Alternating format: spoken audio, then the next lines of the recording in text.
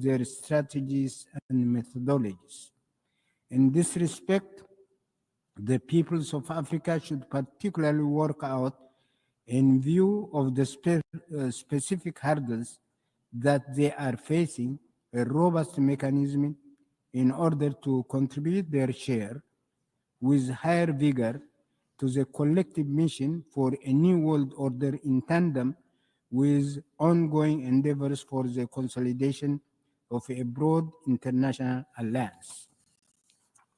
Ladies and gentlemen, on the occasion of the 80th session of the UNGA, I would like to mention that in the interest of time, I have chosen not to delve into vital issues pertaining to palpable shortcomings of the United Nations and its various agencies, along with possible remedial measures, as well as the various initiatives underway by several parties for the crystallization of a new global order. I thank you.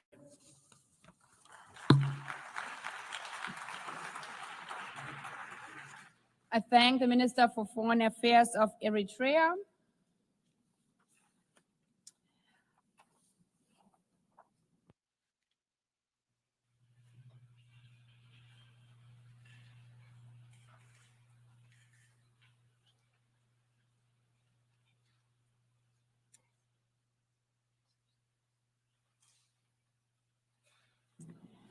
I now give the floor to His Excellency Alva Romanus Baptiste, Minister for External Affairs, International Trade, Civil Aviation and Diaspora Affairs of St. Lucia.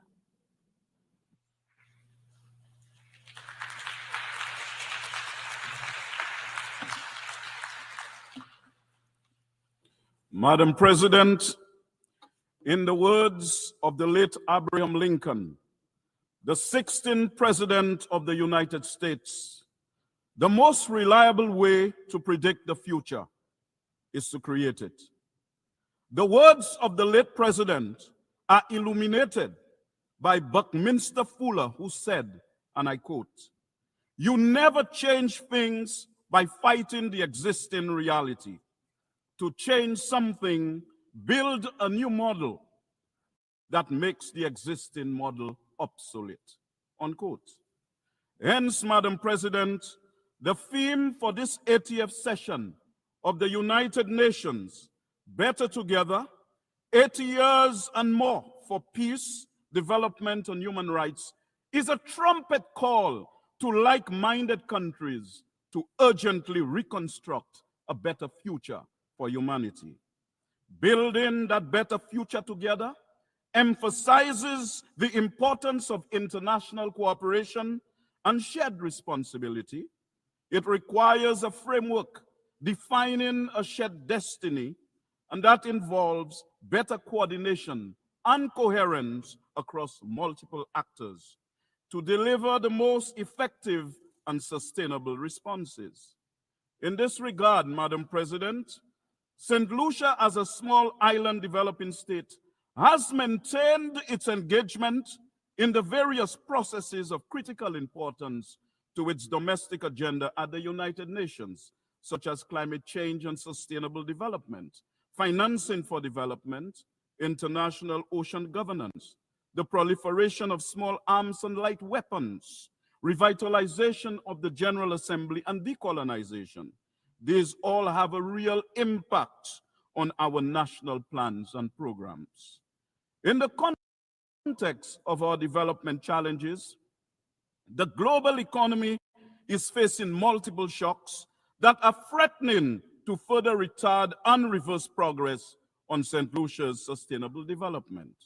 The impacts of these compounding shocks is aggravated by an unfair global financial system that is short-term oriented and crisis-prone, which further exacerbates inequalities. Not to mention that small island developing states like St. Lucia face existential threats amplified by climate change. Despite some skeptics, Madam President, there is no doubt that climate change is the most consequential and formidable challenge facing seeds. In fact, the latest scientific projections portend a grim future. Consequently, addressing the climate crisis is imperative for the survival and well-being of humanity, transcending national borders regardless of size or wealth.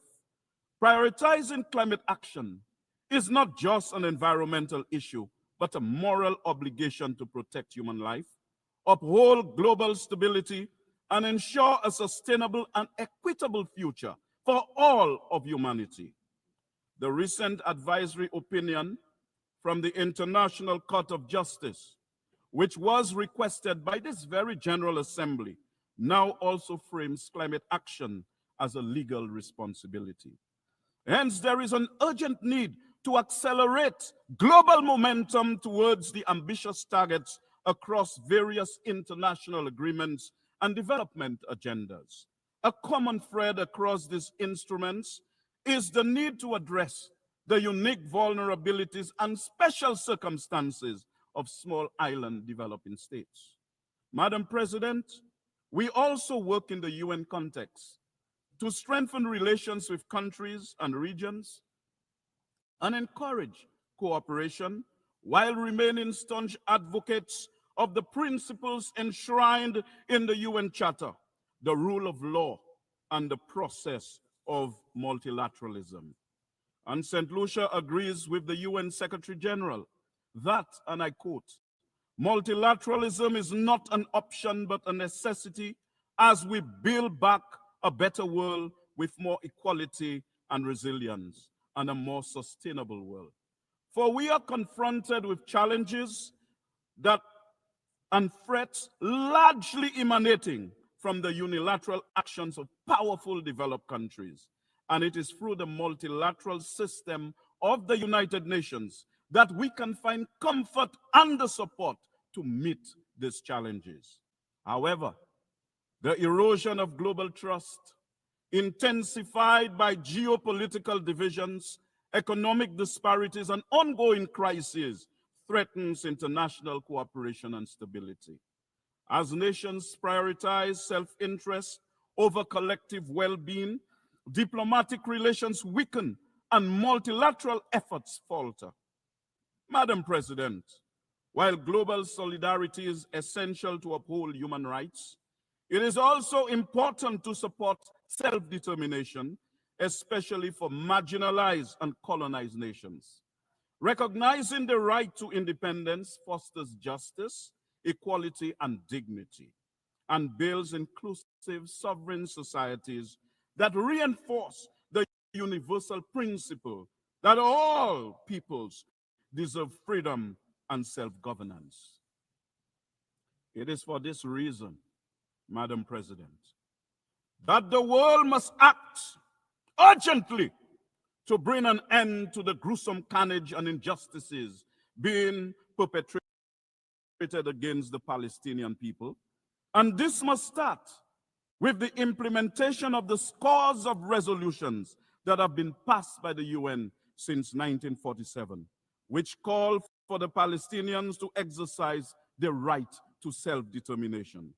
Madam President, I draw attention in particular to Resolution 3246 of 1974, which reaffirmed the unassailable rights of the Palestinian people to self-determination, national independence and sovereignty, and the right of the Palestinians to return to their homes and property.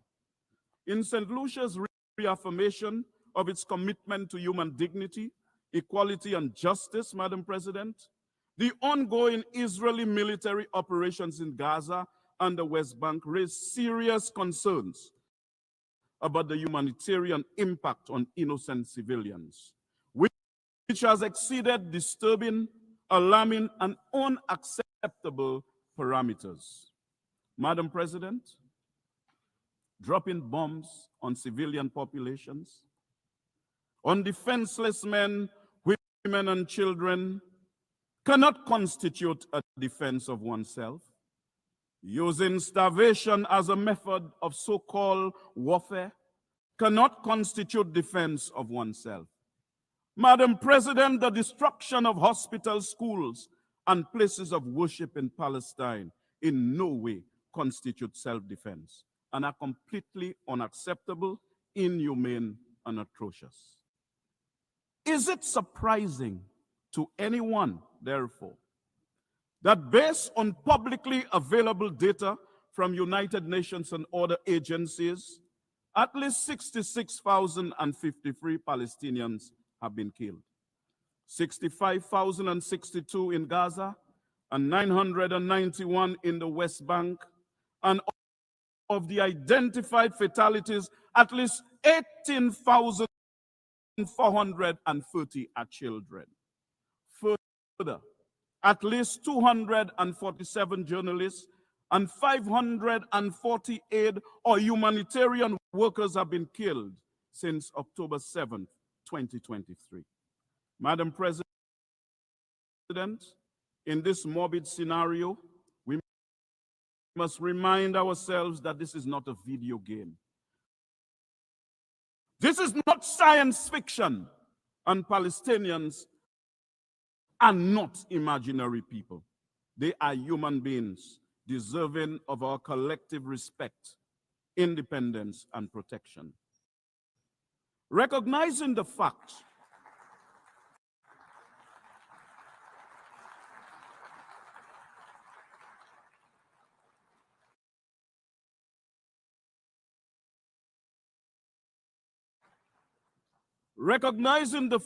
of the shared humanity of both Israelis and Palestinians should cause us to value equally the life of an Israeli and the life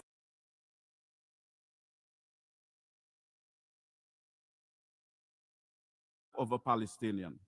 This would lead naturally to the fostering of dialogue and peaceful solutions to ensure security and stability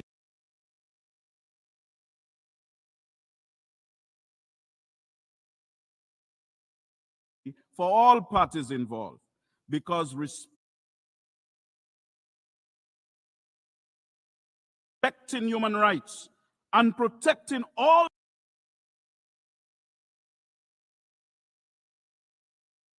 civilian lives must remain at the forefront of international efforts to resolve the conflict constructively. Madam President, St. Lucia's position is abundantly clear that there is an urgent need to put an end to the intolerable and significant human suffering, civilian casualties, and widespread destruction. Hence, St. Lucia joins with the majority of member states which continue to call for de-escalation, dialogue, and adherence to international law to prevent further loss of life and foster a sustainable path toward peace. The Palestinians must have their own state and full membership to the United Nations alongside the state of Israel. The only way for Israel to have secure borders is for the Palestinian people to live in their own internationally recognized homeland in accordance with the universal right to self-determination. Peace in the Middle East can only come from this, not from bombs and wars, and terrorism and genocide and illegal settlements. Madam President, clearly, lasting peace cannot be secured on the basis of extremism. It must be pursued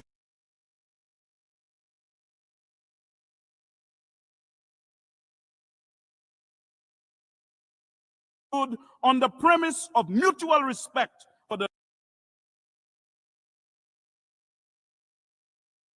lives of both Israelis and Palestinians. Madam President, I speak to you today as one who's conscious of how the transatlantic slave trade inflicted unimaginable suffering, dehumanization, and economic exploitation upon millions of Africans. This is why we are adamant about our just cause for reparations from Europe for the African slave trade, which are a moral imperative rooted in justice and acknowledgement of profound historical injustices that have long-lasting consequences. Unsurprisingly, St. Lucia will sustain its condemnation of the atrocities being committed against the Palestinian people, rooted in decades of oppression, including the systemic undermining of Palestinian statehood.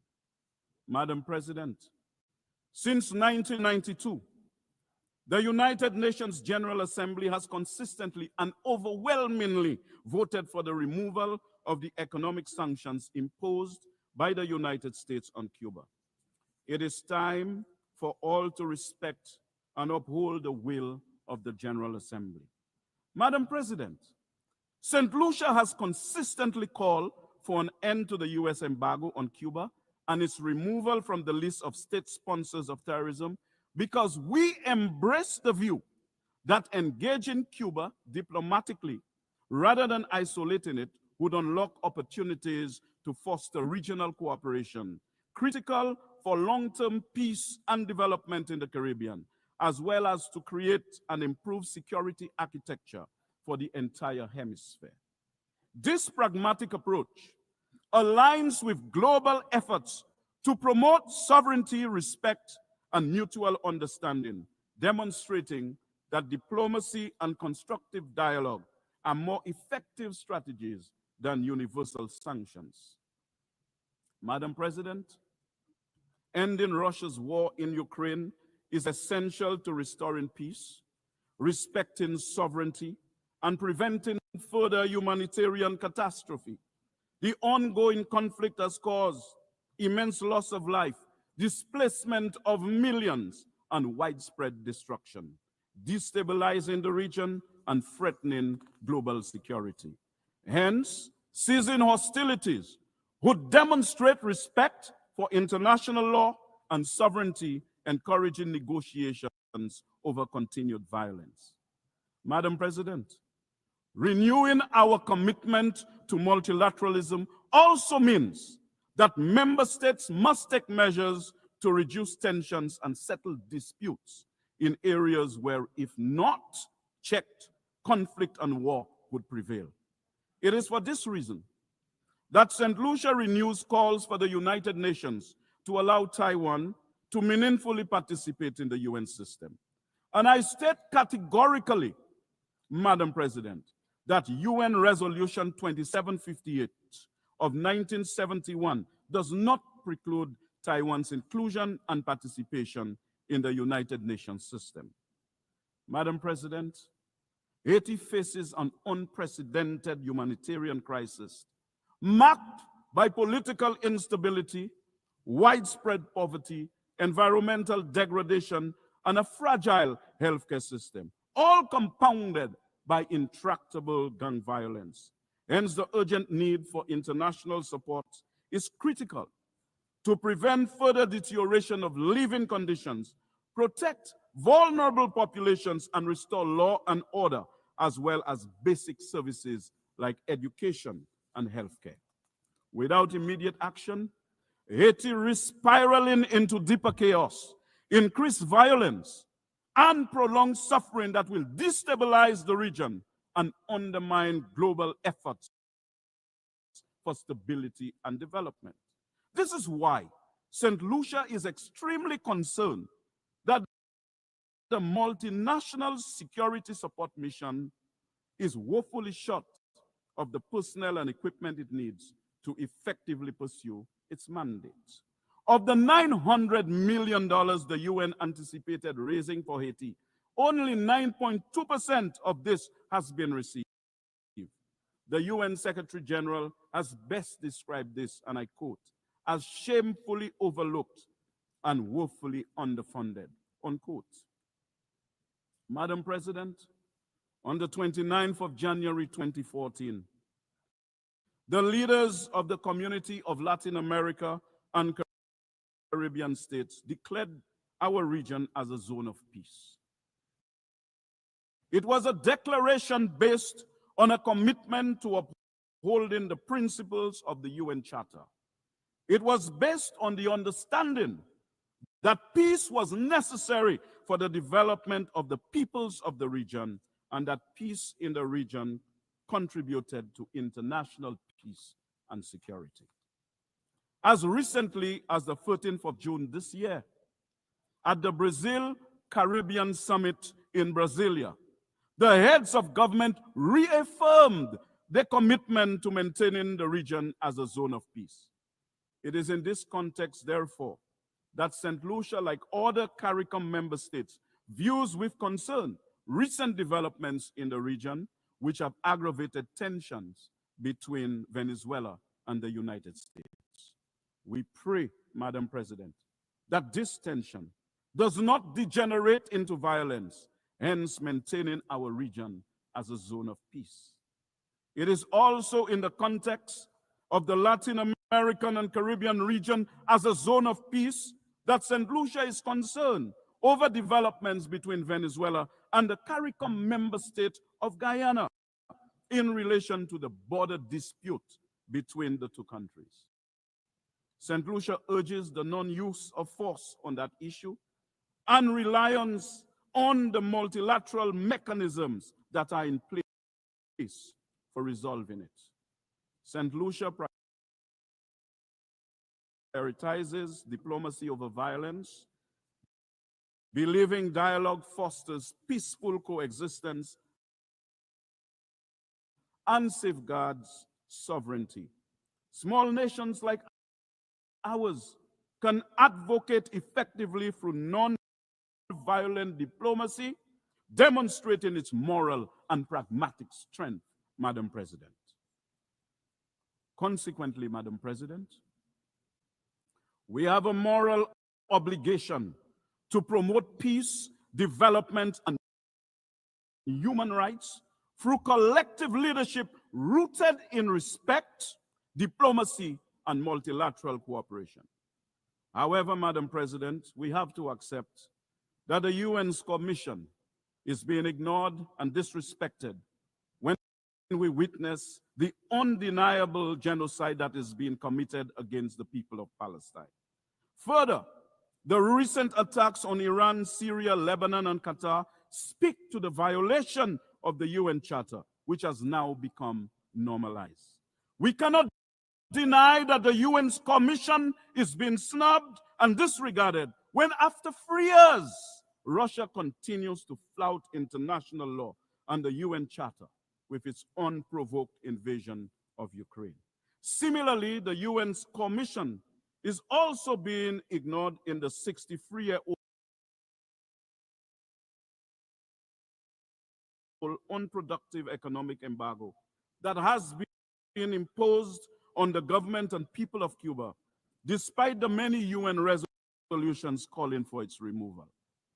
And we have to agree that the UN's commission is being disregarded in the conflict in the Sudan. These shocks to the UN's commission should be of concern to all member states, but they are of particular concern to all small island developing states like St. Lucia, not just because these conflicts threaten world peace in general, but because they are symptomatic of a departure from multilateralism and the adoption of an outdated notion that might is right. Clearly, Madam President, violence is not in consonance with the requirements of our times. In fact, it is abundantly clear that military dominance, which is an expired currency of a bygone era, is not moral tender and cannot purchase peace and stability in the contemporary global political environment. The old military order, though fraught with contradictions, is pregnant with renewal. Without guidance, its offspring may be disfigured by conflict. But with diplomacy as the midwife, this troubled gestation can deliver a new era of peace and stability. The world's intolerance for the carnage in Gaza and the West Bank is symptomatic of its resentment for needless bloodshed. While military dominance enables death and destruction. It cannot resolve the spectrum of challenges that we as a global family are called upon to confront within the framework of our integrated whole.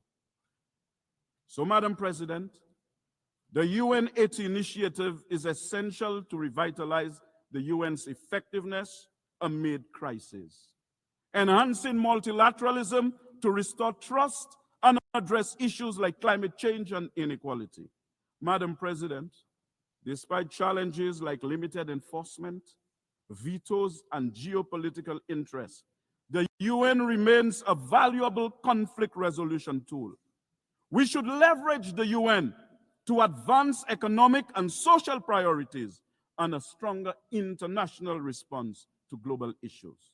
Hence, a new model for the United Nations should prioritize reforming its decision-making processes to enhance efficiency, accountability, and inclusivity, addressing current limitations like veto power and bureaucratic inertia. This model would shift towards a more equitable representation, empowering developing countries and marginalized groups, ensuring their voices influence global solutions. It would strengthen the UN's capacity for rapid response to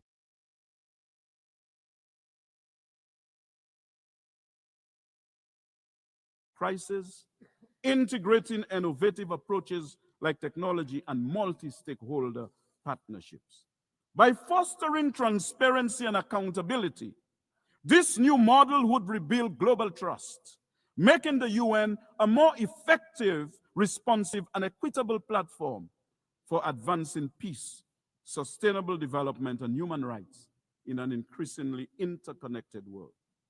This model, Madam President, will give birth to an international environment of peace, of the absence of major conflicts and wars, of the decline of unilateralism, of a greater functioning multilateralism that protects us from climate change and climate injustice, from the scourge of illegal weapons smuggled into our countries, an international environment where nations honor their financial commitments and responsibilities and respond and respect and promote human rights that supports our efforts at regional integration.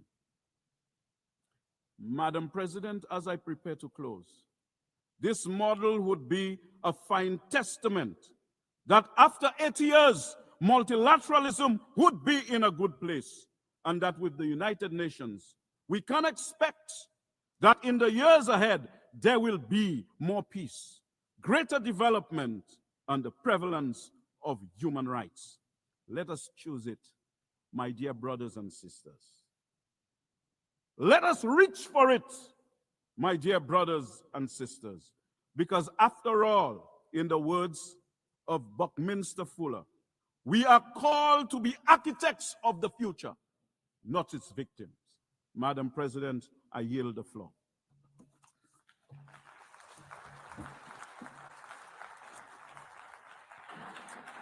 I thank the Minister for External Affairs, International Trade, Civil Aviation and Diaspora Affairs of St. Lucia.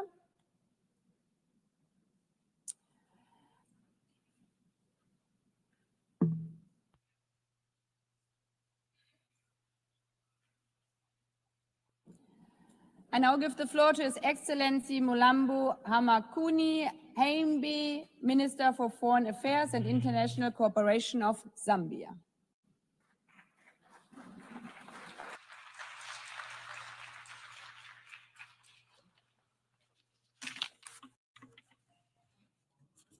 Your Excellency, Madam Annalena Baerbock, President of the 80th session of the United Nations General Assembly, Your Excellency, Mr. Antonio Guterres, Secretary General of the United Nations, Your Excellencies, Heads of State and Government, distinguished delegates.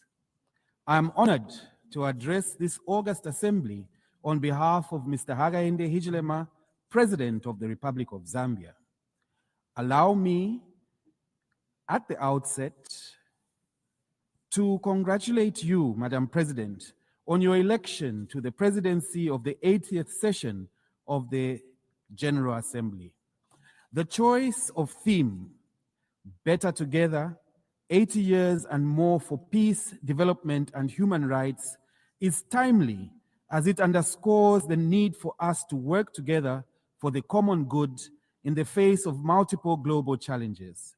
In this regard, Zambia reaffirms its faith in multilateralism and the United Nations Charter, a key foundation for our shared commitment to international peace and cooperation. Over the past 8 decades, the United Nations has been the cornerstone of global peace, security, and cooperation. It has helped prevent major conflicts, advanced decolonization, supported peacekeeping missions, and played a leading role in advancing global action in public health, education, and humanitarian relief that have saved countless lives. Through initiatives such as the Sustainable Development Goals, it has mobilized nations to reduce poverty, improve public health and education, as well as promoted gender equality. We also note that peace is intrinsically intertwined with development, as there can be no sustainable development in the absence of peace. Therefore, the UN's efforts at peace building and peacekeeping are very critical for the development of all regions of the world, even those seemingly distant from the war front. We recognize, however, that the UN has been slow to react to some of the conflict situations which has led to serious humanitarian crises. We also acknowledge the need for key reforms and genuine inclusiveness, particularly for Africa, whose voice remains stifled after 8 decades.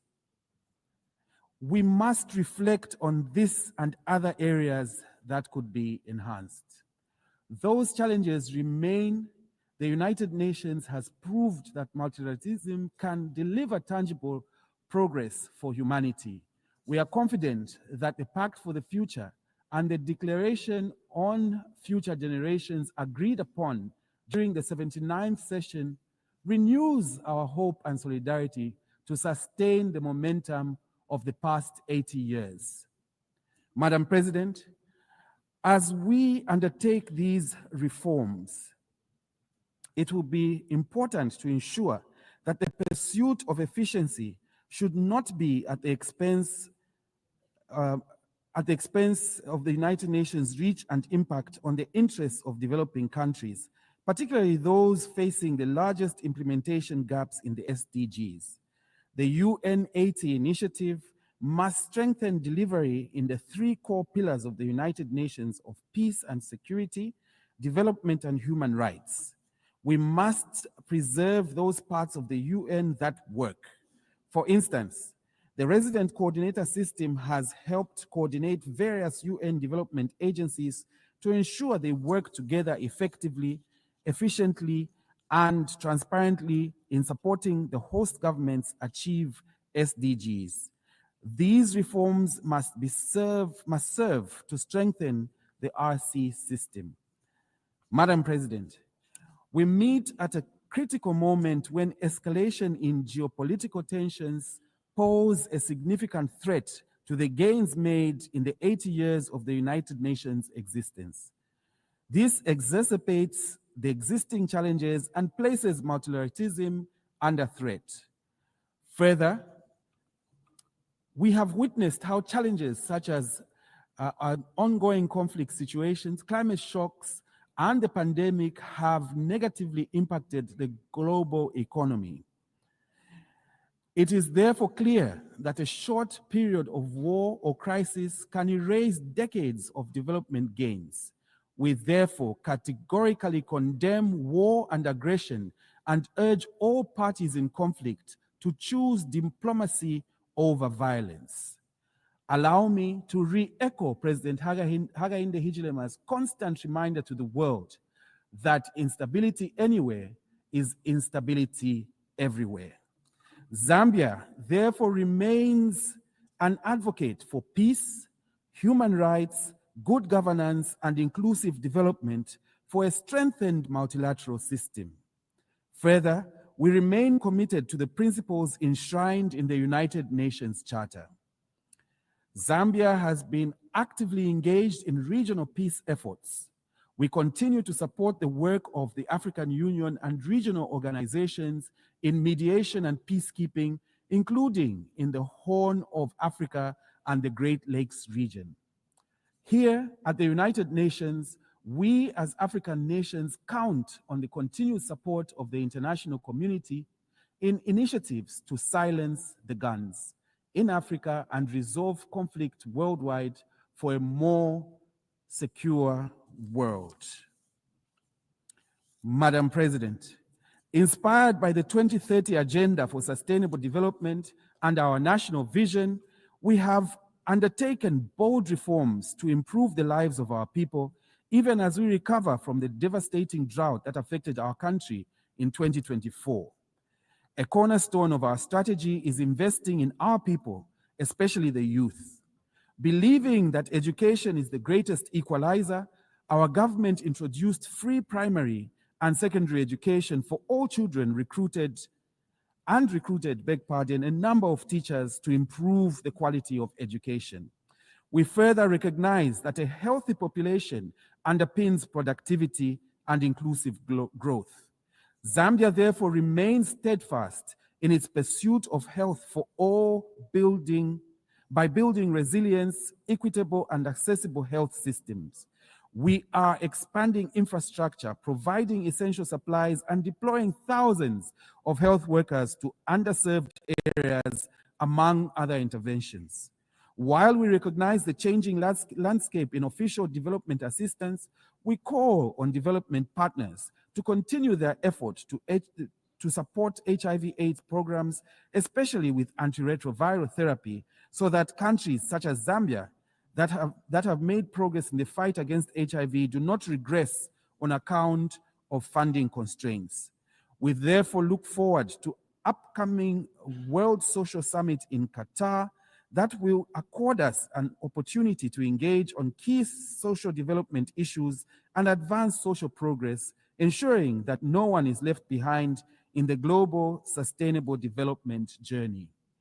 We urge all member states and development partners to prioritize health spending as a strategic investment because human capital is the greatest asset of any nation. Madam President, to protect the most vulnerable, Zambia has scaled up safety nets. Our social cash transfer program now reaches over 6.5% households. This and other complementary initiatives such as food security packs and skills training has been crucial in cushioning families from shocks and lifting communities out of extreme poverty. Madam President, we believe that empowering women is more than just a moral duty. When women thrive, families prosper and nations advance. We therefore place women and youth at the center of our transformation through affirmative measures that enhance women's participation in decision-making and protect their careers and families. We continue to lead efforts to eliminate gender-based violence and child marriage through strengthening laws and community awareness programs. We call on the international community to redouble efforts towards gender equality, especially as we commemorate the 30th anniversary of the Women's Conference and Beijing Program of Action. Madam President, Zambia's economy, like many other developing countries, has endured turbulent times in recent years. Upon assuming office, our government's highest priority was to restore macroeconomic stability, which we are steadily delivering. We implemented difficult but necessary reforms to restructure our public debt in order to create fiscal space. This debt restructuring, alongside our ongoing IMF-supported program, has put Zambia firmly on a path to debt sustainability and renewed investor confidence. However, stabilizing the economy is only the first step. We equally focused on reigniting growth and economic transformation through diversification. Madam President, The existential threat of climate change looms over all our aspirations.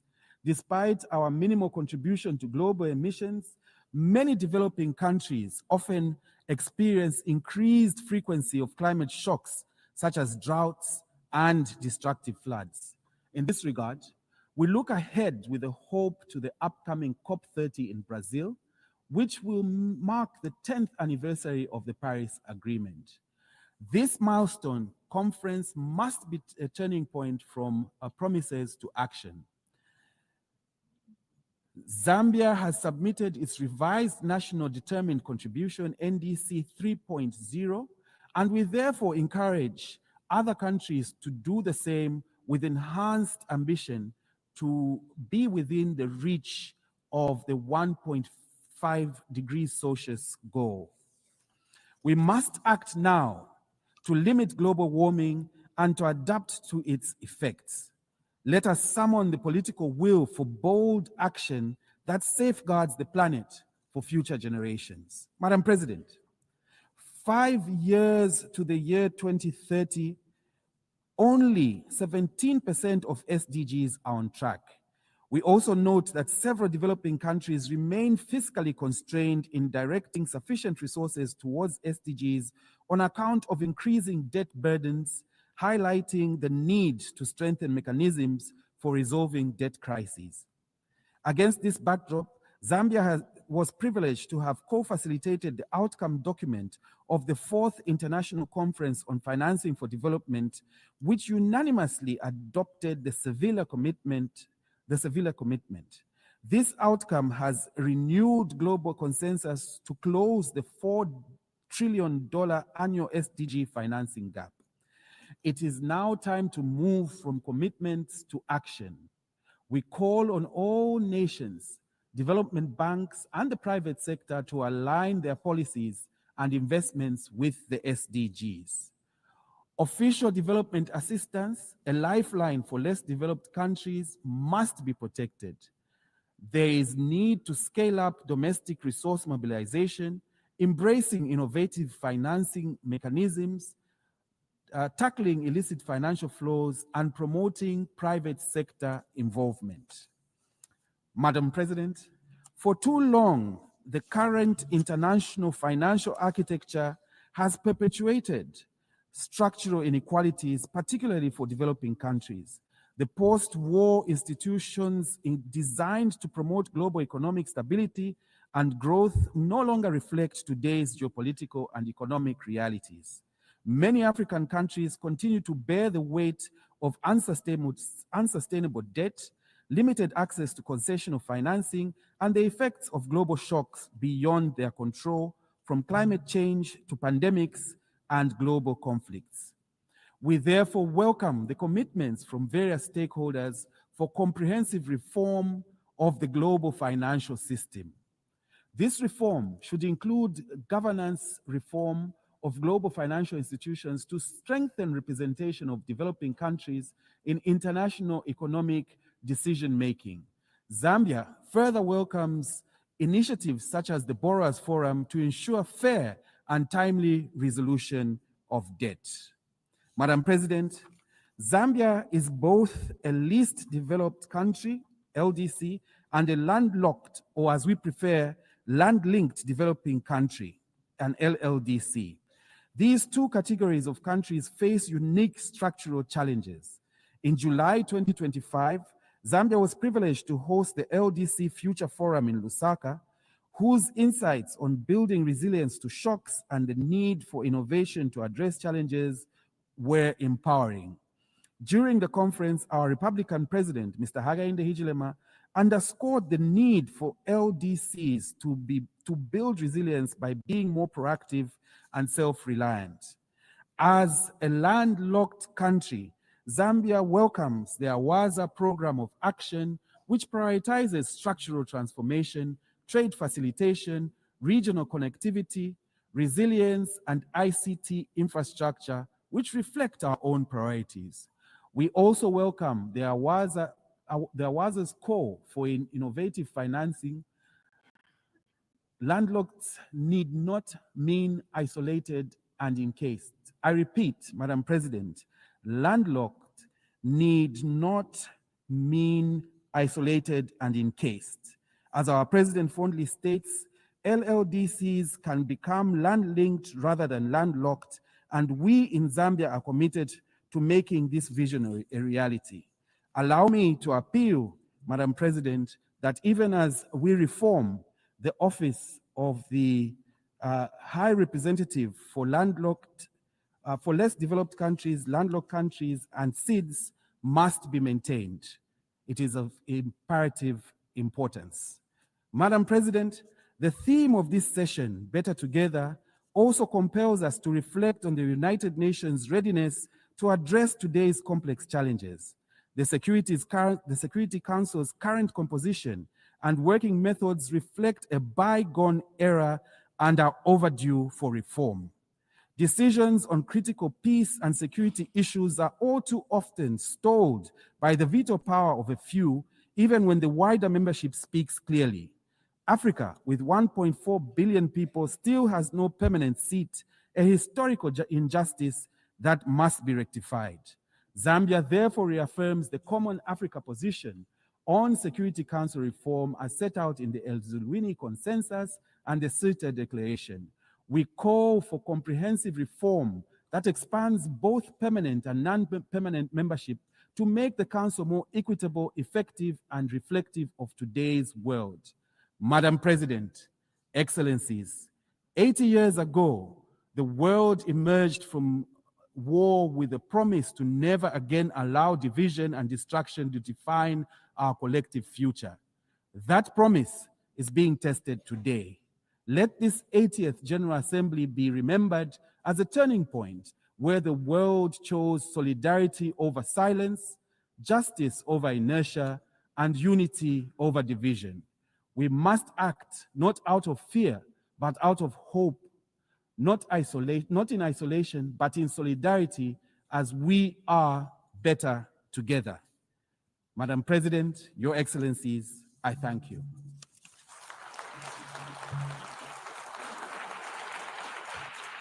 I thank the Minister for Foreign Affairs and International Cooperation of Zambia.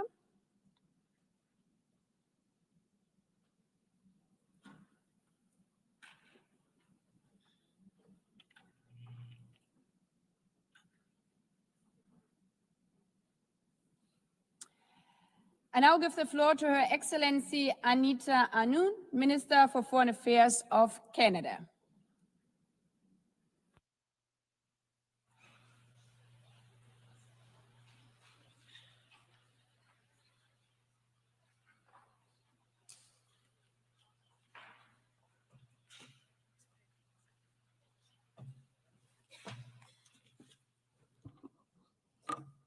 President, Excellencies, distinguished delegates. Let me, Madam President, congratulate you on your election as President. Since the end of the Second World War, multilateral institutions have helped to make our world safer and more prosperous. More than 1 billion people have been lifted out of extreme poverty. Famine and disease have declined. We see shared effort leading to shared prosperity. Pourtant, aujourd'hui, However, today, the multilateral system is under threat. Some countries are turning more inward, looking at protectionism and unilateralism rather than multilateralism. Around the world, the geopolitical landscape is unstable. Those power is heading towards a way that is undermining, jeopardizing our security and prosperity. We are facing challenges that no country can address alone.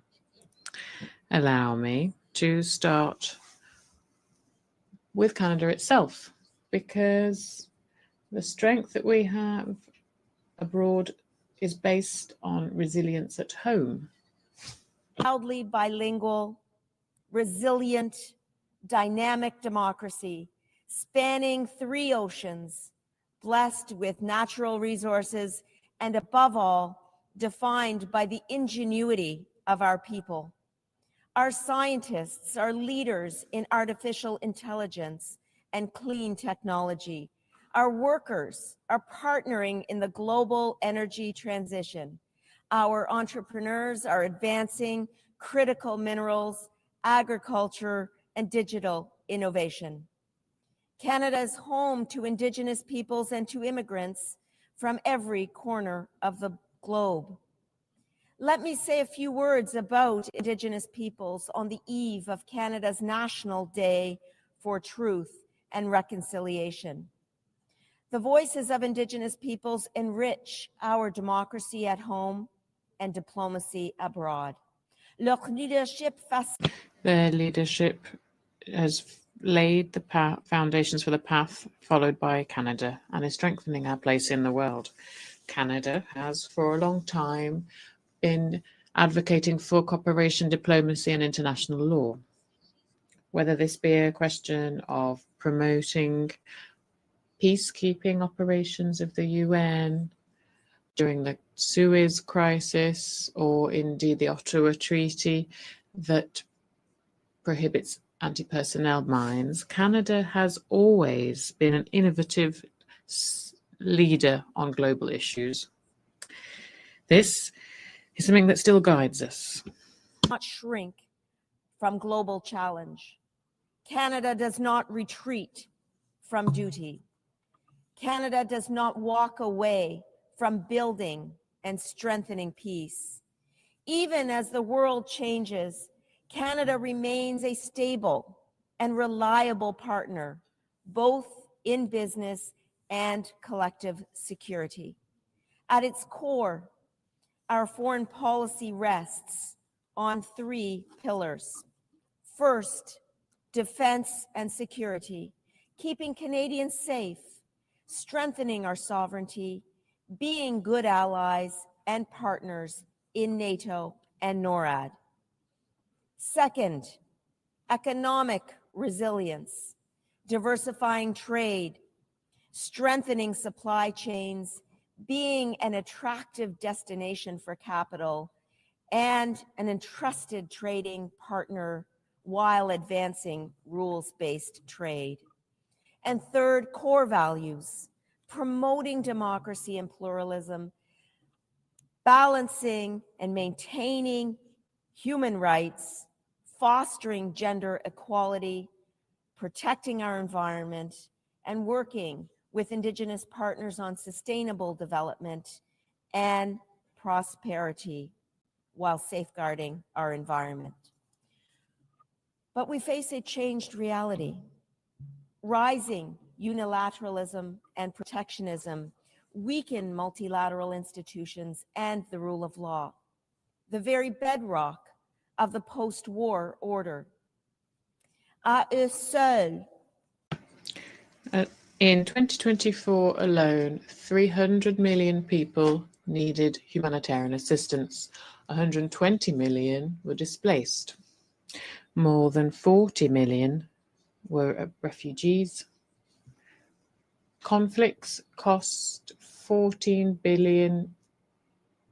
trillion a year for the global economy.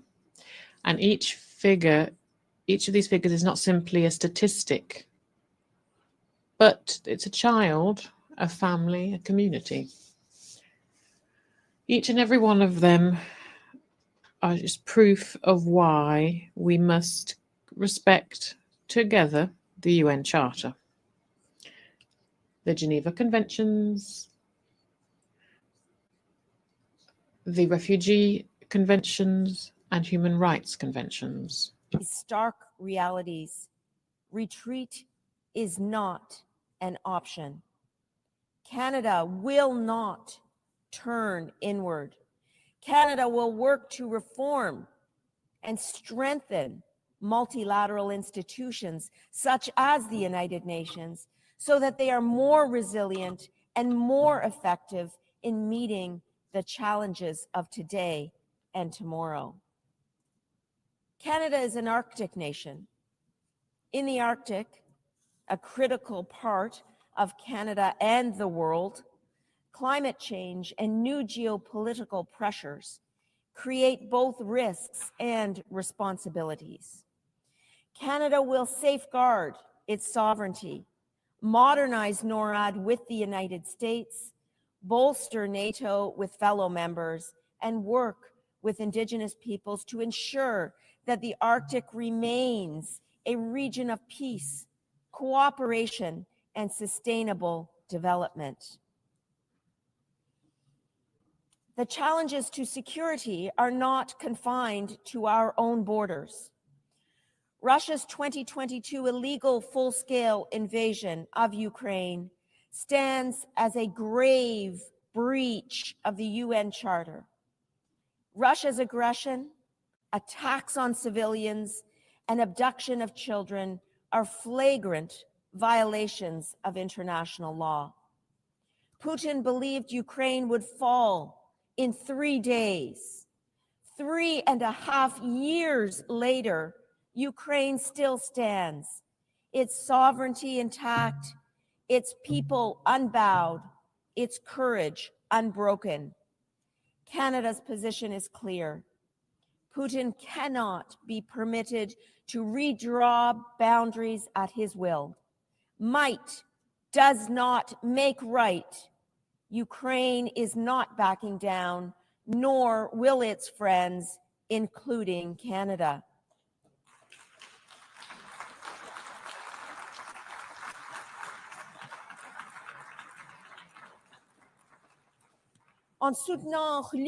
In supporting Ukraine, we are not only defending a nation, we are defending the founding principles, sovereignty, dignity, and peace. Values that unite us all. Canada has already pledged $22 billion of various types of aid to Ukraine, and Ukraine can count on our long-term support.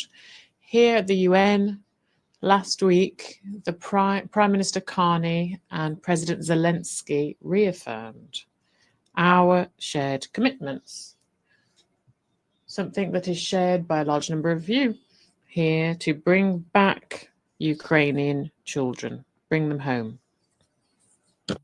The October 7th terrorist attack by Hamas on Israeli civilians was absolutely horrific.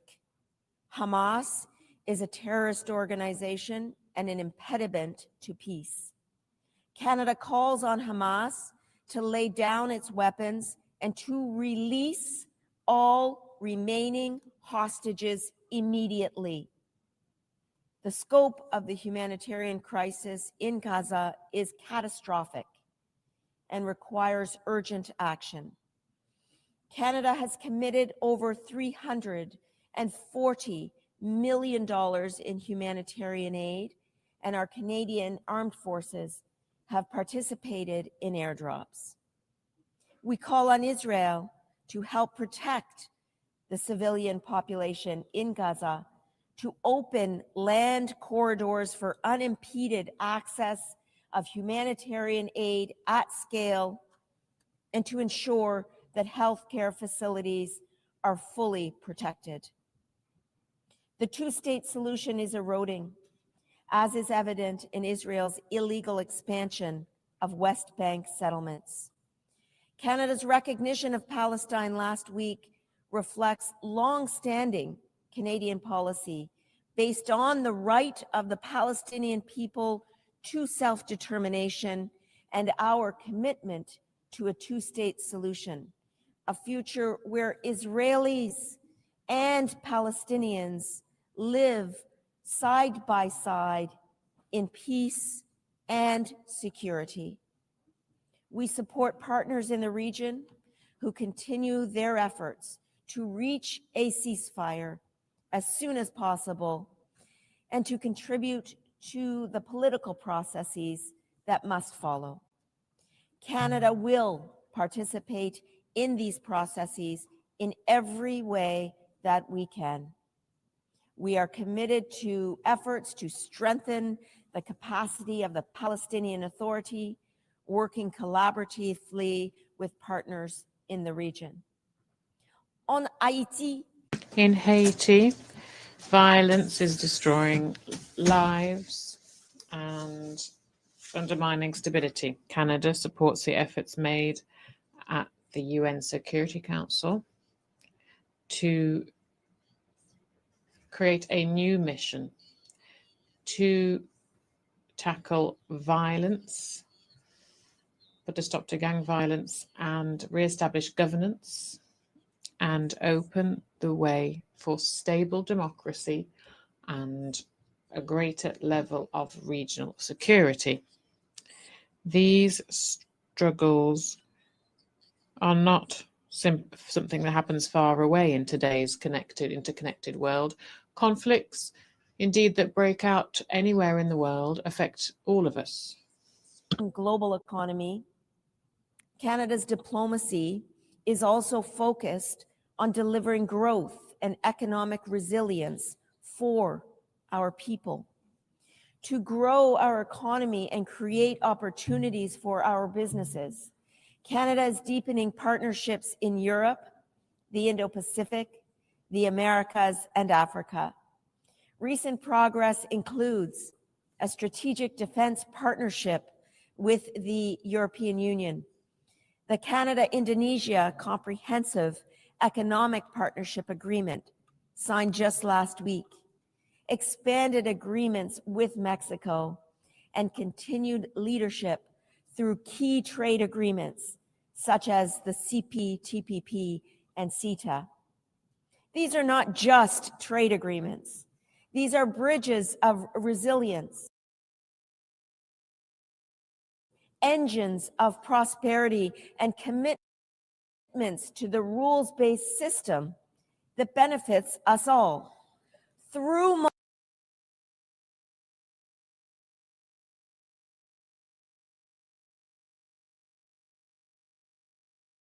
multilateralism, we can build an inclusive and sustainable global economy.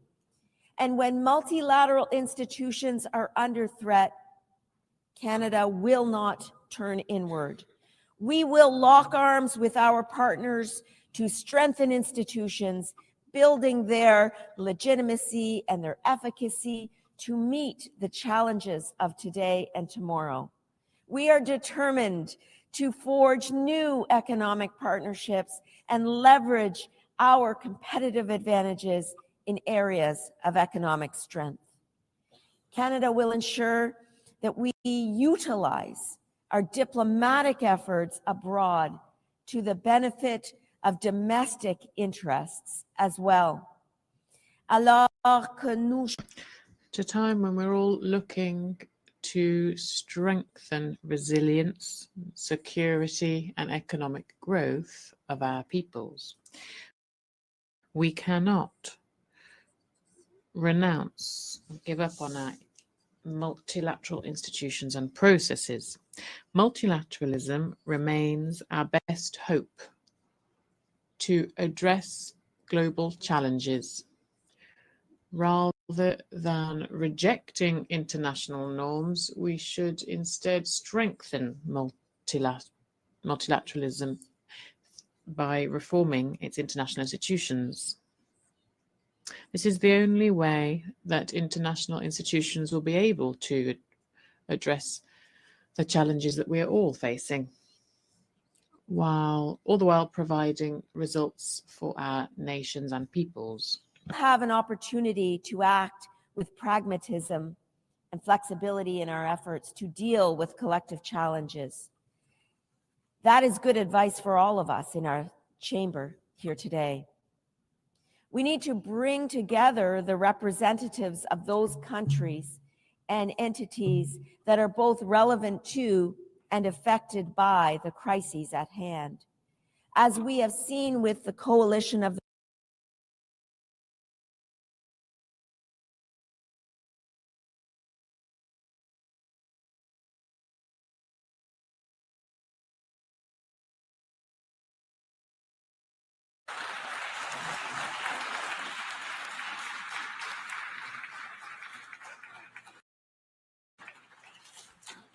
I thank the Minister for Foreign Affairs of Canada.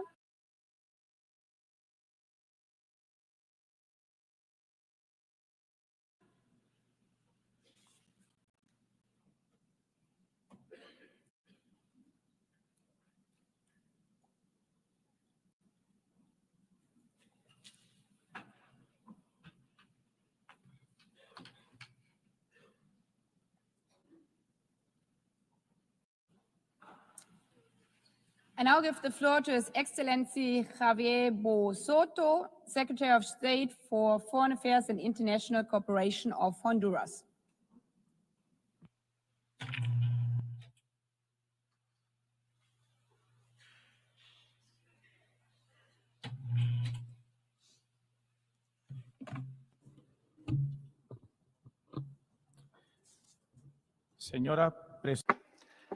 Madam President of the General Assembly, Secretary General of the United Nations, Heads of State and of Government,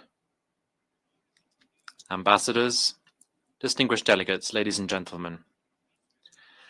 I address you today on behalf of the Government of the Republic of Honduras and on behalf of President Iris Xiomara Castro Sarmiento, the first woman to lead the destiny of our nation, who recognizes the historic meaning of this General Assembly, which commemorates 80 years since the establishment of the United Nations.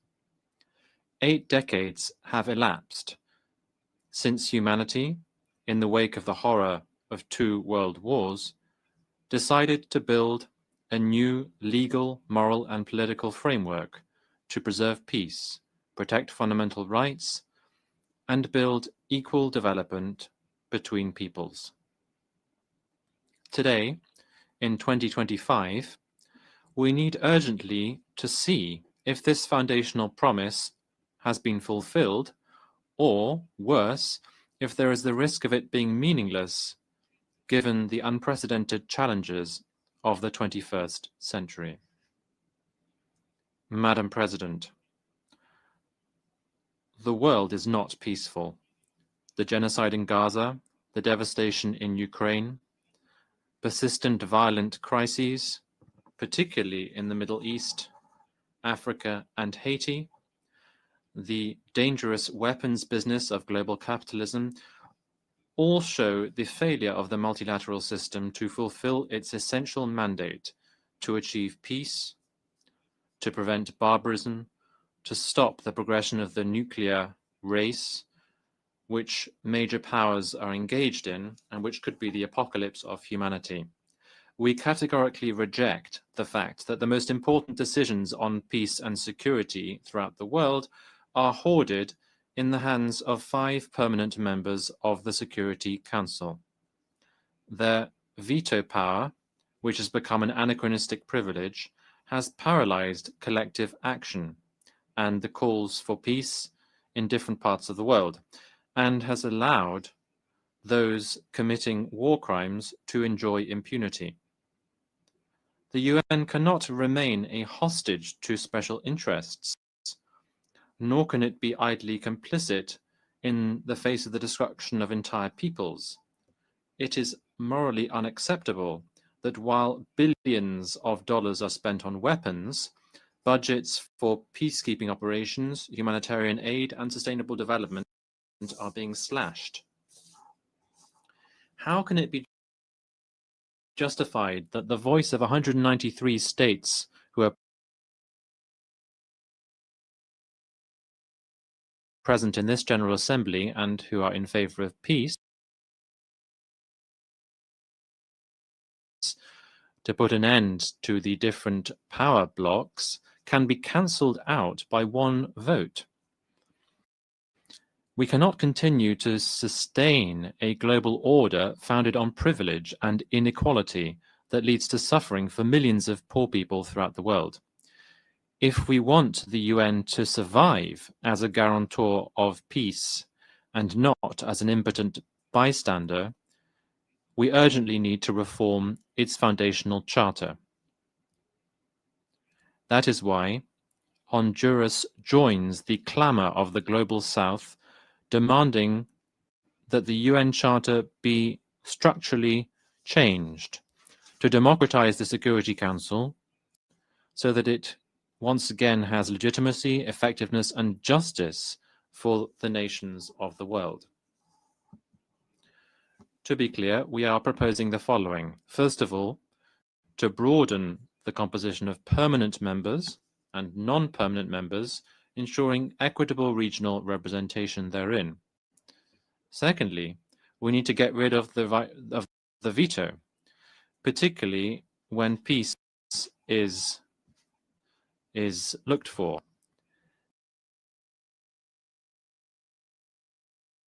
And we need to ensure that this is particularly the case where there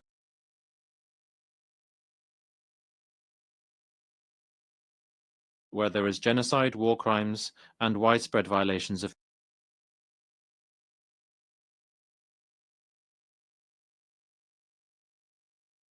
human rights. Thirdly, we need to beef up the role of the General Assembly, providing the Assembly with more power, more binding power in decisions pertaining to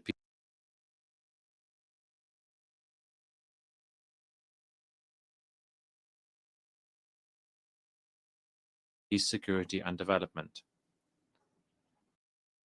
And finally, we need to open decision-making fora for women, indigenous peoples, youth, and diasporas, whose voice continues to be marginalized.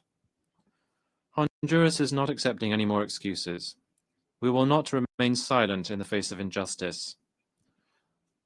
The norms of the international order cannot continue to be defined by the logic of war, the hegemony of capital, or strategic workings of the most powerful.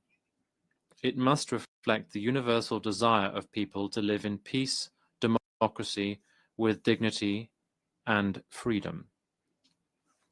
Ladies and gentlemen, in Honduras, we have embraced these principles.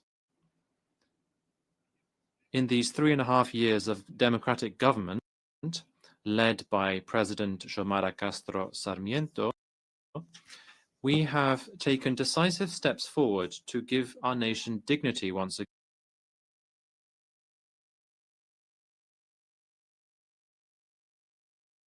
again, by restructuring our institutions,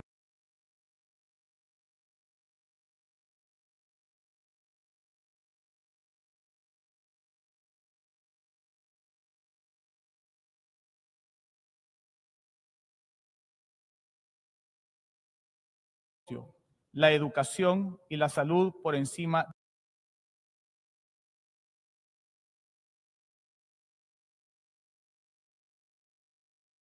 de los privilegios. Los avances our progress has been clear. Poverty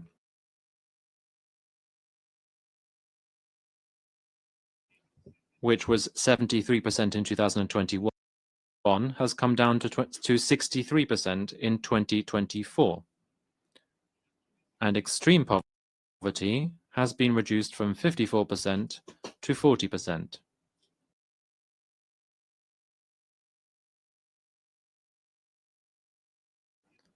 This means that more than 1 million people in Honduras have been lifted out of poverty in these 3 years.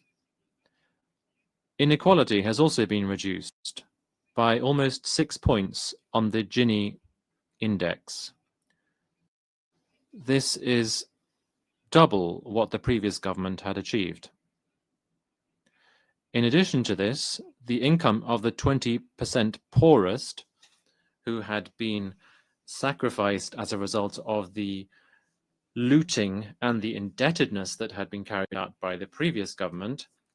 In contrast to this, in the administration of the democratic socialism of Xiomara Castro that we now have, these people have seen their income increase by 150%, and they now have access to health, sports, security, education, roads, agriculture, and energy provided free of charge.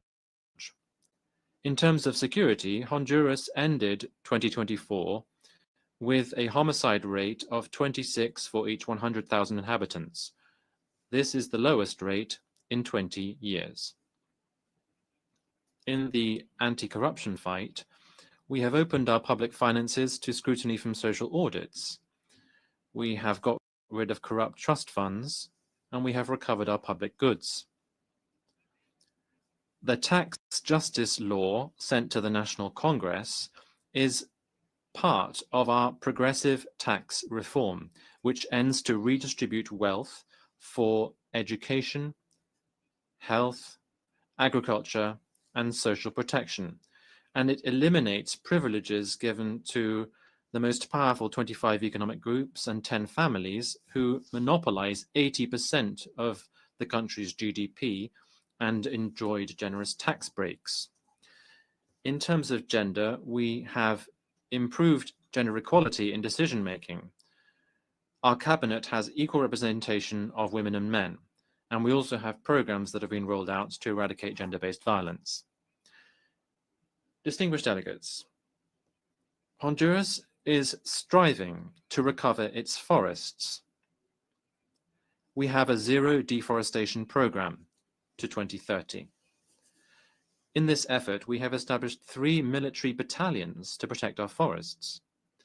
Honduras is one of the countries that it suffers most as a result of climate change, even though we are one of the countries that contributes the least to global pollution. Droughts, devastating storms, a loss of biodiversity, and forced displacements are all open wounds that we have not caused, but which we are nevertheless paying with our lives and with our future. This is a struggle that we cannot carry out alone.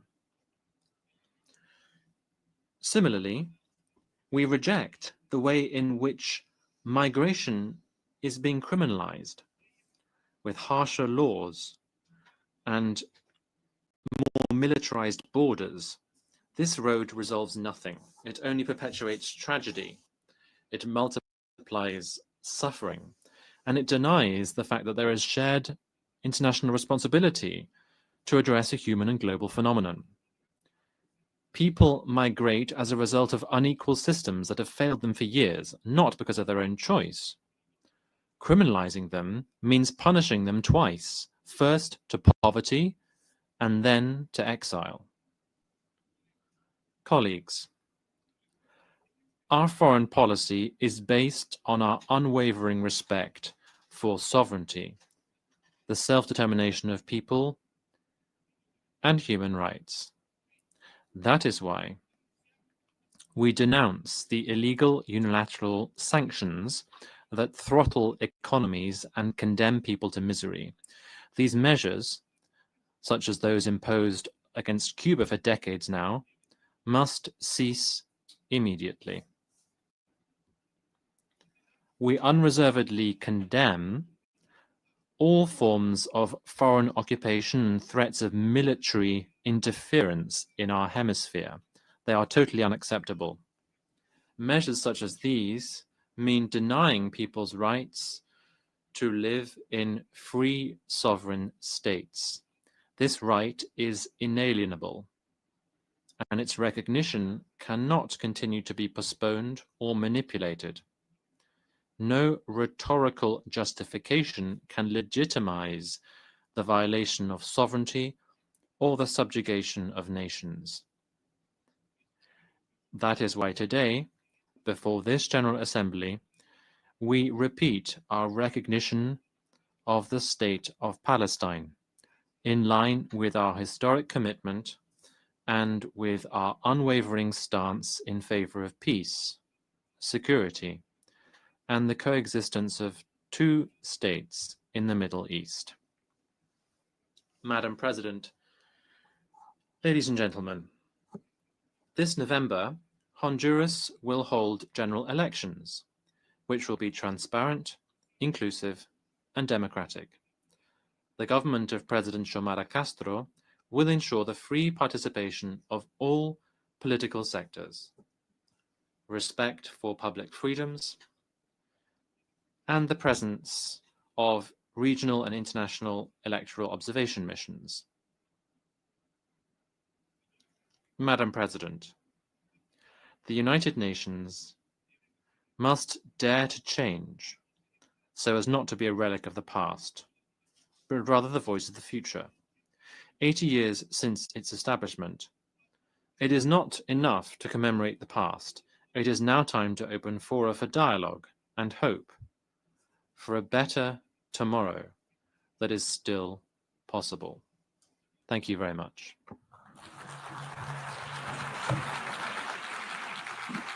I thank the Secretary of State for Foreign Affairs and International Cooperation of Honduras.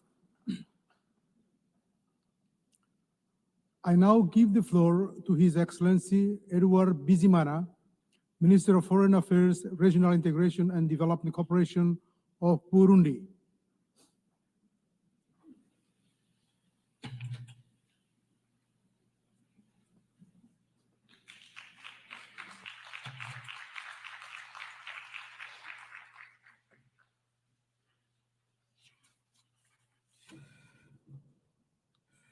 Monsieur le Président, President, Secretary General, distinguished delegates, ladies and gentlemen. I'm taking the floor today on behalf of the President of the Republic of Burundi, His Excellency Evariste Ndayishimiye, who bestowed upon me the honor of representing him at this assembly and to share the views of Burundi. Today, as we mark the 80th anniversary of our organization, something that we're celebrating under the theme of Better Together, 80 years and more for peace, development and human rights. Allow me, first of all, to warmly congratulate Ms. Annalena Baerbock for her outstanding election to preside over the 80th session of the General Assembly.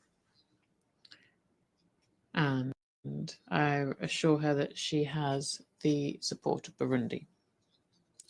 I'd also like to take this opportunity to pay a well-deserved tribute to your predecessor, my brother Philemon Yang, and pay tribute to his admirable personal and professional qualities, and thank him for the exceptionally professional way in which he presided over the 79th session, which we have just successfully concluded.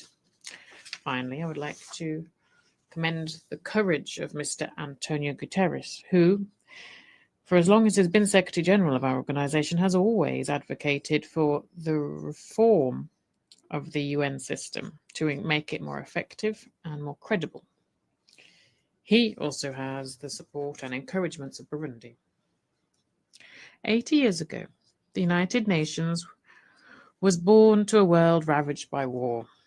Its main mission was to preserve peace and foster cooperation between states and promote human rights. However, given what's happening today in some parts of the world, we should really be asking ourselves if the UN is still on this trajectory. Today, as we're marking this anniversary, I'm honored to reaffirm Burundi's commitment to these founding ideals.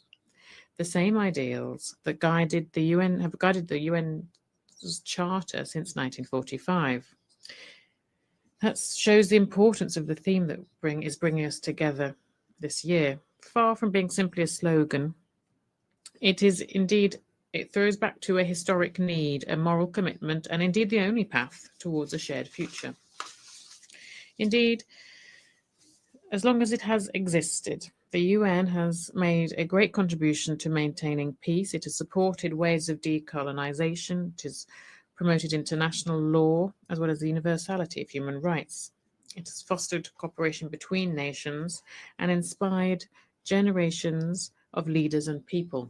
Burundi, which was once a beneficiary of this international solidarity, today is actively contributing to it, whether this be through peacekeeping troops, diplomatic engagement, or indeed using its voice within multilateral fora.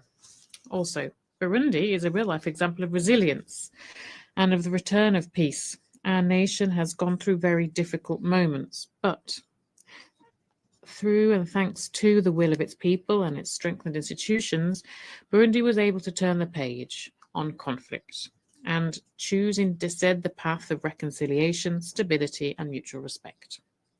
We created national transitional justice mechanisms with a Truth and Reconciliation Commission, which is painstakingly and courageously continuing its work so that future generations will be able to build on solid foundations without hatred or a spirit or any search for vengeance.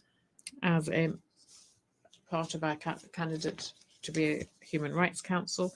We will stand against any politicization of human rights. Thus, we denounce special mechanisms which are sometimes imposed on some countries, including Burundi, for rather subjective reasons. This is why I reiterate Burundi's request to withdraw the initiative to extend for the mandate of the famous human rights special rapporteur on human rights in my country, who for 10 years has been publishing subjective and biased reports on Burundi, as if Burundi and indeed time had stood still over the last 10 years. In Burundi, President, we have undertaken significant efforts to strengthen the rule of law, fight impunity, and promote civil, political, economic, social, and cultural rights. Notable progress has been recognized by several partners, bilateral and multilateral partners, that is, as is shown by our constructive cooperation with multilateral partners. However, the Special Rapporteur seems to not have noticed this progress. But as we all know, peace is only sustainable if development is there too. That's why Burundi has resolutely committed to implement the SDGs, paying particular attention to agriculture in order to create real food security. We're also focusing on education for all, healthcare, energy, the empowerment of women and young people, and environmental protection, and other areas. This is the spirit that inspired our vision for Burundi with an emerging economy by 2040 and a developed economy by 2060. This vision is fully in line with the SDGs, and it is indeed, it shows our will to build a future where every citizen can prosper and actively contribute to the sustainable development of their country. President, ladies and gentlemen, as we celebrate 8 decades of our shared organization, we cannot close our eyes and turn our back on the tension, ongoing or latent conflicts, the horrors that we're seeing in Gaza, in the Democratic Republic of the Congo, in Sudan, in the Sahel, and in many other areas of the planet.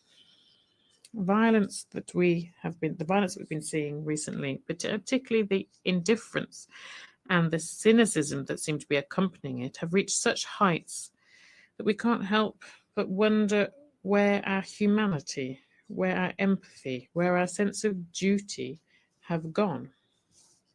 What happened to our commitment to cooperate for a better world? We need to have a heart of stone to remain indifferent to the suffering of the people in the DRC and in Gaza. When faced with this situation, Burundi believes that only a renewed and fair multilateralism can provide lasting responses to the many crises that we're facing. Geopolitical maneuvering calculations based on indifference, inaction, or on double standards or on egotism are dragging us into the abyss. This is why Burundi is appealing for peace, but for real peace. Not a peace that is selective, nor one that is subject to egotistical, self-serving interests. The peace that Burundi wants to see is a peace that's based on international law, on dialogue, and the respect of state sovereignty. President, neither peace nor human rights can prosper without social justice and without equality between nations. This is why Burundi stands side by side with its African partners and advocates for more just representation of Africa within decision-making bodies, particularly the Security Council. This is a condition for its legitimacy and effectiveness. How can an entire continent that has made such a contribution to the life and efforts of the UN be ignored in this way? Africa remains the only continent that for 80 years now has not had a permanent seat at the Security Council. In this connection, Burundi welcomes the ambitious UN 80 initiative, the initiative that seeks to strengthen effectiveness, coherence, and relevance of the UN system. We share the conviction that 80 years after its creation, our organization needs audacious and lucid modernization. However, we wish to underscore the concerns expressed by numerous countries in the global south, particularly countries in Africa. It is crucial that this reform be member state led, guided by a spirit of equal geographical representation, transparency, multilingualism, and the respect for regional priorities. Development, social and economic rights, the fight against inequality, climate action, and international solidarity must never be sidelined in the name of streamlining. A more effective UN, yes. A UN that's just reduced to budgets and technocratic work, no. Moreover, no reform of the UN system would overcome the question of political governance. We'd recall that the Security Council reform has been worked on for decades. It now is a question of justice. Africa has a united voice on this issue in the Eswatini consensus, is demanding that the historic injustice be corrected so that Africa can be fairly represented in decision-making bodies. It's not a favor, but it is a right if we want the UN to remain loyal to itself. In summary, Burundi is supporting ambitious reform, but as long as it is inclusive, just, balanced, and focused on the real needs of people, rather than being a reform that's fashioned by external priorities. President, as we work to reform multilateralism, guided by justice, dialogue, and truth, the recognition of historic injustice should be the bedrock upon which we build lasting peace. This is why Burundi would like to reaffirm the importance of the recognition of the genocide committed against the Hutu of Burundi in 1972. This is a question that's already been brought to the attention of this UN General Assembly during the 79th session. The memory, truth, and reconciliation are powerful tools to rebuild society and to build peace. Silence cannot be an option when we're talking about restoring the dignity of victims and preventing from tragedies of the past from happening again. Thus, Burundi would humbly request the support of all UN member states and support for the recognition of this genocide.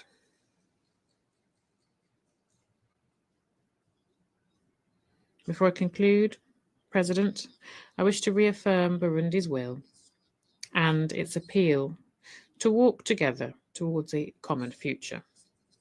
This 80th session is a lot more than simply an anniversary. It's an appeal. We're at a crossroads, and the 80th session of our General Assembly must be a time for a moral awakening, solidarity, and for us to remember our shared humanity. The UN of tomorrow must be one that represents equity, justice, and action. It must reflect the realities of our world today to ensure that all voices are heard so that we can build lasting peace for present and future generations, as stipulated in the preamble of the UN Charter. Burundi is ready to continue to make its active contribution to establishing and maintaining peace, to consolidating the values of fair and inclusive development, as well as solidarity, mutual respect, and peaceful coexistence. Because yes, just together and better together, we'll be able to preserve peace, guarantee human rights, and ensure a dignified future for our children. It is a question of the credibility and the reputation of our shared organization. Thank you very much, ladies and gentlemen. I thank the Minister for Foreign Affairs, Regional Integration and Development Cooperation of Burundi.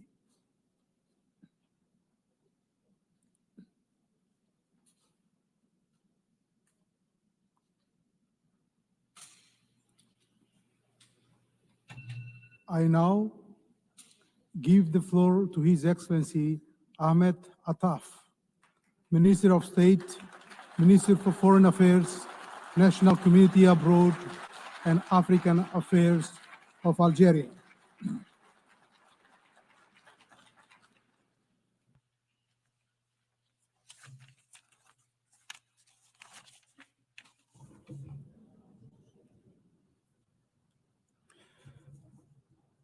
Bismillah.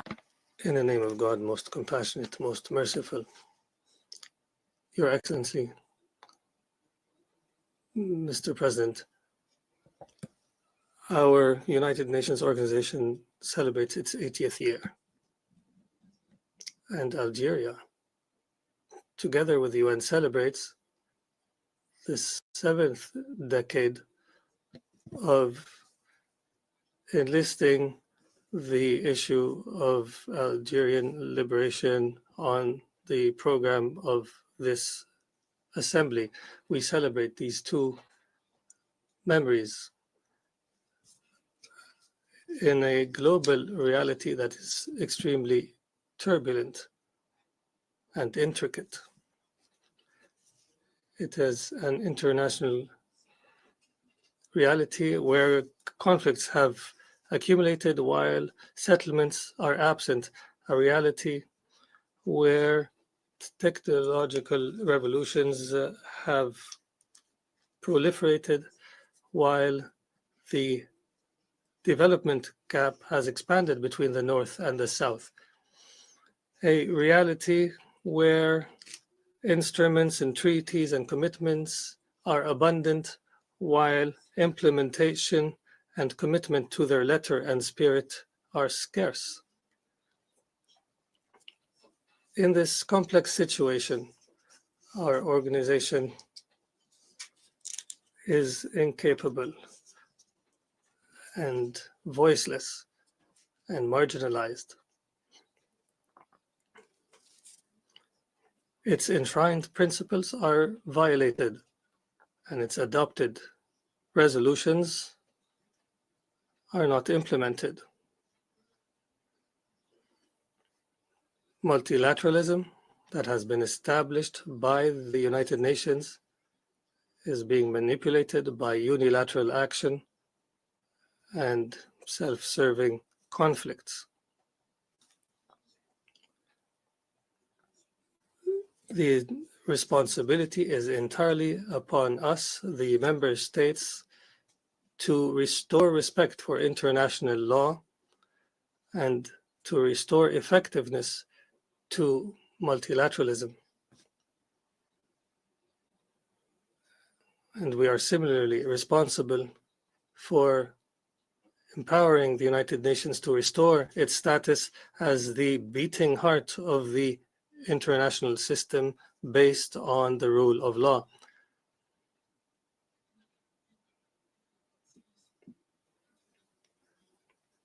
The memory of establishing our United Nations must lead us to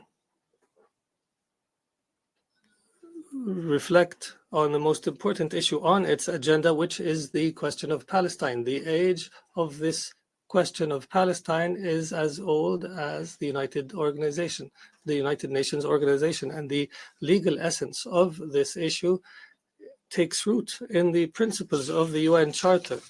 And the history of this issue is preserved in more than 1,000 resolutions who have recorded its essence and its legitimacy for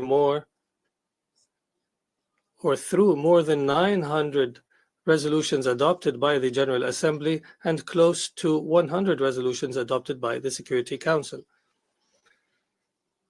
The question of Palestine faces the greatest threat ever today, which is the threat of erasure through annexation and displacement, as well as through suffocating the legitimate institutions that represent the Palestinian question, and that may also eliminate the two-state solution that has been the consensus on the issue. The threat is not limited to Palestine. after the Israeli occupation is now loud and proud in its intention to revive what it calls Greater Israel.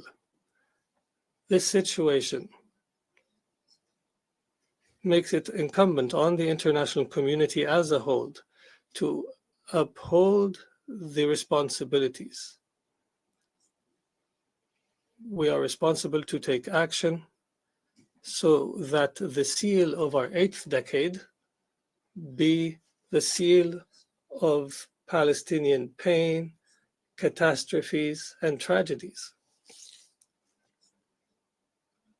It is the responsibility to work in order to prevent Palestinian neighbors, in particular Lebanon, Syria, Egypt, and Jordan, the horrors of what Greater Israel promises. It is the responsibility to seek to preserve the two-state solution and to build a Palestinian state that is sovereign and independent on the borders of 1967 with East Jerusalem as its capital, as a just and lasting settlement for the Israeli-Palestinian conflict. We appreciate the increasing recognition of the state of Palestine, and we also reiterate the call launched by our President Abdulmajid Tebboune to empower the state of Palestine with a full-fledged membership in the United Nations.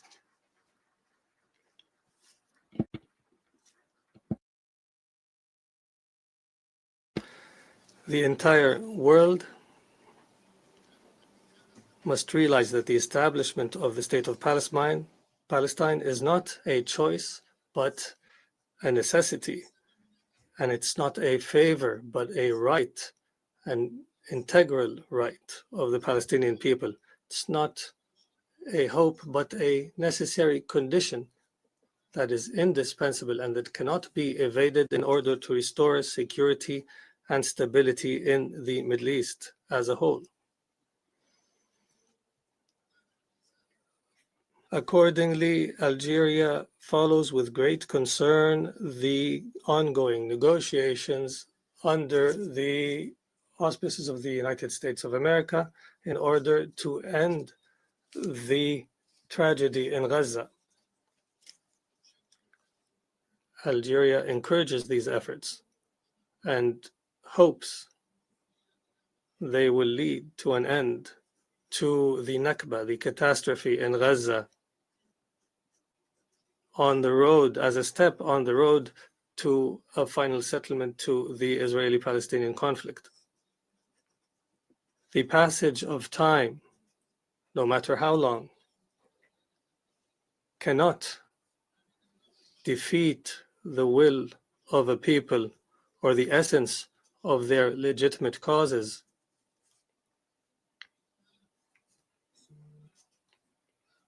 "62 years have passed since the General Assembly has added the Western Sahara to the list of territories whose people are claiming an end to colonization, and 50 years since the Security Council has adopted the first resolution on the Western Sahara, and 34 years since the deployment of the UN mission for the referendum in the Western Sahara, the MINURSO. Time may prolong the accomplishment of justice, but it does not cancel justice or the legitimacy of a cause.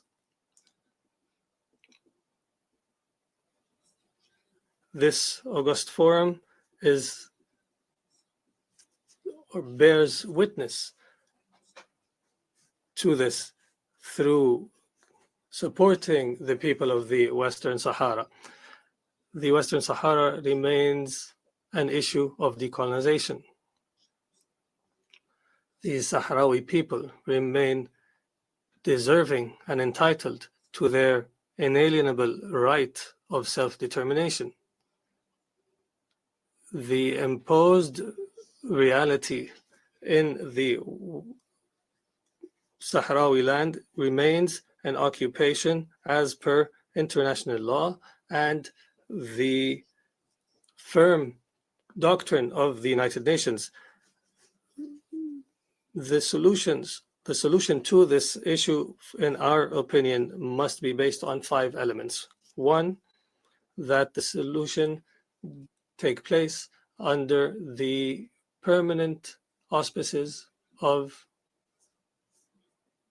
the United Nations. Second, that the solution be based on direct negotiations between the parties, the Kingdom of Morocco, and the Polisario Front. Third, that this solution be a result of the formulation of the parties and not imposed by any single party or any other party. Fourth, that this solution be aligned with UN principles on decolonization and on achieving justice for people under colonization. And fifth, and finally, that the solution leads to empowering the Sahrawi people of exercising their right to self-determination as per UN resolutions. Also, in the direct neighborhood of my country, the Libyan crisis deepens and complicates further day by day.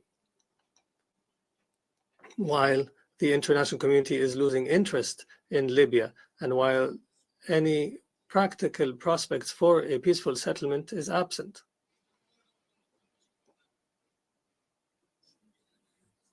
14 years after the start of the crisis, this sisterly nation remains trapped in divisions that are fueled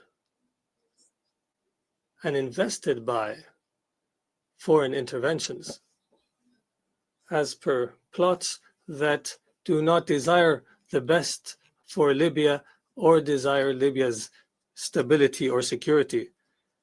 If the matter was left to the Libyans alone, they would have reached an end to their divisions by now and would have charted a path forward that ends the crisis a long time ago.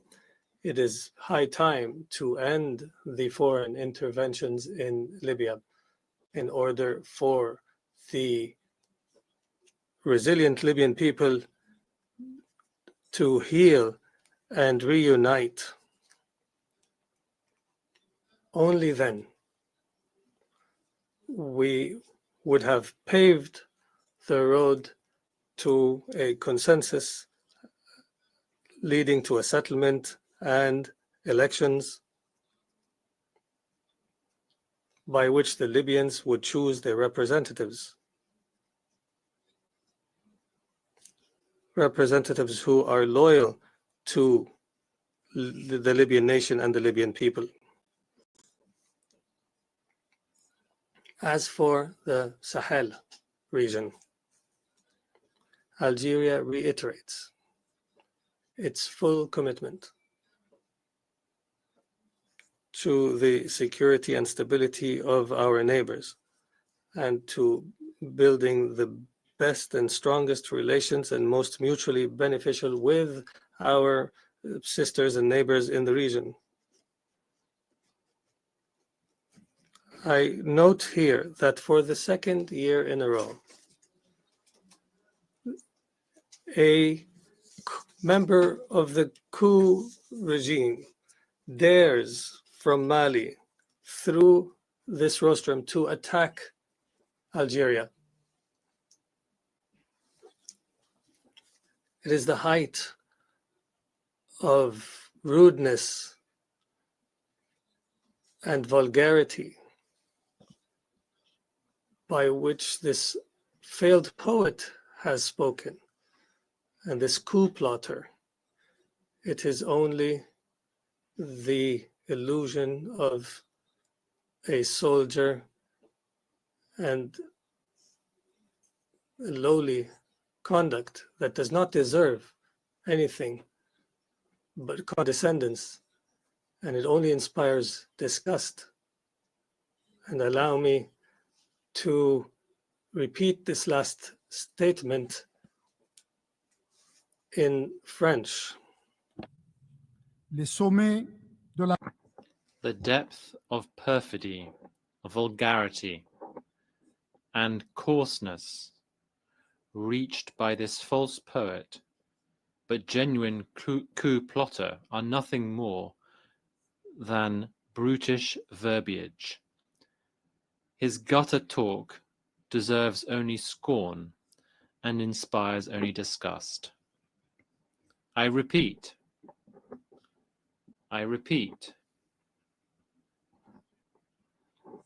once again, the depth of perfidy, vulgarity, and coarseness reached by this false poet, but genuine coup plotter, are nothing more than brutish verbiage. His gutter talk deserves only scorn and inspires only disgust. وعوض التفوق. Instead of excelling in blaming others and distracting from one's own failures, we would have hoped that that coarse soldier and his likes had excelled at other disciplines that are more noble and more beneficial for Mali,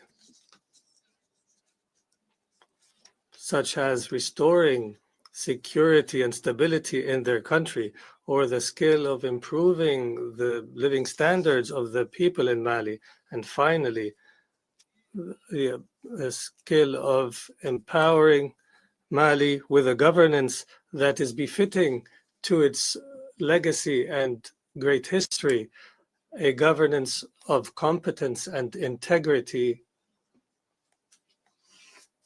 and that is loyal. The Republic of Mali deserves better than those coup plotters and conspirators. Algeria fully understands that this sisterly nation cannot be reduced to a few that do not aspire to a better future for their country and only see a future of overpowering the people. The Algerian hand remains extended, and our efforts continue, and our patience will not run out in order to prioritize the historical ties that connect us to the people of Mali. Our ties will not be shaken by these accidental leaders. In the wider context of Africa, Algeria reiterates and recommits to its role in joint African efforts, in particular as Africa stands at a crossroads today. It is a critical juncture where on a juncture facing challenges on one side and opportunities on the other. The African reality makes it urgent to address the conflicts and crises that have not spared any part of the continent. Our continent is more vulnerable to the scourge of terrorism today, and the African reality makes it urgent to seize the opportunities to achieve integration and cooperation, including through the African Continental Trade Zone and working together for the betterment of our people. And reality also requires the need to end decades of marginalization. The marginalization that our continent suffers in the different centers of decision-making in the world, starting with the Security Council and the World Bank and the IMF, as well as the World Trade Organization. In light of this reality, it is highly concerning that peacekeeping missions in Africa be targeted by a package of restrictions that limit missions' ability to carry out their mandates in the name of cross-cutting, rather cost-cutting. Peacekeeping missions are the most prominent and essential manifestation of international commitment to security and stability in the African continent. Undermining the missions means undermining this essence and commitment to the collective security on which this organization is based.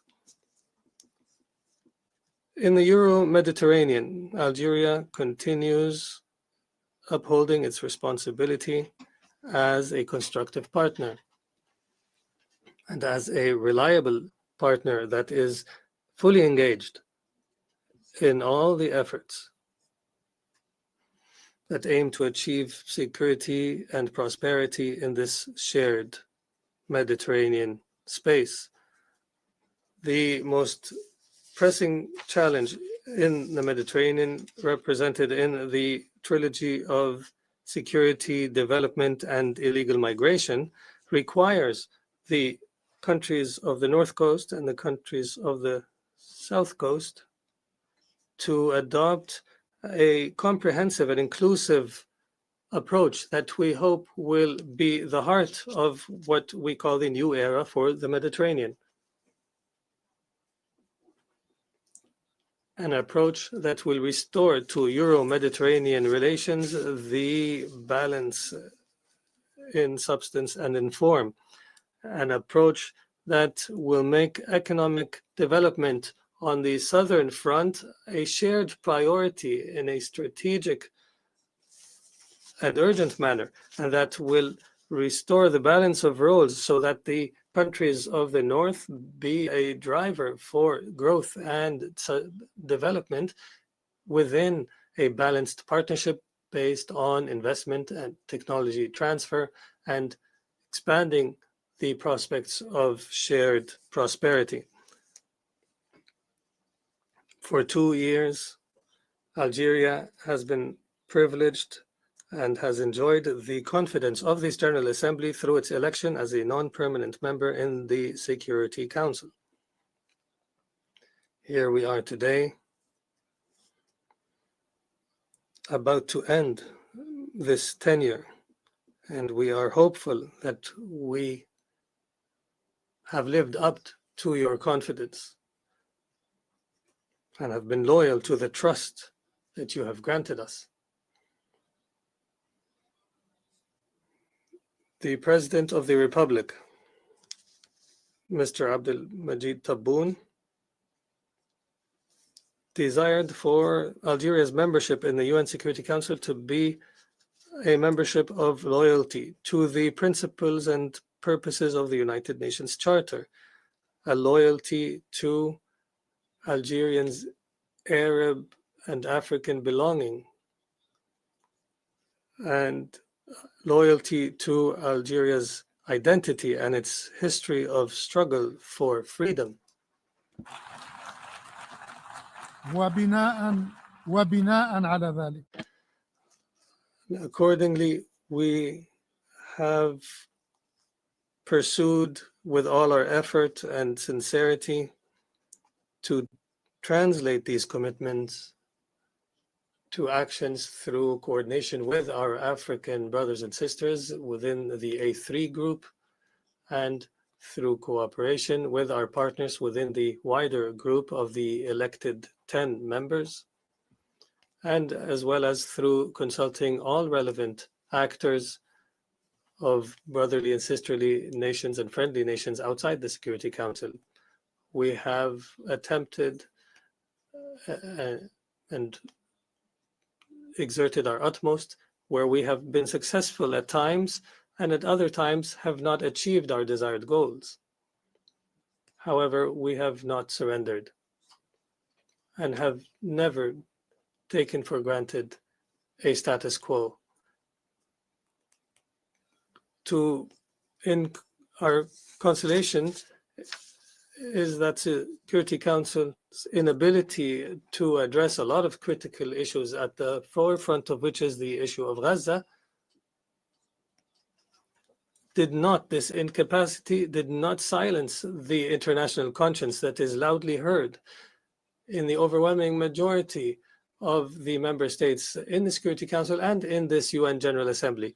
The international conscience remains alive and alert through this overwhelming majority, and therefore Algeria is certain that hope remains alive for a better future for our United Nations, a better future for the international community, and a better future for the whole of humanity. Thank you all, and thank you, Madam President. I thank the Minister of State, Minister of Foreign Affairs, National Community Abroad, and African Affairs of Algeria.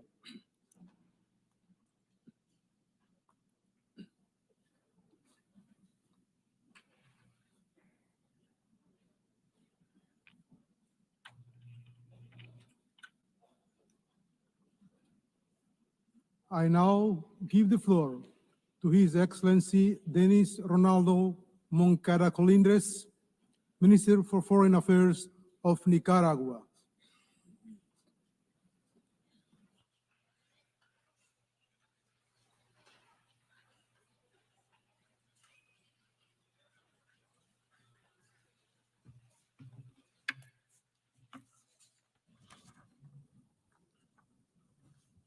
Señor Presidente, President, once again,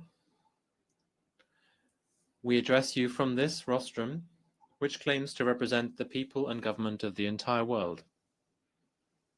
Here, as always, we bring the affectionate greetings of our heroic Nicaraguan people, who, as we know and as we say, understand battles, honor, and the glory of defending our principles and values, our sovereign dignity, our rights, and in particular, the sacred right to be free, and thus to choose our own cultural, social, economic, and political model, to make progress in the fight against poverty, faced with all the challenges of these difficult moments in the history of humanity. We stand here once again, proud of our brothers and sisters, our links with other combative, decent peoples, as are all the peoples of the world, peoples and families whom we defend, protect, and sustain in all of our prerogatives and beliefs, in all the cultures and practices that the colonialists and imperialists of the world have tried to attack and which they have tried to steal from us without being successful in that effort. And we know that they will not ever be successful in that effort. At this critical juncture, the dilemma is repeated, the eternal duality, the never resolved conflict between peace and war, between life and death, between the supremacist attempt to annihilate, subjugate, and appropriate our cultures, and our duty to defend our spiritual, social, and material heritage. These are the times that define us, Either we're in favor of peace and life, or we are cowardly promoters of war, misery, and death. For Nicaragua, blessed and always dignified, sovereign, forever free, there is no choice. We are life, health, strength, and steadfastness.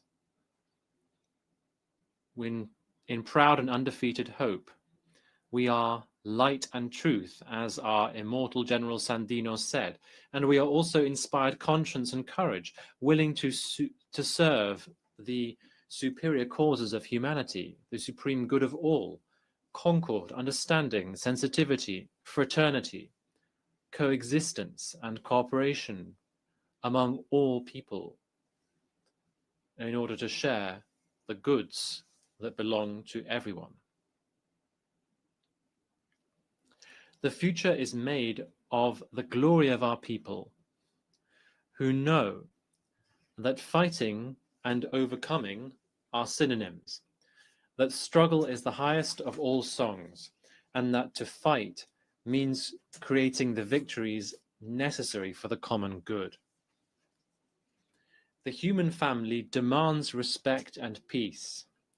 The human family demands solidarity, inspired encounters between beings who are equal in every way and who are also complementary in every way.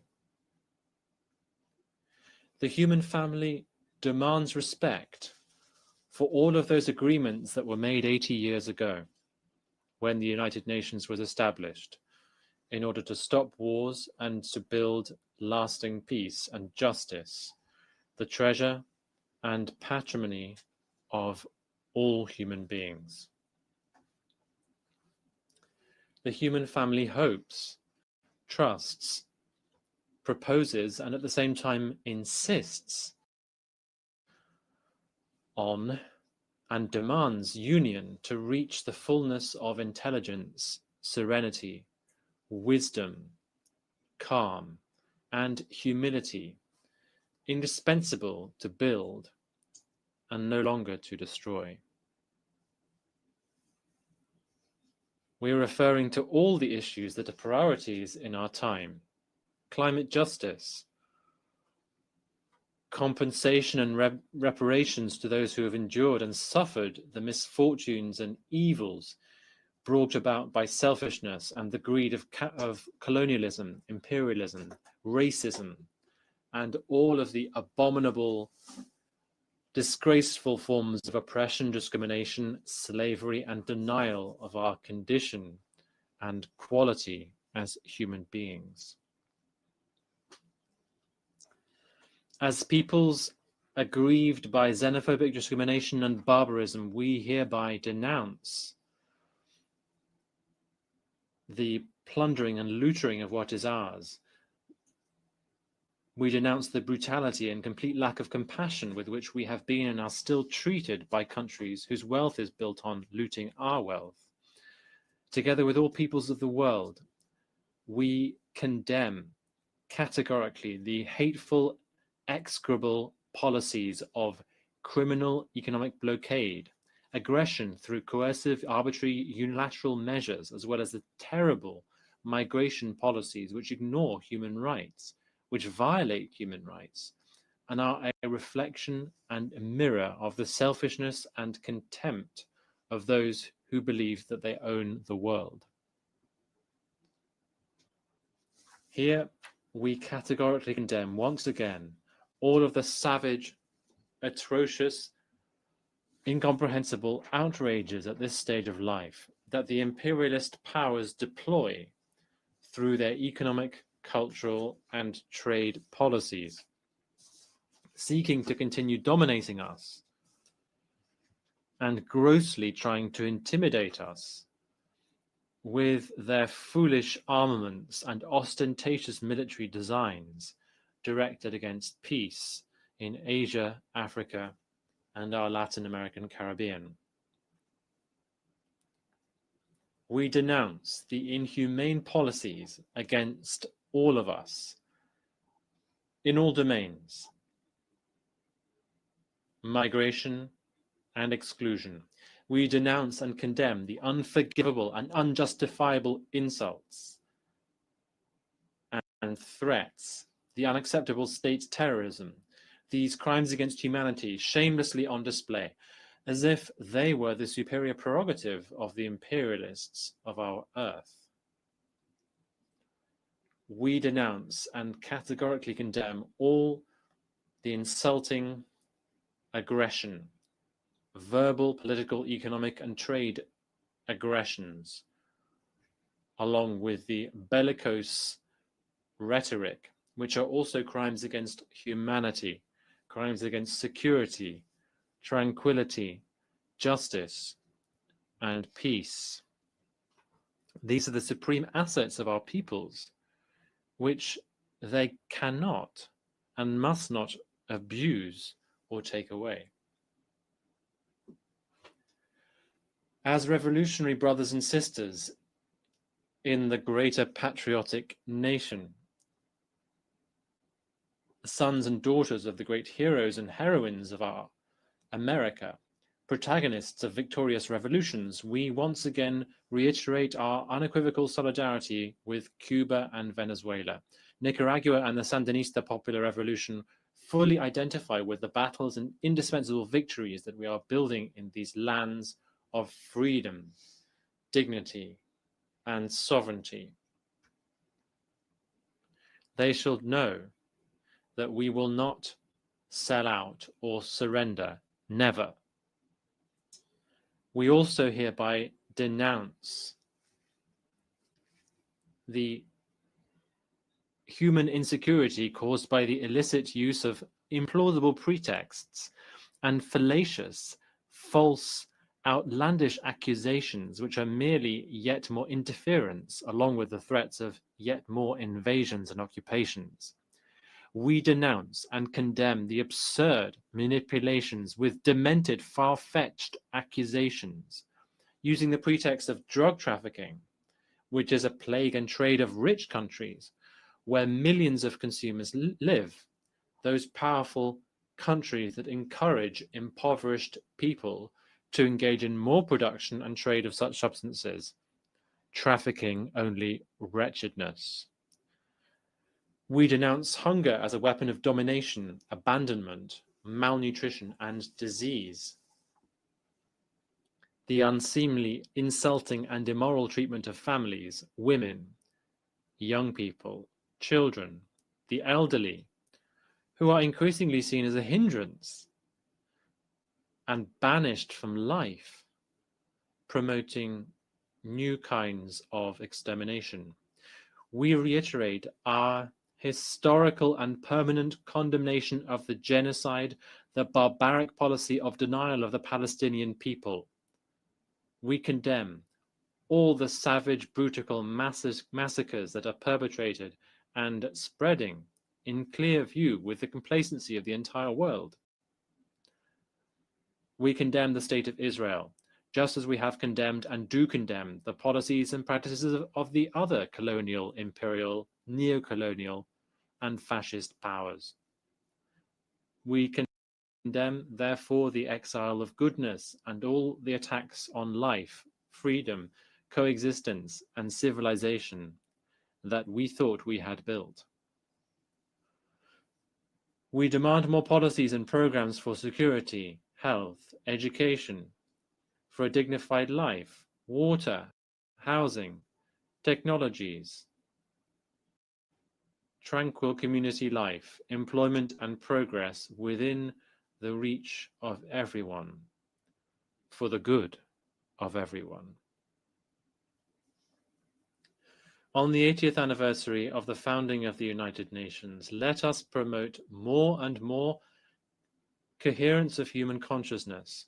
We must continue to raise our voices, joining hands and hearts, crying out and fighting, demanding and striving, so that this stage of life on this planet that we share ceases to be marked by death in all of its forms, by the kidnapping of intelligence and soul, so as to become instead inspiration, encouragement, and the strength of hope. We all need to work in sustainable, capable, ingenious, and creative union.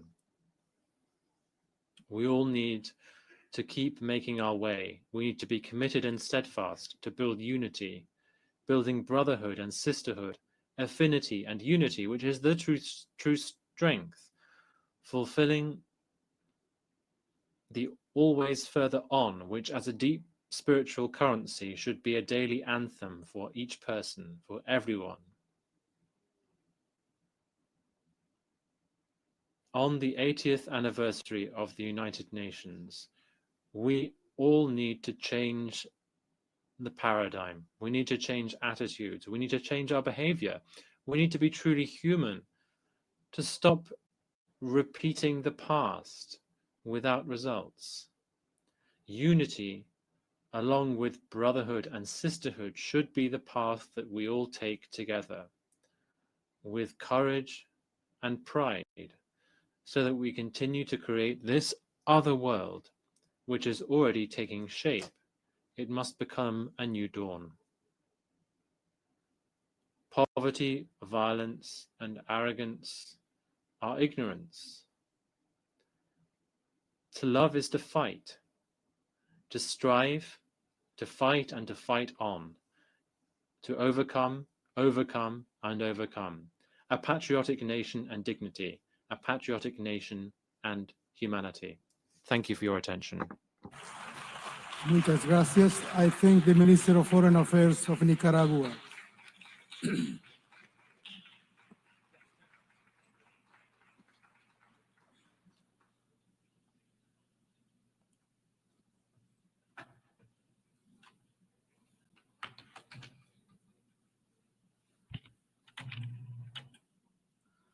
I now give the floor to His Excellency Archbishop Paul Richard Gallagher, Secretary for Relations with States of the Holy See.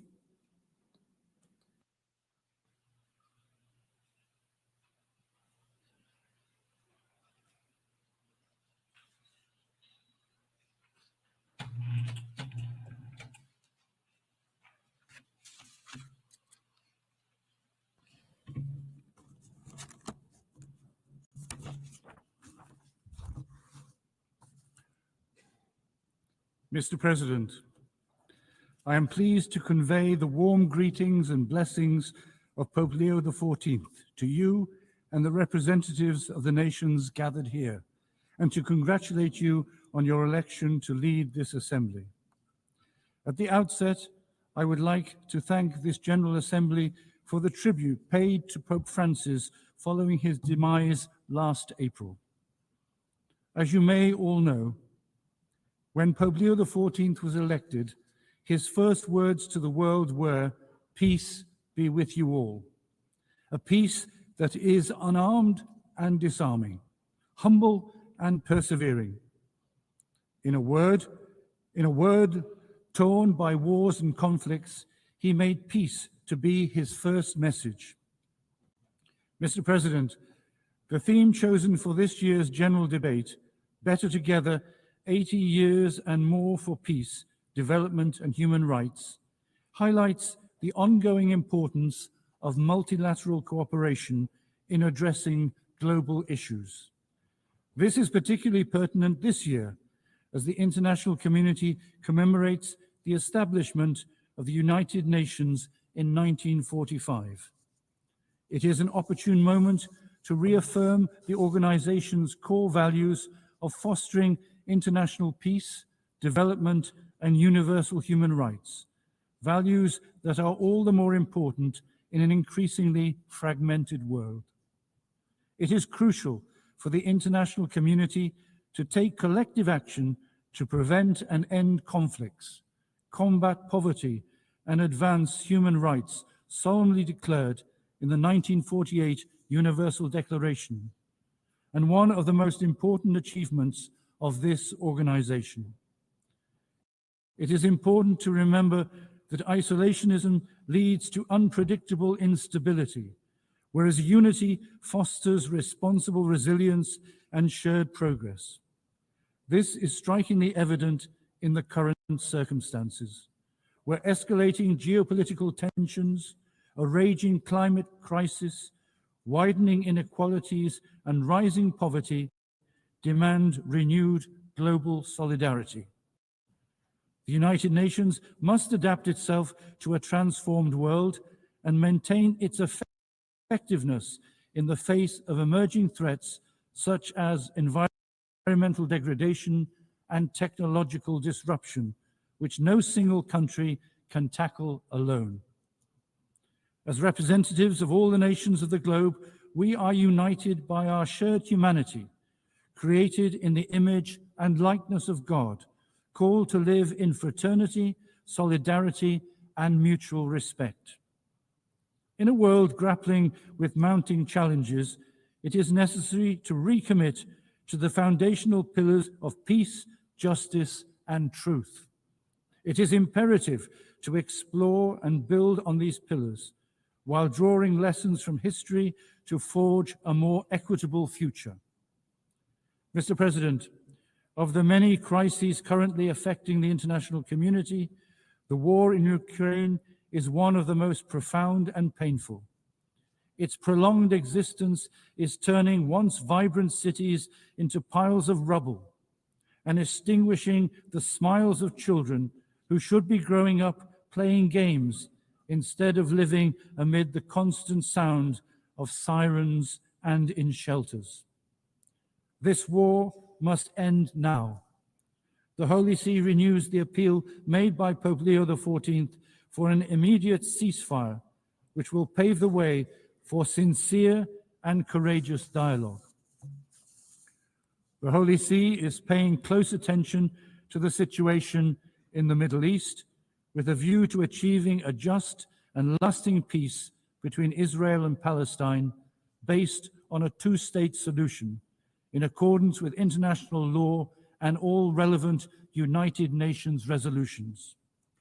Pope Leo XIV implored that all the hostages be freed, that a permanent ceasefire be reached, that the safe entry of humanitarian aid be facilitated, and that humanitarian law be fully respected, especially the obligations to protect civilians as well as prohibitions of collective punishment, indiscriminate use of force, and the forced displacement of the population.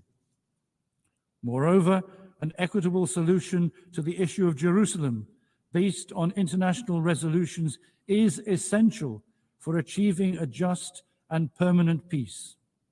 Any unilateral decision or action which alters the special status of Jerusalem and the status quo is morally and legally unacceptable.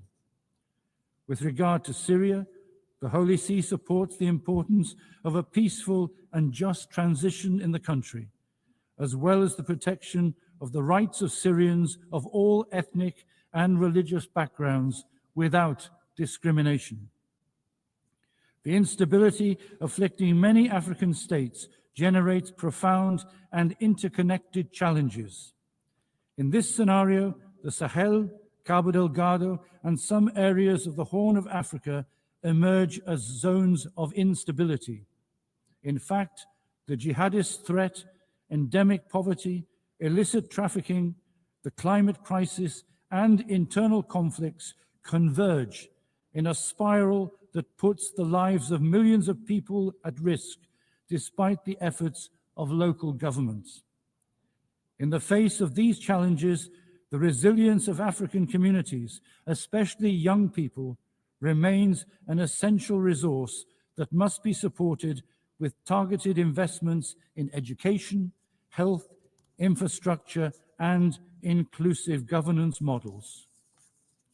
More than ever, a coherent and lasting commitment by the international community is essential to support African countries on their path to stability, peace, and economic development. The deterioration of the situation in Eastern Democratic Republic of Congo is a source of concern for the Holy See.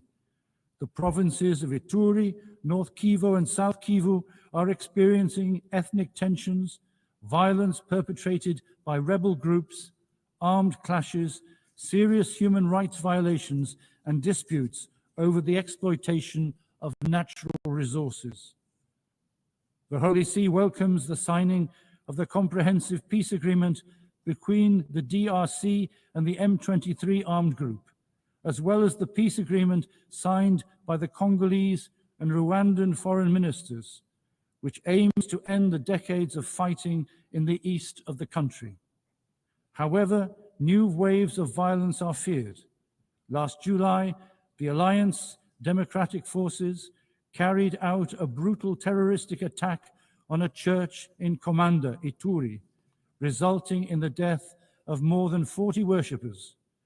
The withdrawal of MONUSCO raises questions about its ability to fulfill its mandate and address ongoing challenges. It is essential to strengthen the support of the international community and diplomatic and political mediation efforts to ensure that the parties fulfill their commitments and find a stable and appropriate solution to the ongoing situation. The fratricidal conflict in Sudan is also a source of grave concern. The Holy See strongly renews its appeal for an immediate cessation of hostilities and the commencement of genuine negotiations, the only means by which all Sudanese people can forge a future of peace and reconciliation. The Holy See is monitoring developments in South Sudan closely and is calling on all political actors to commit to the path of dialogue and collaboration and to implement the 2018 peace agreement with sincerity and responsibility as the foundation for building a peaceful and just coexistence. In many parts of the world, particularly in Latin America, drug trafficking is corroding societies and causing extreme violence. The Holy See is deeply concerned about this complex phenomenon, which is often linked to unresolved social issues in different countries. Alongside joint efforts by states to combat drug trafficking, the Holy See emphasizes the importance of investing in human development, such as education and job creation, to prevent people from unwittingly becoming involved. The Holy See is also worried about the rising tensions in the Caribbean Sea and is calling for restraint to prevent any actions that could destabilize the coexistence between nations and undermine international law. The dramatic situation in Haiti is also being closely followed by the Holy See. The country is plagued by violence of all kinds, human trafficking, forced exile, and kidnappings. The Holy See hopes that with the necessary and concrete support of the international community, the social and institutional conditions can be created to enable Haitians to progress towards peace and security. The Holy See is paying close attention to the situation in Nicaragua and hopes that religious freedom and other fundamental rights of individuals and society will be adequately guaranteed. The Holy See reiterates the need for sincere, respectful, and constructive engagement in dialogue aimed at finding solutions that will foster peace and harmony in the country. Turning to Southeast Asia, numerous situations of instability and conflict are further exacerbating long-standing humanitarian concerns. In Myanmar, 4.5 years of internal conflict have left the local population devastated. In this situation of enduring conflict, transnational crime is on the rise. Recent investigations suggest that there are tens, if not hundreds of thousands of trafficked individuals in these centers, located primarily along the borders between Myanmar, Thailand, China, Cambodia, and Laos. Only by the concerted efforts of the international community can transnational crime be adequately addressed. The Holy See is closely following developments in the Western Balkans, particularly in Bosnia and Herzegovina.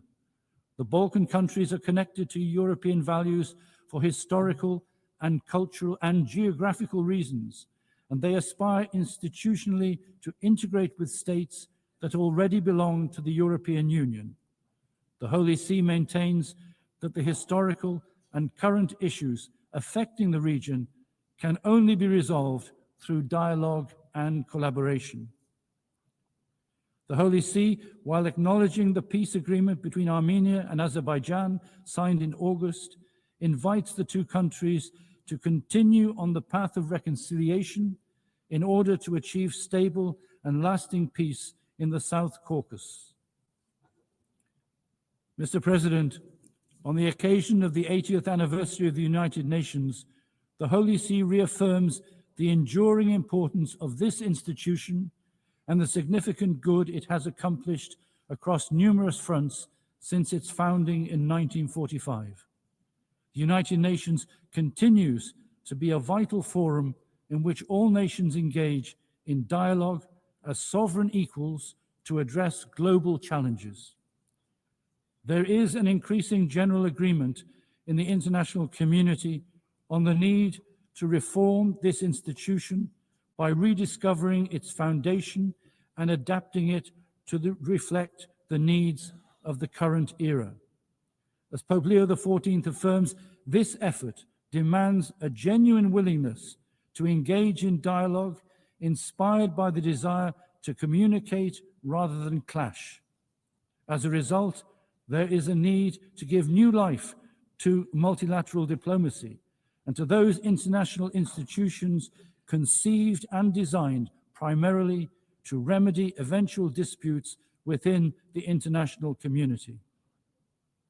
The Holy See calls for a recommitment to the original principles enshrined in the UN Charter. It is important to resist the temptation to replace these foundational commitments with new ideas or programs that risk diluting the UN's mission. Central to this mission is striking a balance between the four pillars of the United Nations: promoting of human rights, maintaining international peace and security, achieving sustainable development, and upholding rule of law. The rule of law in particular is the sine qua non of a just international order, providing the foundation for all other efforts. This anniversary provides an opportunity to reinforce the United Nations position as a beacon of hope and a force for good in addressing humanity's most urgent needs.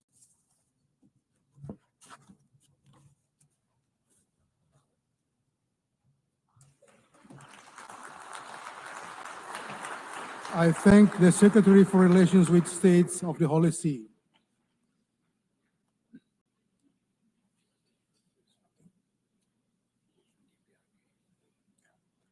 I now give the floor to His Excellency Kim Song-yong, Vice Minister for Foreign Affairs of the Democratic People's Republic of Korea.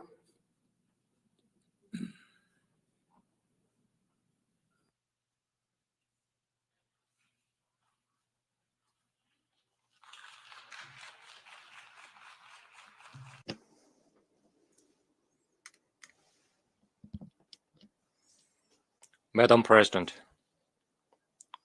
Mr. Secretary General, distinguished delegates. First of all, I'd like to express my expectation that the 80th session of the UN General Assembly, convened in the significant year of the 80th founding anniversary of the United Nations, will come to excellent fruition amid extraordinary interest of the participants. Taking note of the opening address of Mr. Guterres and the UN Secretary General on September 3, I commend his assertion that the role of the UN, the one-of-a-kind podium, should be enhanced since an individual state cannot address issues alone, and that the UN should be reformed to fit for the 21st century. As reflected in the theme of the current session, Better Together, 80 years and more for peace, development, and human rights, we are now at a crucial watershed where we all look back on the 80-year-long history of the United Nations and chart the future. 80 years ago from now, humankind adopted the UN Charter on the debris of the disastrous war, thereby laying a cornerstone for the contemporary international relations and establishing the most inclusive international organization, the United Nations. Since its foundation, the UN has made remarkable successes in various fields, including peace and security and socio-economic development, by accelerating decolonization worldwide and leading the codification of universal norms of international law. Despite many twists and turns, it is fortunate that a new world war has not broken out. It can be said to be a desired result of the main spirit of the UN Charter to save succeeding generations from the scourge of the World War, which twice has brought untold sorrow to mankind. We cannot underestimate the role that the UN played in promoting cooperation among nations in the socio-economic fields such as poverty eradication and fight against communicable diseases, and in propelling sustainable development at a global level. However, in the annals of the UN history, disgraceful pages are also recorded, where the title of the UN, overwhelmed by high-handedness and arbitrariness of the hegemonic forces, was abused in exerting pressure to deprive sovereign states of their legitimate right to normal development, quite contrary to the spirit of the Charter. We should not feel relieved nor congratulate ourselves on the non-occurrence of the World War III for the past 80 years. Instead, we should pay due attention to the fact that the inducible threat has persisted and is now becoming more serious. We should take measures accordingly. Madam President, the international community is now witnessing the most turbulent and violent world after World War II. The modern history has recorded many incidents and events, but today the international norms and order established and consolidated along with the foundation of the UN are disregarded, and the sovereignty of states is openly violated as never before. The indiscriminate tariff war vis-à-vis the entire world has plunged the global economy as a whole into the swamp of stagnation and instability. Even the 2030 Agenda for Sustainable Development, committed to eliminating inequality and poverty and ensuring human dignity worldwide, is denied for the reason that it does not meet the interest of an individual country. This is the stark reality. The UN has served as a multilateral forum where all countries of the world, big or small, get together and discuss common responses to global challenges on an equal footing, transcending differences in size, population, and state power. That UN is now faced with an unprecedented severe crisis.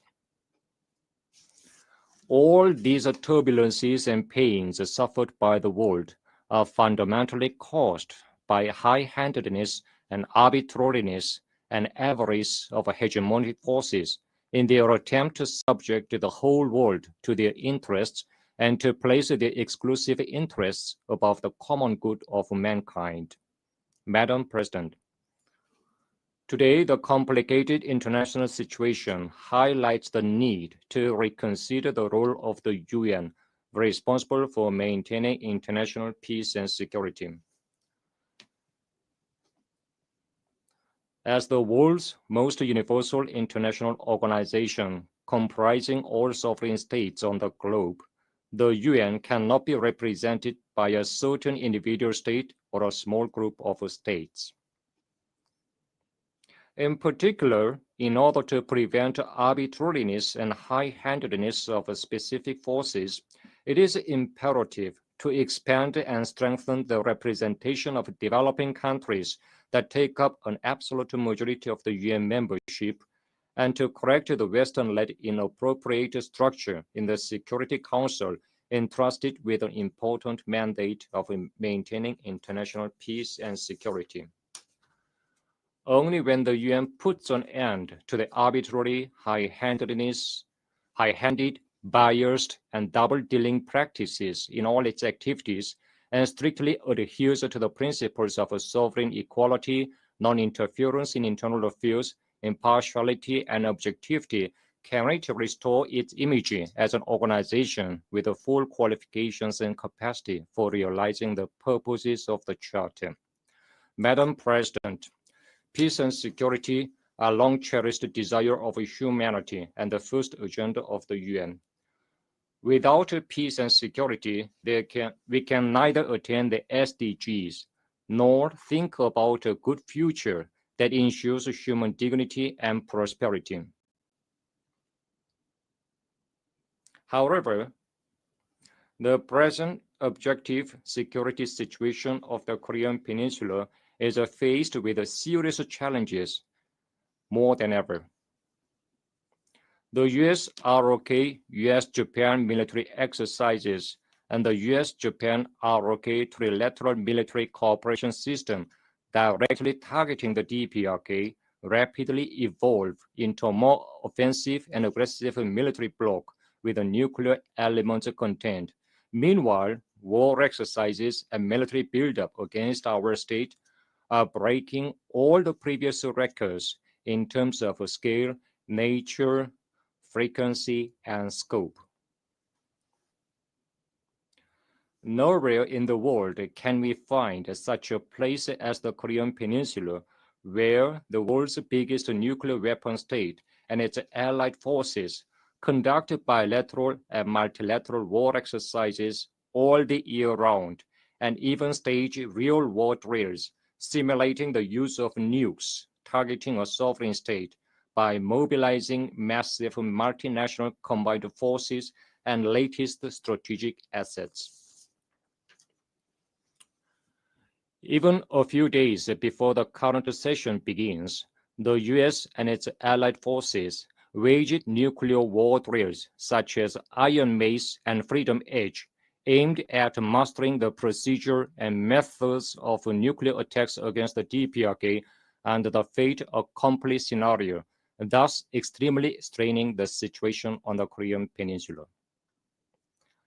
Yet, even in the face of the tremendous military threat directed against the DPRK and the dangerous security landscape, roaring guns of war are silenced, and peace and security are firmly safeguarded on the Korean Peninsula.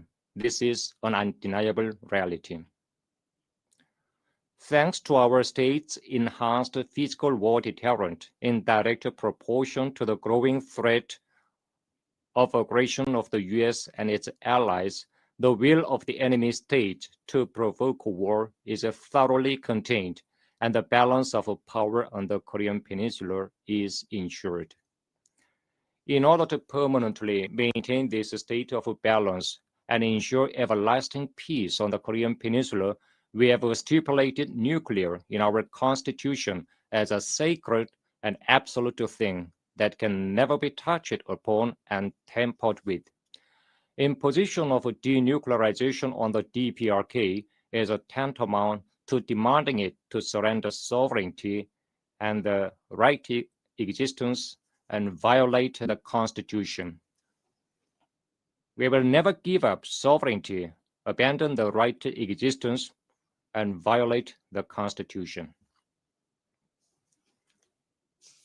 Comrade Kim Jong-un, President of the State Affairs of the DPRK, made it clear at the 13th session of the 14th Supreme People's Assembly on September 21 that our party and the government would invariably and firmly safeguard without the slightest vacillation the Constitution of the DPRK and its basic law on the policy of nuclear forces, perpetuating the position of nuclear weapons and thoroughly guarantee the supreme interest of our state.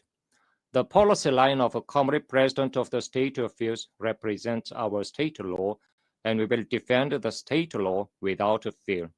We will never give up nuclear, which is our state law, national policy, and sovereign power, as well as the right to existence. Under any circumstances, we will never walk away from this position. Madam President, the DPRK is vigorously opening up the road to overall national prosperity on the basis of peace and security guaranteed by its powerful strength. Vigorous efforts are underway to further consolidate the driving force and potentials for development of a self-reliant national economy in the overall national economy, including industry and agriculture, and to meet the output target. As a result, the completion of the 5-year plan of national economic development set forth by the 8th Congress of the Workers' Party of Korea is definitely within reach. Notably, construction of 50,000 residential houses in Pyongyang is carried out without fail on an annual basis, well ahead of schedule. Meanwhile, creatures for welfare of the people, including rural dwelling houses, large-scale greenhouses, and modern hospitals are being built grandiosely. With a view to providing all people with a fluent and civilized new life and rapidly raising the level of development of all regions within a short period of 10 years, the newly adopted policy of rural development is dynamically executed with tangible results one after another. The DPRK is confidently following the road of its own choice without any fluctuation or vacillation, even under the political turmoil worldwide. This reality is a brilliant fruition of the unshakable spirit of independence and correct leadership of the Workers' Party of Korea and the government of the DPRK. Madam President, this year, marking the 80th anniversary of the end of World War II, colorful political and cultural events have taken place in various countries commemorating the victory in the anti-fascist World War.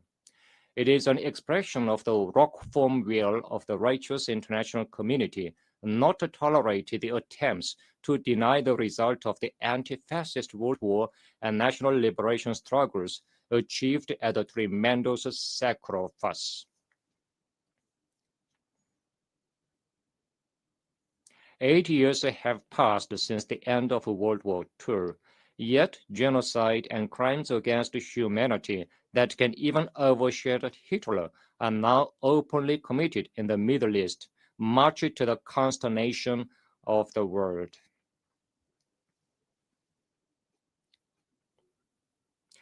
Israel, which massacred over 60,000 Palestinian civilians in the past 2 years, is seeking to occupy the whole area of Gaza by force and completely exterminate the Palestinian population.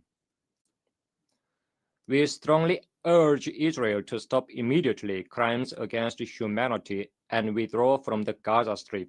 Likewise, we fully support the establishment of an independent state of Palestine with East Jerusalem as its capital and Palestine's full-fledged membership of the UN. Madam President,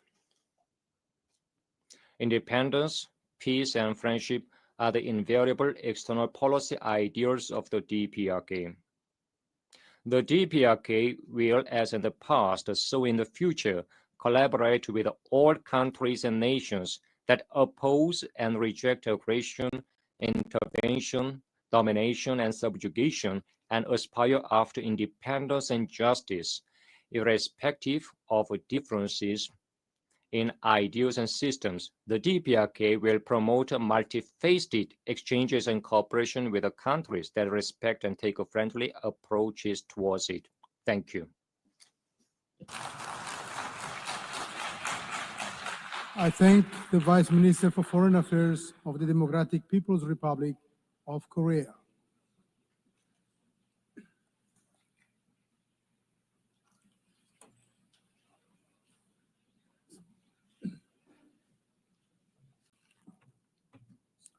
I now give the floor to His Excellency George Luca, Chair of Delegation of Republic of Moldova.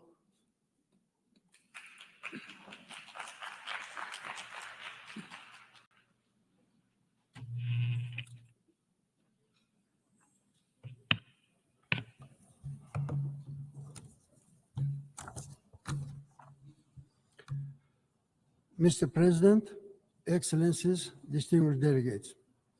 Yesterday, the citizens of the Republic of Moldova made their choice in the most important election in our country's history. They spoke with clarity, courage, and dignity, despite unprecedented pressure, disinformation, and interference from the Kremlin. The Moldovan people defended democracy through free and fair elections. This was not merely a political contest.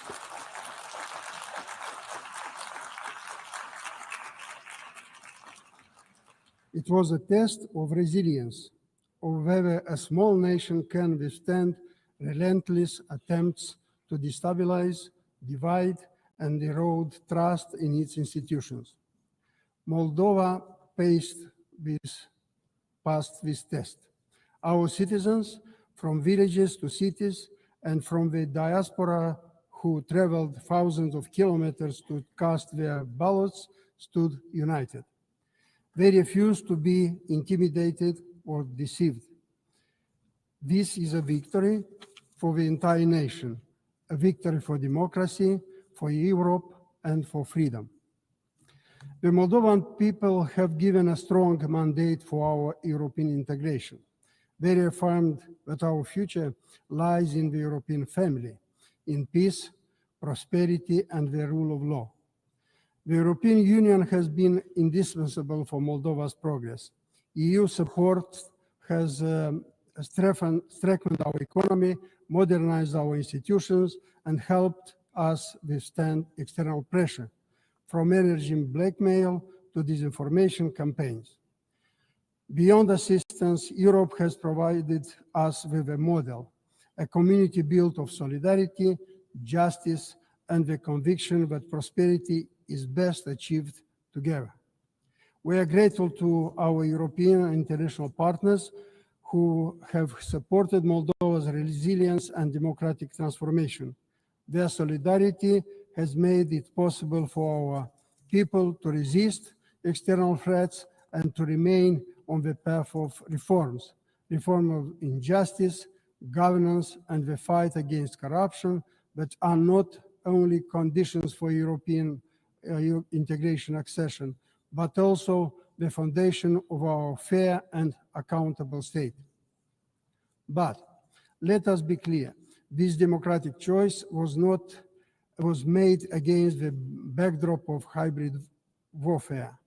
Interference began long before election day and will not end with it.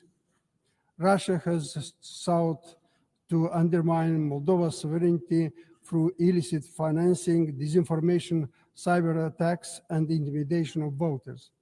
On elections day itself, attempts were made to obstruct the diaspora vote, spread false narratives, and target electoral infrastructure. Our institutions, supported by civil society and independent media, stood guard and defended its sovereign will of our people. Yet, national resilience is not enough. The threats we face are global. Democracies everywhere are being tested by increasingly sophisticated tools designed to manipulate information, erode trust, and distort elections. Which is why Moldova calls for stronger cooperation to safeguard democracies. We urge the Assembly and UN members to join forces in protecting democracies from novel threats with novel means. Moldova's commitment to democracy is inseparable from our commitment to peace. We share a 1,200 kilometers border with Ukraine, which continues to resist Russia's brutal aggression. We know how fragile is peace, and we know why Moldova can stand here today in peace, because Ukraine stands. We resolutely condemn Russia's war of aggression. We support Ukrainians' sovereignty and territorial integrity within its internationally recognized borders, including its territorial waters. Every missile that strikes homes and civilian infrastructure violates international law. Accountability must follow, and Moldova supports the international community's effort to document and prosecute such crimes. This war is not only against Ukraine, it is a war against Europe, against freedom, and against the international order established by the United Nations Charter. Moldova will continue to stand with Ukraine and with all those who defend peace. The Republic of Moldova is committed to an exclusively peaceful reintegration based on our sovereignty and territorial integrity within international recognized borders. We once again call for complete, unconditional, and immediate withdrawal of Russian troops and ammunition from Moldovan territory, in line with Russia's own international obligations. This withdrawal must be transparent and under international monitoring. Excellencies, Moldova's election was a national choice, but its meaning is global. It showed that democracy can prevail even under relentless pressure. Yet, democracies cannot stand alone. They need solidarity, resilience, and support. As the United Nations marks its 18th anniversary, Moldova reaffirms its commitment to the United Nations Charter. We support this organization's effort to secure peace, advance the Sustainable Development Goals, address climate change, protect human rights, and establish global norms against corruption, disinformation, and foreign interference. Distinguished delegates, the people of Moldova have chosen freedom. They have chosen Europe. They have chosen peace. We are fully aware that consolidating our democracy and advancing towards European membership will be a demanding journey that made more difficult by Russia's persistent threats. But it is a journey we are determined to pursue. With unity at home and solidarity from our partners, above all the European Union and the United Nations family, we continue to build a democratic, resilient, and prosperous Moldova, a Moldova that contributes to peace in Europe and to the work of these United Nations. I thank you.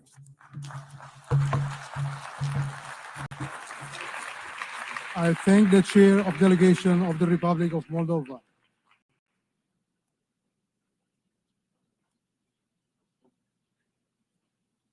I now give the floor to Her Excellency Agnes Mary Chimbiri Molande, Chair of Delegation of Malawi.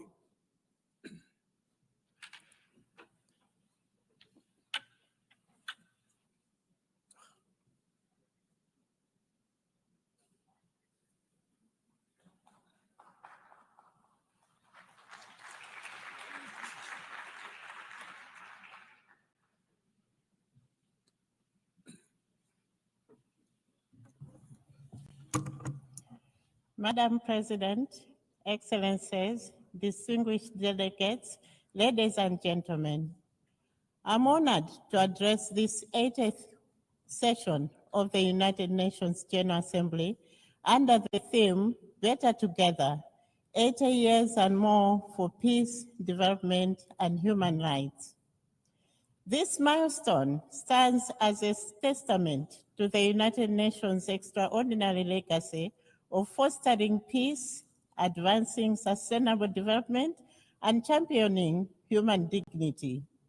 It affirms humanity's enduring journey to build a world where every generation can flourish, where nations rise above division to resolve their differences with wisdom, and where the pursuit of justice and harmony binds us as a one global community. Malawi commits to strengthening multilateralism to ensure a prosperous, equitable, and secure world for current and future generations. Madam President, the theme Better Together aligns closely with Malawi's foreign policy, our blueprint for advancing national interests through economic diplomacy, protection of sovereignty, and global cooperation. Anchored in the Malawi 2063, our long-term vision, we aspire to become a self-reliant, industrialized, upper middle income nation by 2063, driven by agriculture, tourism, mining, and manufacturing. Achieving this goal demands both unwavering national commitment and active engagement with the global community in a peaceful world. While sovereignty remains the cornerstone of our identity to ensure the protection of territorial integrity and natural resources, our policy equally recognizes that global collaboration is essential. In this spirit, Malawi will continue to uphold the principles of the UN Charter, promote good neighborliness, and respect the sovereign equality of all states to advance peaceful coexistence and regional, continental, and global stability. Madam President, building on our unwavering commitment to sovereignty and collaborative partnerships, the Republic of Malawi firmly acknowledges that peace and security serve as fundamental pillars for sustainable development. Guided by the principle of Ubuntu and recognizing our shared humanity, the Republic of Malawi has consistently demonstrated her dedication to international peace and contributing a significant number of troops and police personnel to various United Nations missions across the globe. The Republic of Malawi is resolute in its commitment to preventive diplomacy and actively promoting dialogue, impartiality, and effective conflict resolution as essential strategies for fostering stability. This commitment is reflected in our active engagement and unwavering support for peace initiatives led by the United Nations, African Union, and the Southern African Development Community. We believe that collaborative efforts are essential in addressing multifaceted challenges that threaten global peace and the rules-based order. Furthermore, it is important to highlight the significant strides that the Republic of Malawi has made towards promoting participation of women in peacekeeping operations. The Republic of Malawi actively prioritizes the deployment of female peacekeepers in operational roles, recognizing their unique ability to connect with and address the specific needs and experiences of women in conflict zones. This initiative not only empowers female personnel, but also enriches the overall effectiveness of our peacekeeping efforts by fostering a deeper understanding of the complexities surrounding gender issues in these environments. On that note, Madam President, I'm pleased to report that the positive outcomes of this approach are becoming increasingly evident. The inclusion of women in our peacekeeping forces has proven beneficial, not just for the missions themselves, but also for the communities we serve. Furthermore, I'm proud to say that Malawi stands among the nations that have registered significant strides towards gender equality and the empowerment of women and girls. In this regard, I would like to reiterate the government of Malawi's commitment to the promotion of women's participation in all spheres of life at the highest levels possible. We in Malawi believe that no meaningful socioeconomic progress can happen when half of the population is left behind.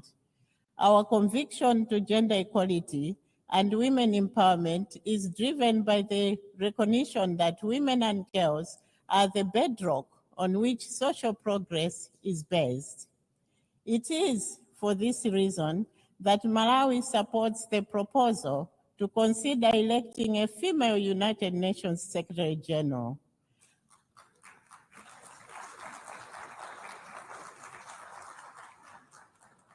At this juncture, let me express gratitude to all cooperating partners, including the United Nations, who have supported our efforts and initiatives on women empowerment, helping us to end child marriages, to reduce early pregnancies, to increase school completion rates for girls, and to ensure that increasing numbers of women participate meaningfully in our nation's affairs.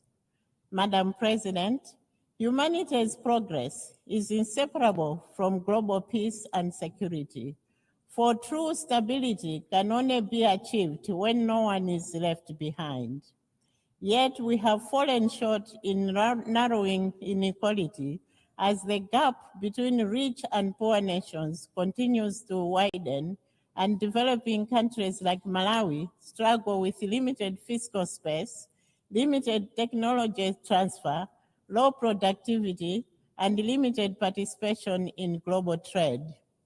Last year, we adopted the Pact of the Future, reaffirming our collective commitment to inclusive, resilient, and sustainable global governance and development.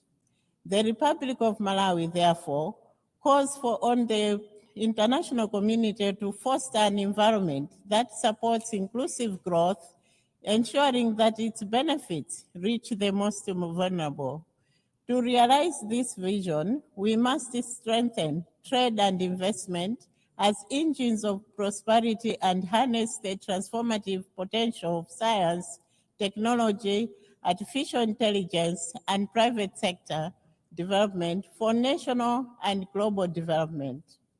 Madam President, climate change stands as the most critical existential threat of our era, with its adverse effects disproportionately impacting developing nations like Malawi. Despite contributing minimally to global greenhouse gas emissions, the Republic of Malawi endures some of the most severe consequences of climate change.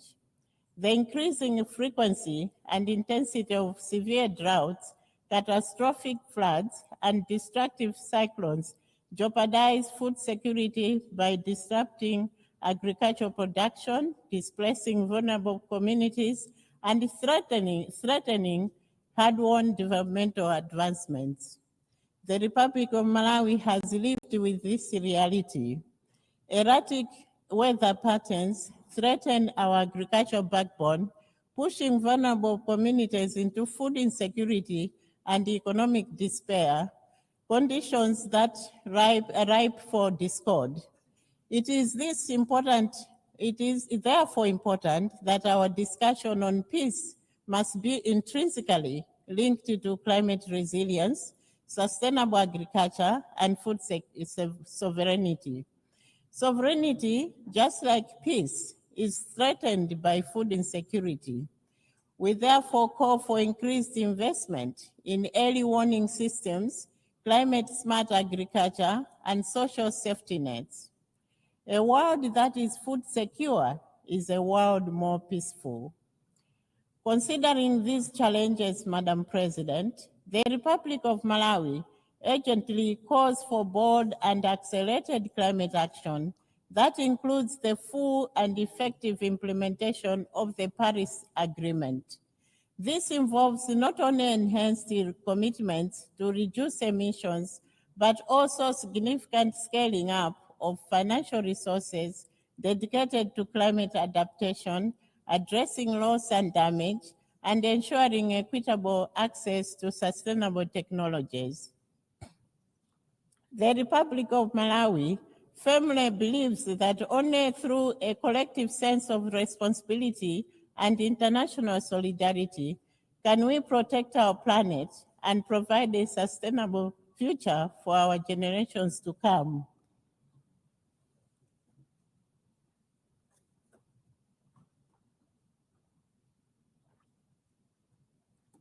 Beyond various agreements and boardroom meetings, time for action is now. We must act decisively to safeguard both our environment and the livelihoods of those most at risk. Madam President, the global community also needs to work together to address public health issues. My delegation, therefore, applauds your office for the efforts that led to the adoption of the political declaration on the prevention and control of non-communicable diseases and the promotion of mental health and well-being. No nation has been spared from the impact of these two health issues, whose causes are numerous. The response to these issues requires concerted efforts and collaboration. It is, therefore, rather disheartening that the political declaration faced many hurdles during the negotiation process. My delegation wishes to appeal for shared commitment to address the issues and indeed all other emerging public health issues. Madam President, in this digital age, artificial intelligence presents both unprecedented opportunities and profound challenges. If harnessed responsibly, AI can accelerate development, improve health and education, and unlock economic growth. Yet, without clear governance, it risks deepening inequalities and undermining security. We therefore call for a global framework that ensures AI is ethical, inclusive, and accessible to all nations, enabling it to serve as a force for development rather than division. The Republic of Malawi is optimistic that AI will usher in a new era of enhanced productivity for its citizens, helping to propel the country's development trajectory. Madam President, let me take this opportunity to express my gratitude to your office for convening a high-level plenary meeting to commemorate the 30th anniversary of the World Programme of Action for Youth. The youth make up a large proportion of the population of Malawi and indeed in Africa. They are an indispensable force for sustainable development.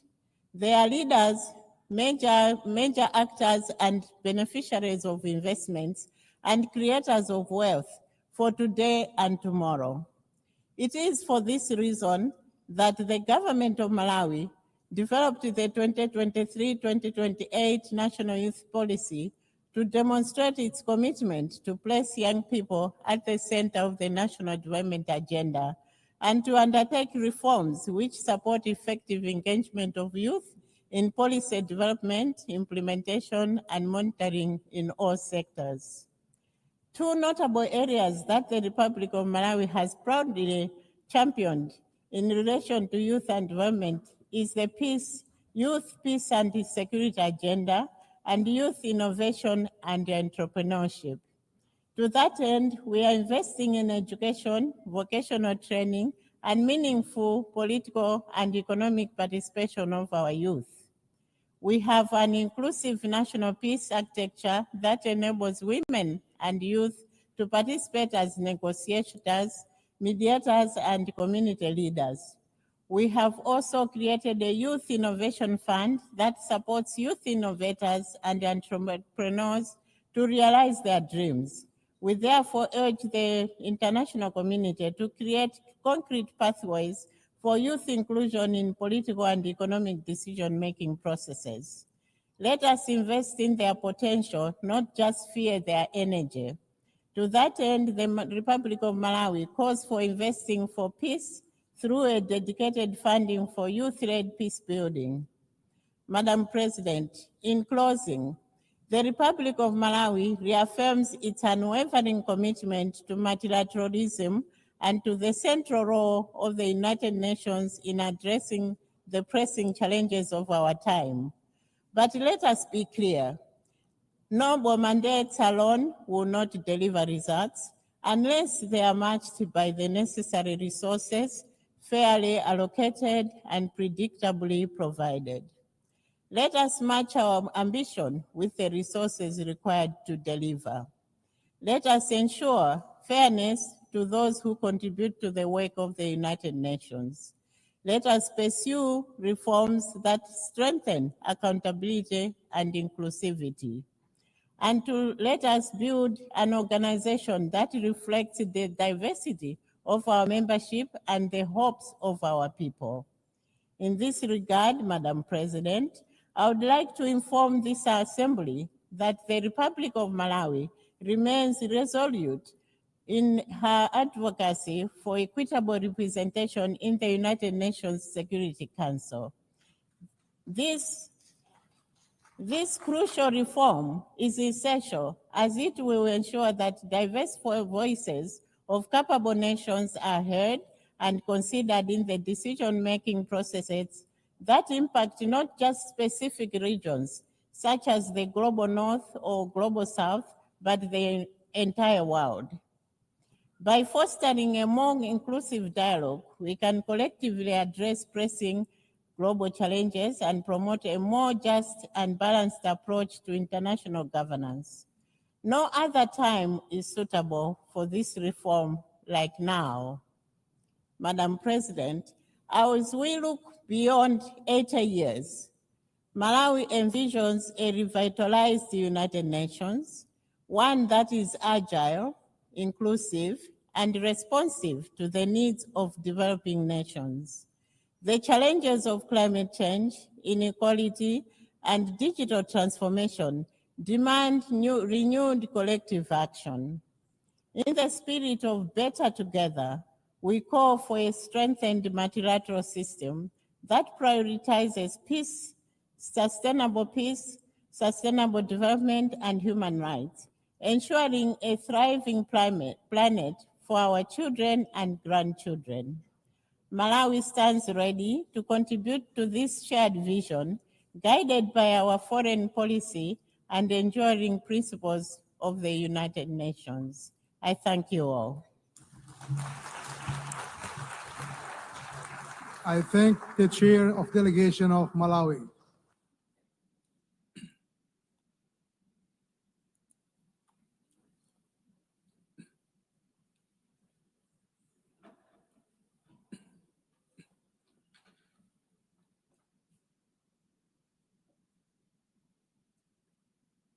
I now give the floor to His Excellency Lok Bahadur Thapa, Chair of Delegation of Nepal.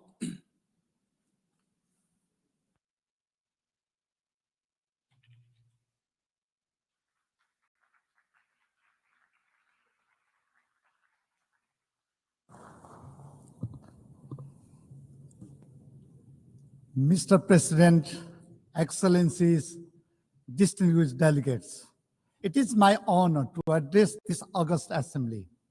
At the outset, allow me to extend my warm greetings from Nepal, the land of Sagarmatha, that is Mount Everest, the highest mountains in the world, and the birthplace of Lord Buddha, the apostle of peace and compassion.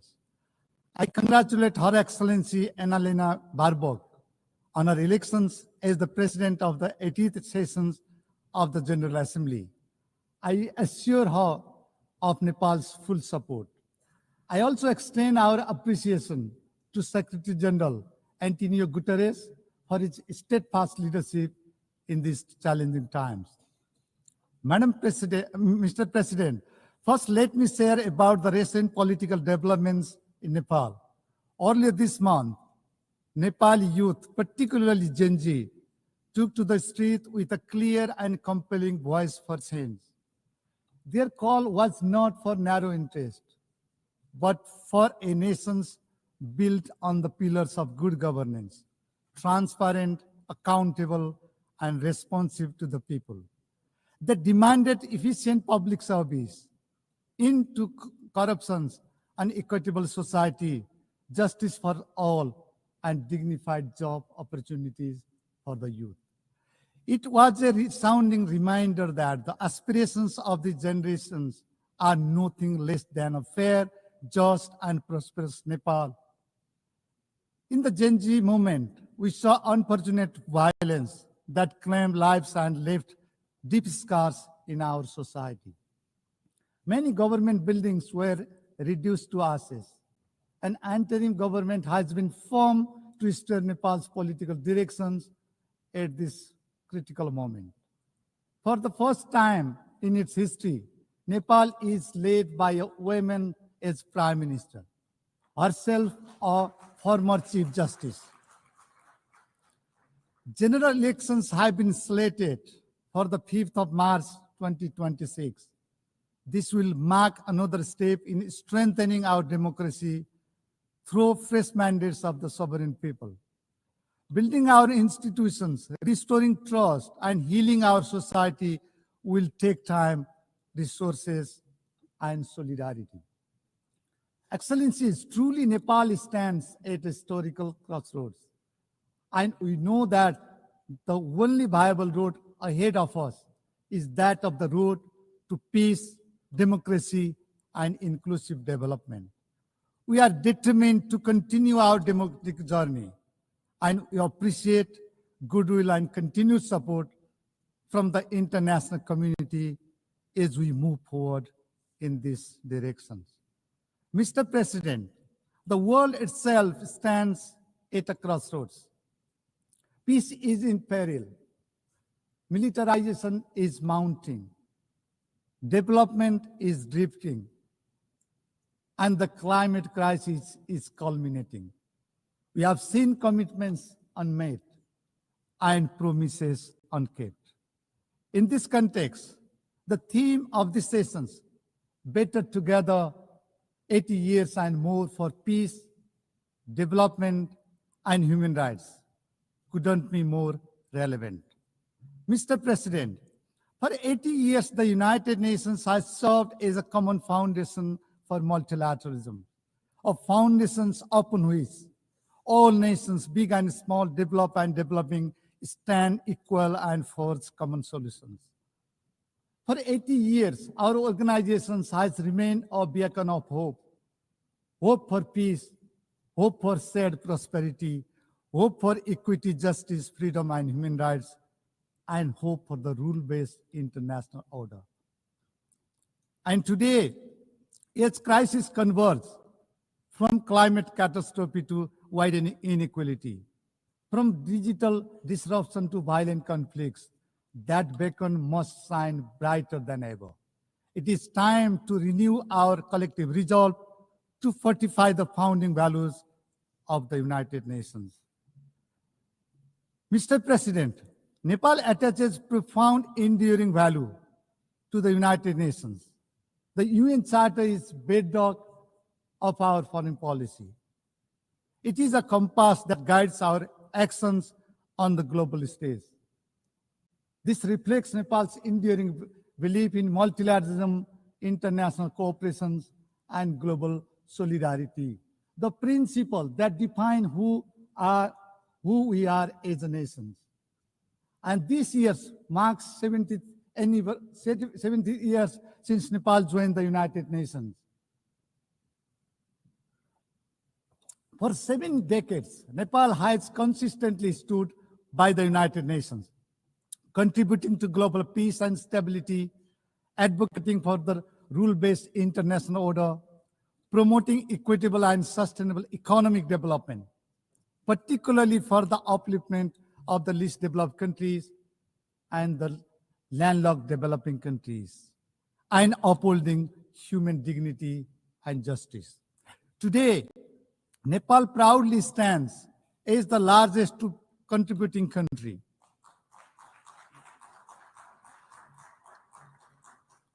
Our highly professional peacekeepers have served with a deep sense of duty to secure peace and stability in the conflict-ridden parts of the world. Nepal remains a steadfast advocate for complete and general disarmament.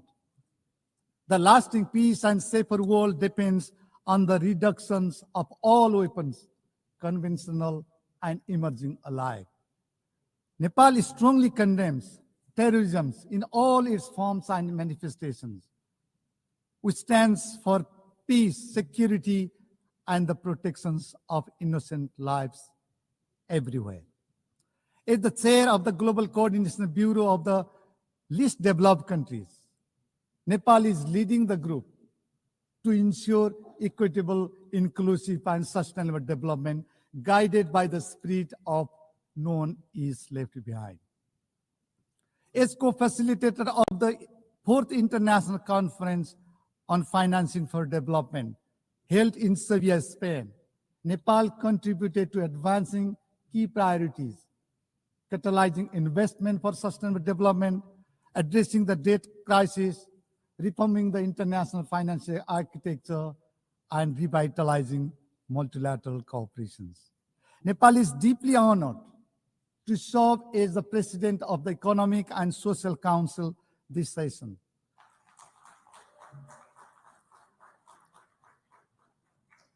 We thank the member states for their trust.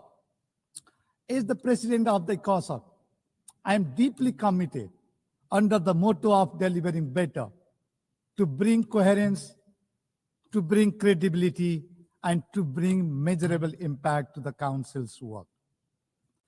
As a member of the Peace Building Commission, Nepal is deeply committed to supporting inclusive, nationally owned, and locally driven peace-building process. Mr. President, the world today faces challenges of profound gravity and urgency. Many parts of the world are witnessing protracted crises. War is raging relentlessly in Ukraine. Suffering is deepening in Gaza, where civilians bear the heaviest toll. We support a two-state solution where Israel and Palestine coexist peacefully and securely with internationally recognized borders in line with the relevant United Nations resolutions. Nepal is deeply concerned about the innocent civilians held hostage by Hamas.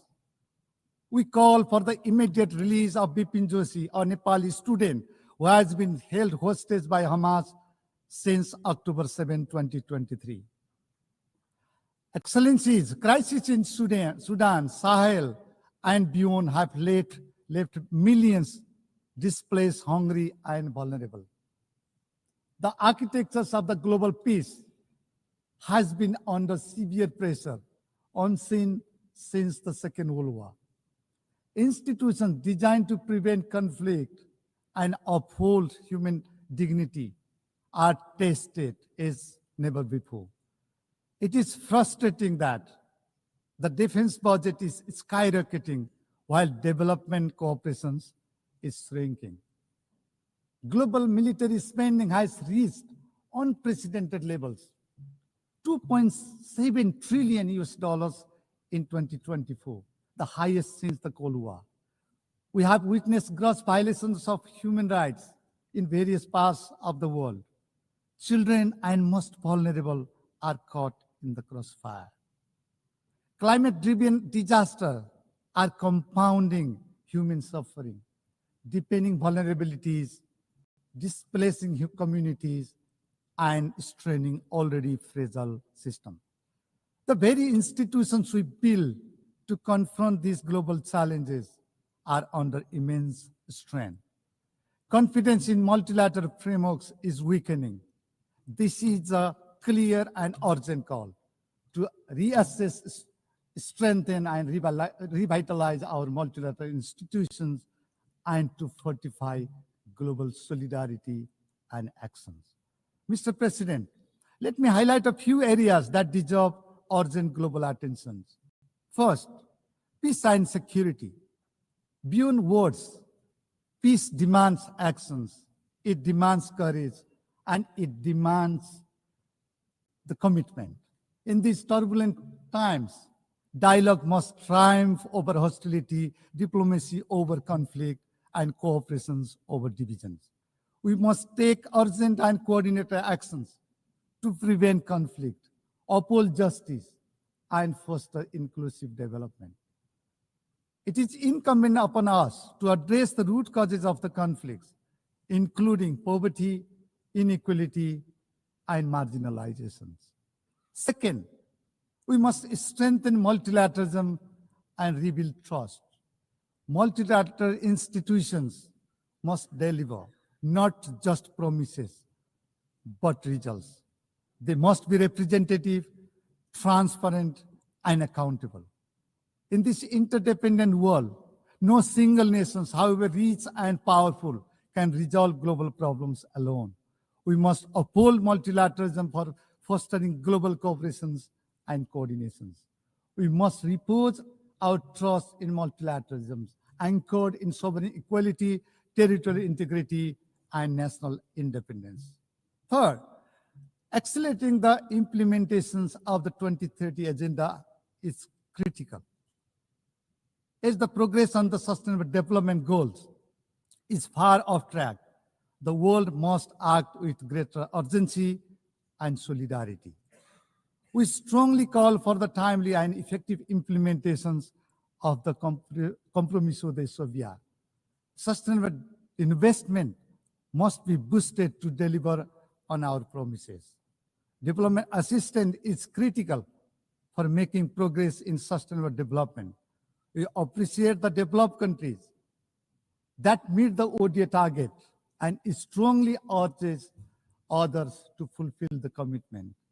We must make development finance adequate, easily accessible, predictable, and aligned with national priorities. Institutional and human capacity support tailored to the needs and priorities of the countries, particularly in the global south, should be prioritized.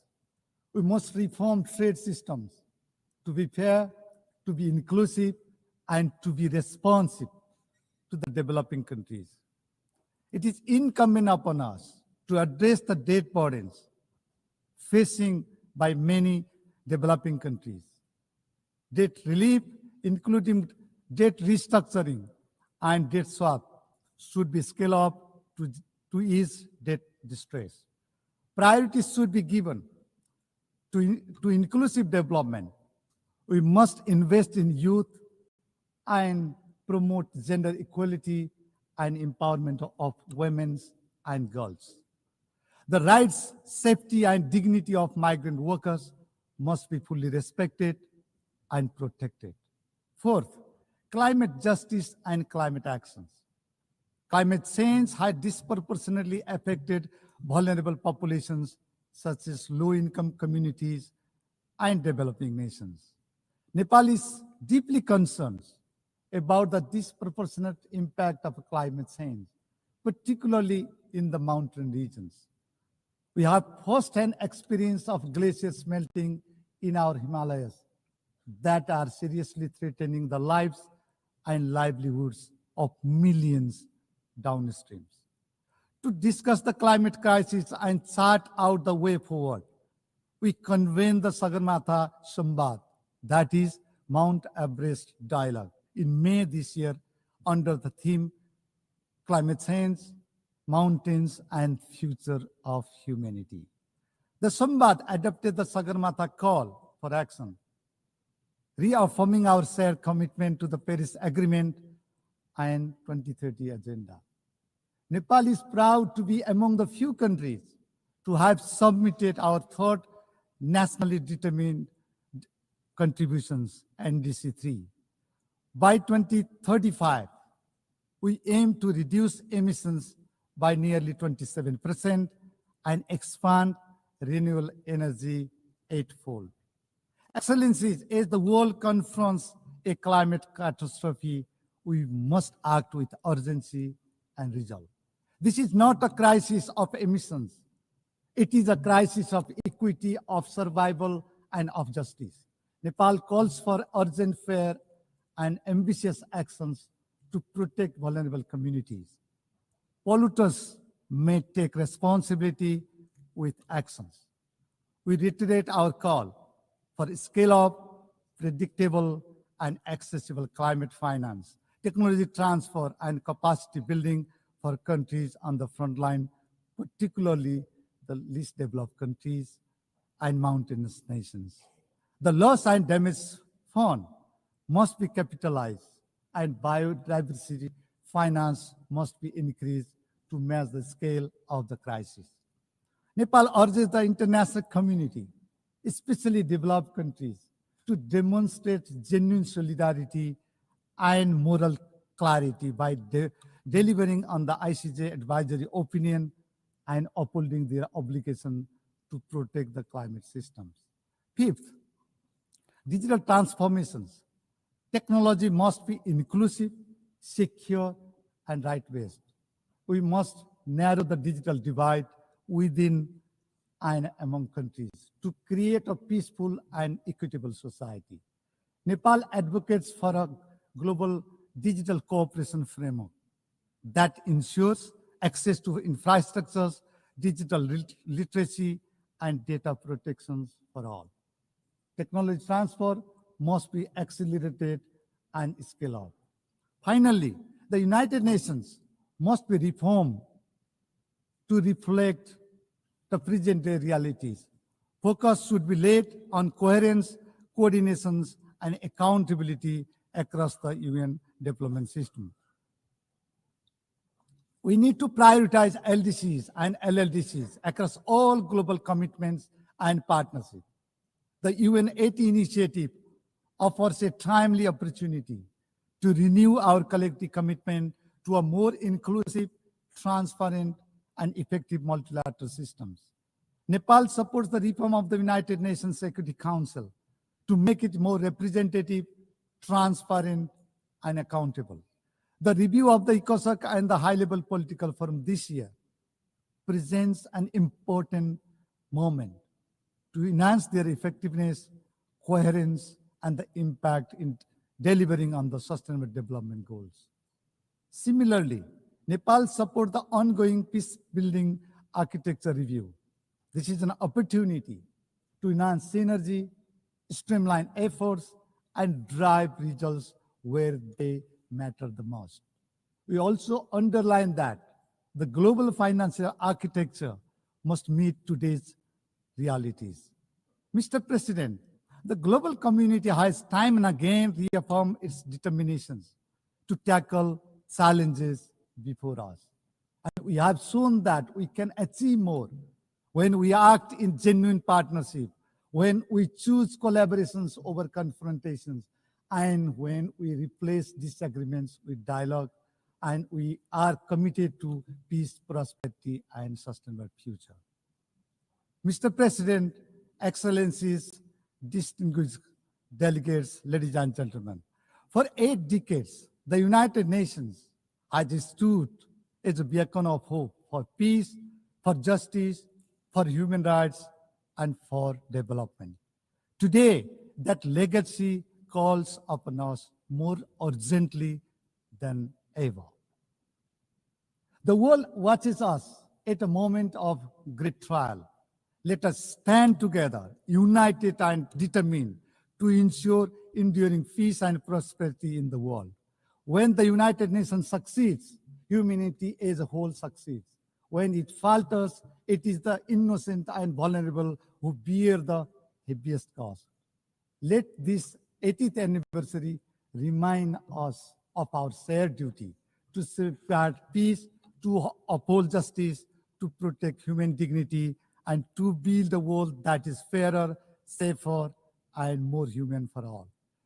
Nepal stands firmly committed to doing its part in shaping a safer, more prosperous, and more sustainable world. I thank you. I thank the Chair of Delegation of Nepal.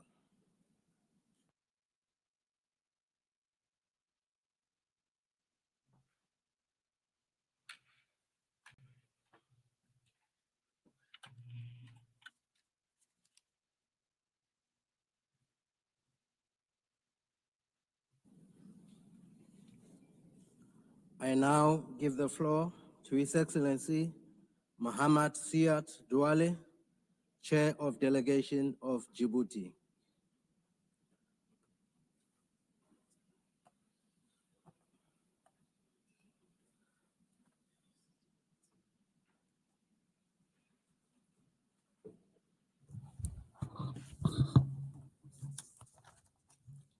Madame la Présidente, President, at the outset, I would like to extend our heartfelt congratulations to Her Excellency Miss Anna Baerbock, President of the General Assembly, at this historic session, which coincides with the 80th anniversary of the establishment of the United Nations. The theme you've chosen for this session, Better Together, 80 Years and More for Peace, Development and Human Rights, edifyingly conveys the international community's patient, meticulous, painstaking quest, which it has been undertaking since the UN Charter was signed 80 years ago. We can take pride in what we've achieved and all of the successes of our organization. Despite the difficult context, nothing should dent our determination to build a world that's less unequal, that exhibits greater solidarity, a world that is more peaceful and more prosperous. We extend our gratitude to your predecessor, Mr. Philemon Yang. We're grateful for his openness, his leadership, and his ongoing efforts throughout the session that's just drawn to a close. President, Secretary General, over the last 8 decades, the role of the United Nations was pivotal in support to decolonization in Africa and Asia, as well as on conflict resolution, nuclear proliferation, the fight against poverty and climate change, the promotion of human rights, and the management of pandemic risks.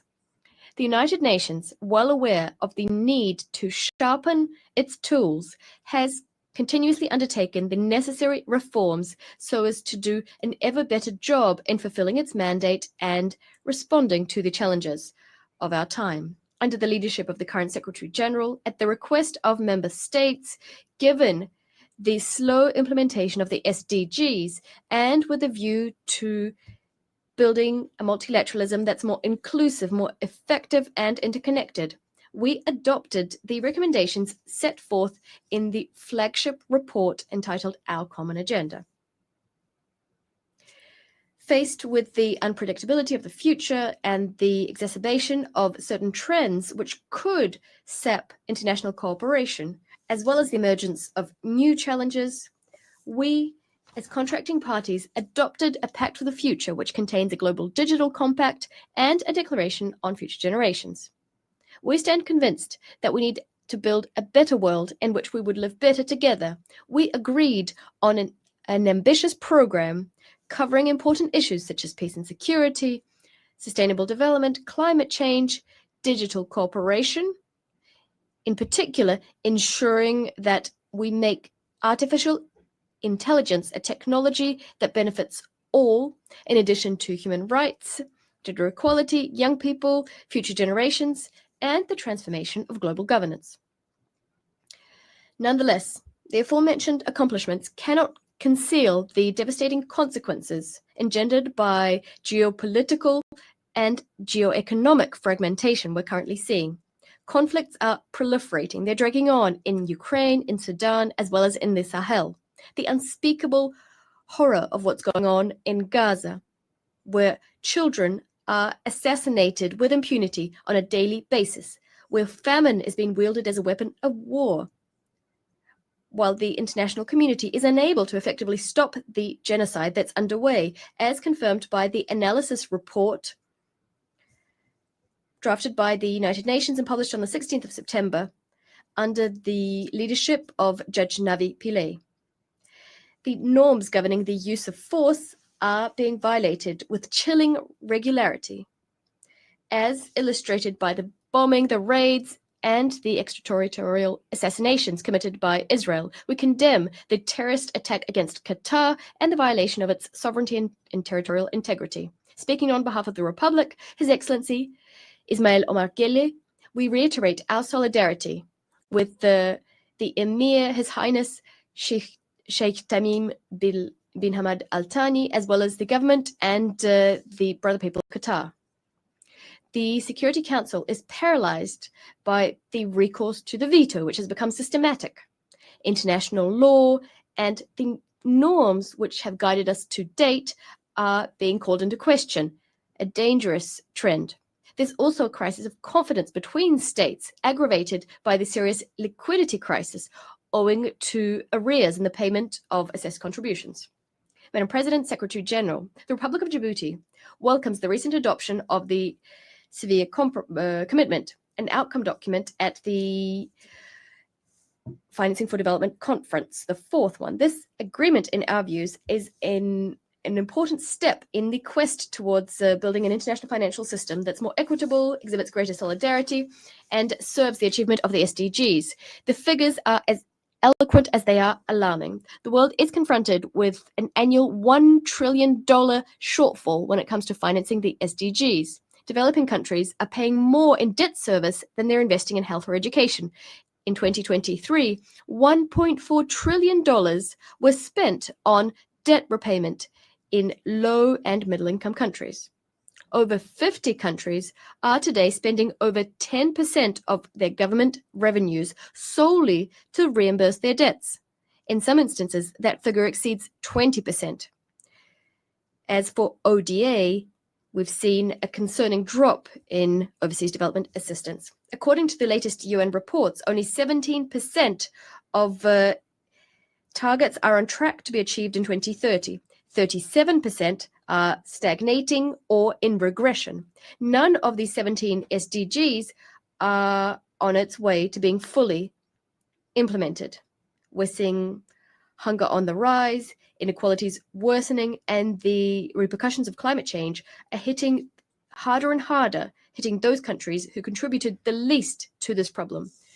Djibouti, although it's a very low emitter, is facing the disproportionate consequences of this crisis: prolonged drought, growing scarcity of water, heightened desertification, extreme heat waves, sea level rise, which is directly threatening our coastal areas where most of our population lives. We stand convinced, as recalled recently at the Second African Summit on Climate in Addis Ababa, that the urgency of the situation requires an effective adaptation strategy first and foremost. In Djibouti, the Sovereign Carbon Agency is collecting carbon contributions on the basis of the polluter pays principle, transforming them into adaptation projects for affected communities.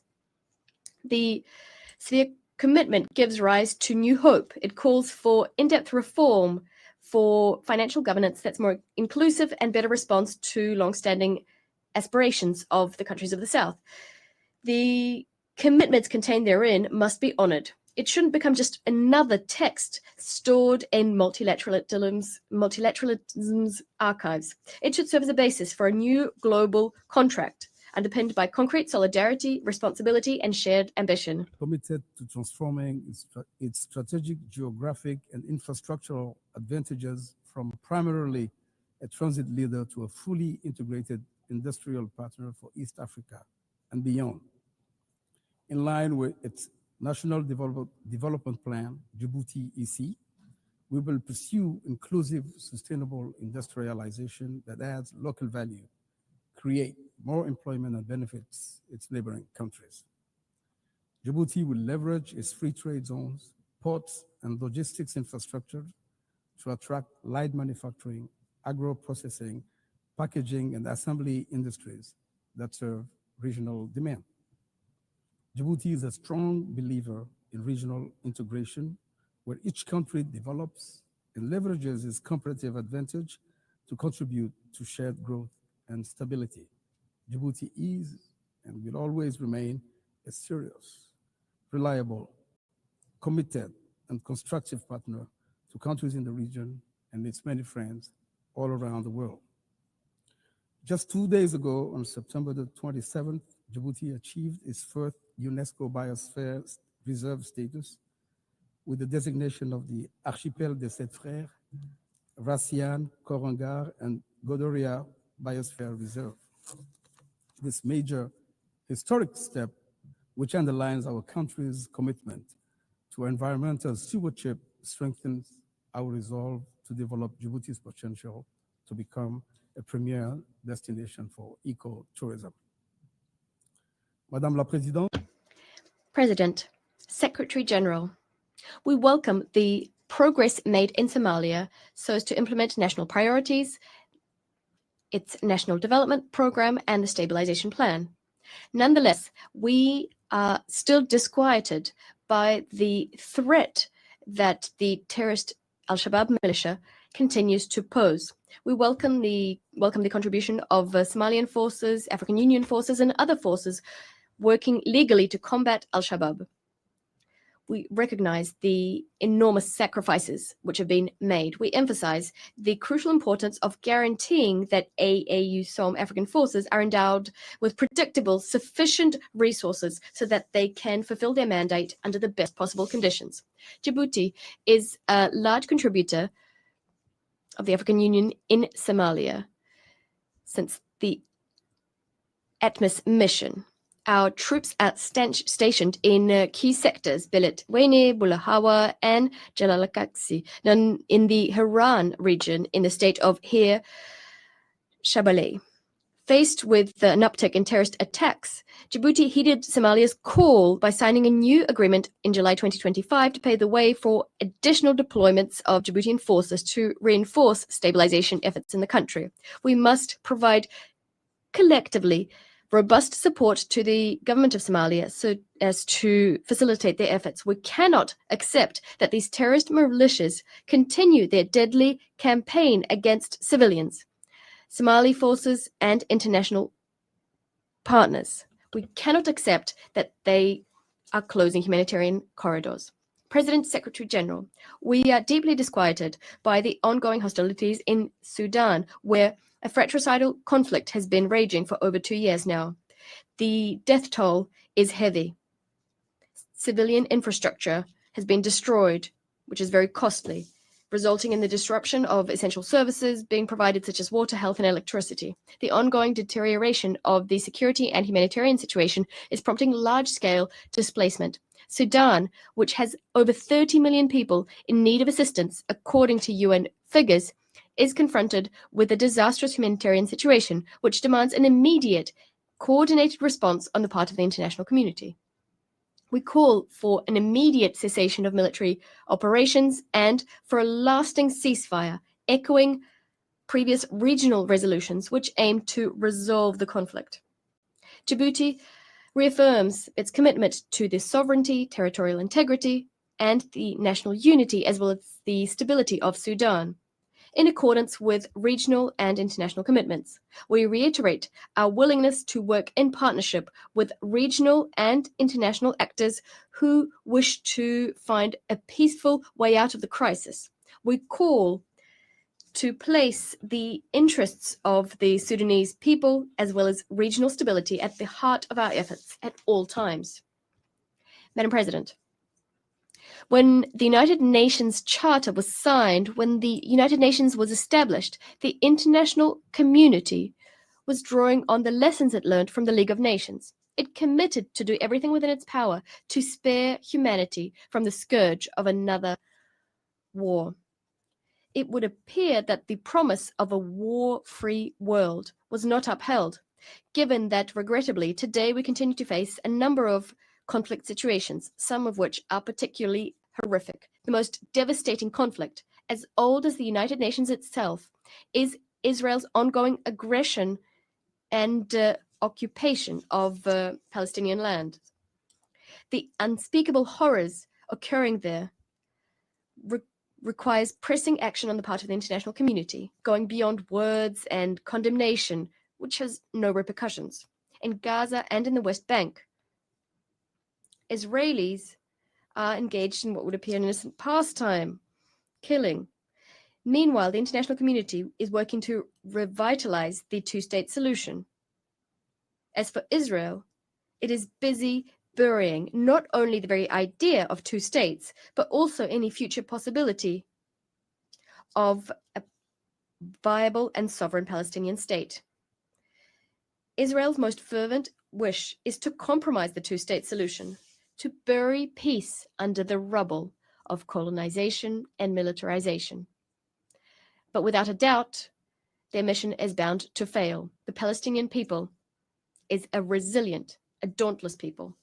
The international community is equally determined as demonstrated by the resolution adopted by a large majority of member states, as well as by the very encouraging results of the international conference held on the 22nd of September, co-chaired by Saudi Arabia and France. We'll never say it enough.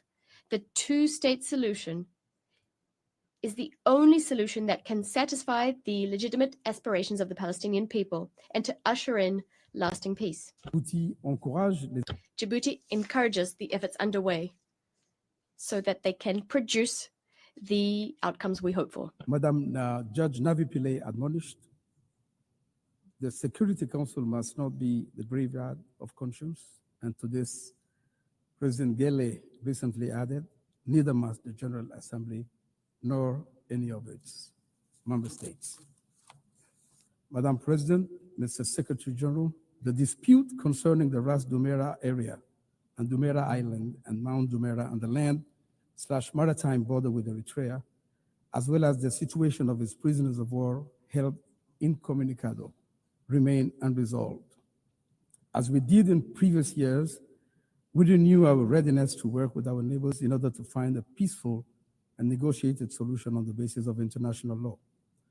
The Republic of Djibouti solemnly reaffirms in this anniversary year, when we celebrate the 80th anniversary of the signing of the Charter of the United Nations, and as required by Article 33 of this fundamental document, its proposal to negotiate either through bilateral means, mediation, conciliation, recourse to the International Court of Justice, or arbitration to settle the dispute in a legally binding and definitive manner. Madame la Présidente. Madam President, Secretary General. 80 years after its establishment, the United Nations continues to serve as a forum and to provide adequate tools which we could further refine, of course, allowing us to live together better and to tackle the complex challenges our world faces, those related to peace and security, development, and human rights. We must do our utmost to ensure that the United Nations doesn't remain a symbolic theater safeguarding its image, but deaf to the demands for reform, including Security Council reform, which requires the granting to Africa of the seat it deserves, thereby righting a historical injustice. The United Nations is more essential than ever. We shouldn't turn it into a sacrificial victim, a victim sacrificed on the altar of our differences and our inability to bind ourselves to each other with strong bonds of trust. We should work together to inject new meaning into multilateralism and to strengthen international cooperation in the interests of all states, small and large alike. I thank you.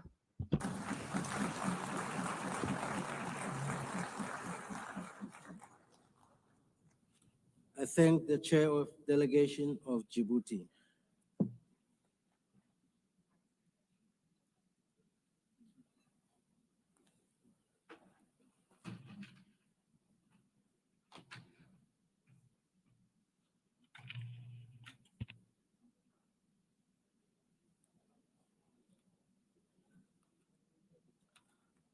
I now give the floor to Her Excellency Christina Marcus Larsen, Chair of Delegation of Denmark.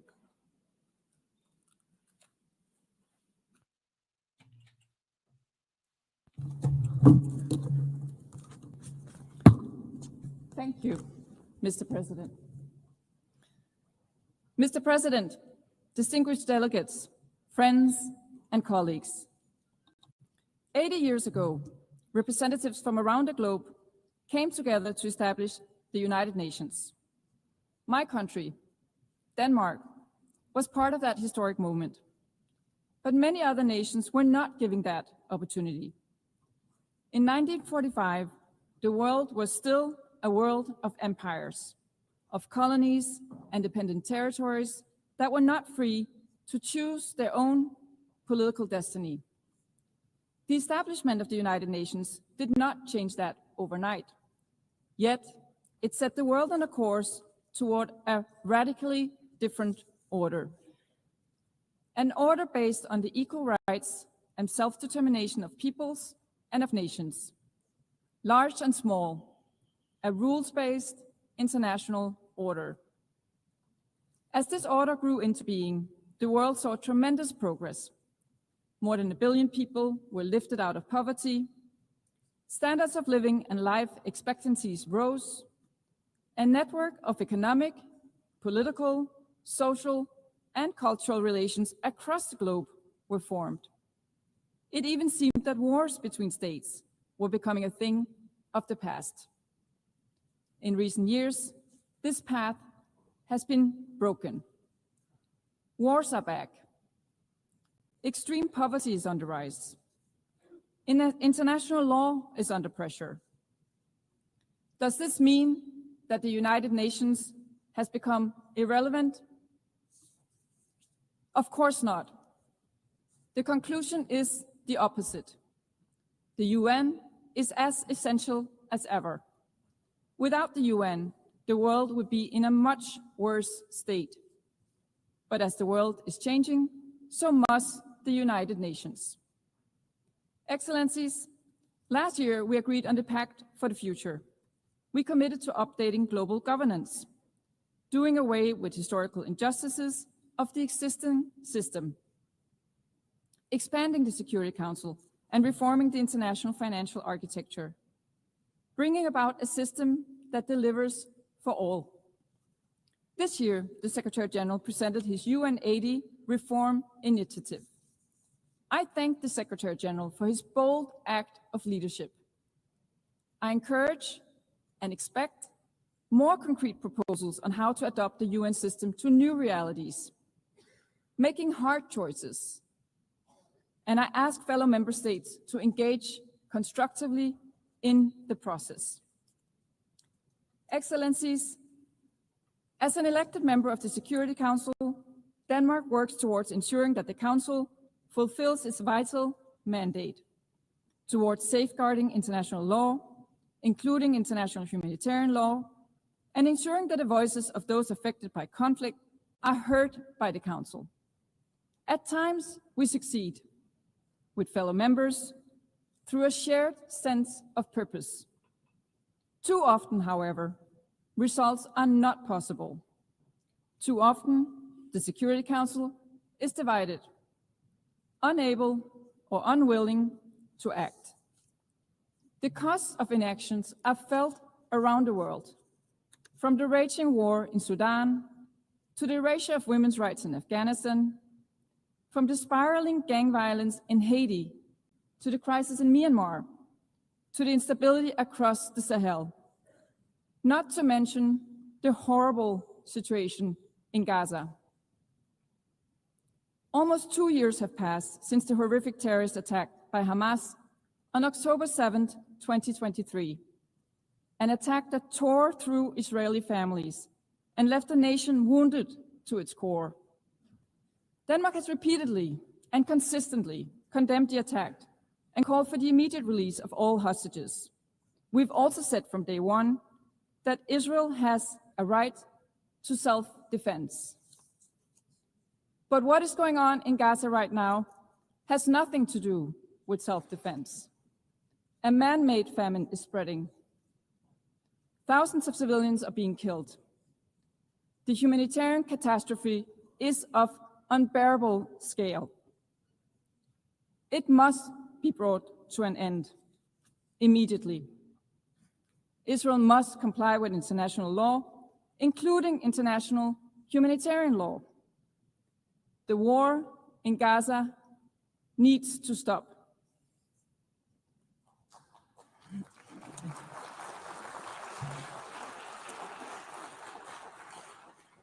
The two-state solution remains the only solution to a lasting peace for two peoples, both deserving of security, both deserving of dignity. The high-level conference on the two-state solution last Monday clearly demonstrated that the momentum is growing, that we are witnessing a renewed energy and enthusiasm for peace based on the two-state solution, a solution that Denmark is prepared to build on. The keys to recognition of a Palestinian state can no longer lie in the hands of the Israeli government. The Palestinians themselves must become masters of their own destiny. Excellencies, in Ukraine, Russia's horrific and illegal war of choice continues. A war that could end tomorrow if only Russia wanted to. If only Russia would withdraw to its own territory and refrain from trying to alter international borders by force. Russia's blatant violation of the UN Charter is felt most intensely in Ukraine and in Europe. Yet, its political and economic repercussions are felt across the world, from the disruption of supply chains to global inflation. Costs that are borne primarily by developing countries, far away from the European battlefield of Russian creation. From the outset, Denmark has stood by Ukraine, politically, economically, militarily, and let there be no doubt, Denmark will continue to support Ukraine for as long as it takes. We must support Ukraine's military as it fights to protect its people, its territory, and its freedom. This is exactly what Denmark is doing through a range of initiatives. We call on others to step up and do the same. Because Ukraine is not just fighting for its own existence. It is fighting to defend the very principle that define the UN-based world order. Territorial integrity, national sovereignty, and the right to political independence. Let us never forget that Russia is the aggressor.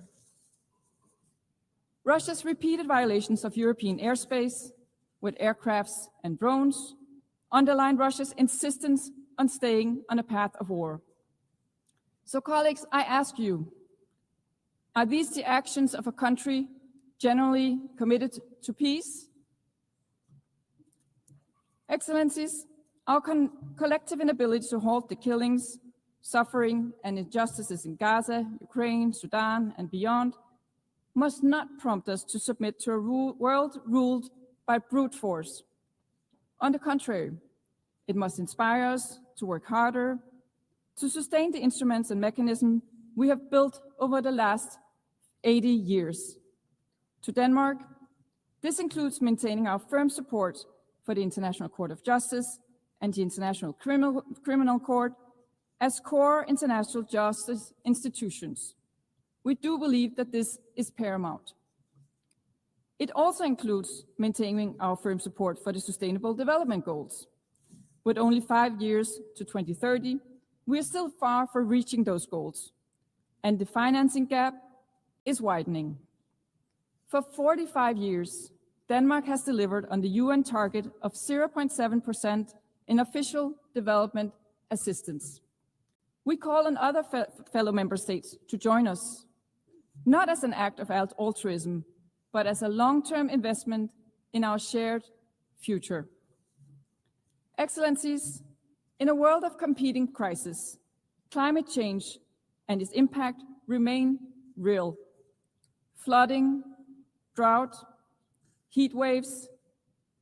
Again, the cost of inaction are felt across the world, and particularly in developing countries. The COP30 Climate Summit in Brazil will be a decisive moment. The benefits of the green transition are evident. Demand for clean technology is on the rise. In 2024, more than 90% of new power added to the world's grid came from renewable energy. Green transition is not only good for the planet, but also for investments, innovation, jobs, competitiveness, and resilience. So sometimes all good things really do go together. Excellencies, building on a livable planet for future generations is not just about nature or resources. It's about people. Defending human rights is as essential as today as it was in 1945. Perhaps ever more so, as the pressure is growing, especially on the rights of women and girls. To Denmark, it is evident that gender equality is not only the right thing to do, it is the smart thing to do. That is also why Denmark, as we look to the upcoming process of selecting a new Secretary General for the United Nations, is encouraging member states to put forward qualified female candidates. After 80 years, it is high time for a woman to be at the helm of this organization.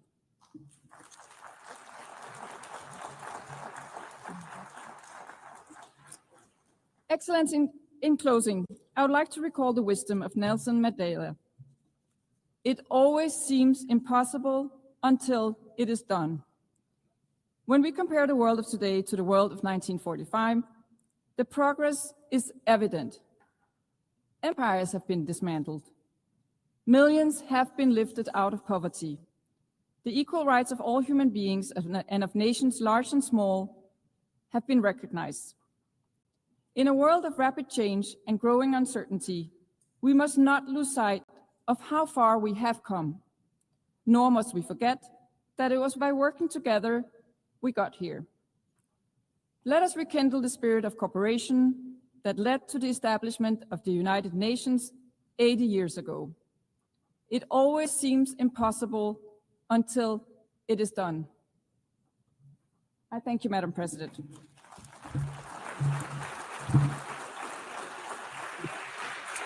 I thank the chair of the delegation of Denmark. I now give the floor to His Excellency Marc Hermanye Nadudu Araba, chair of the delegation of Benin.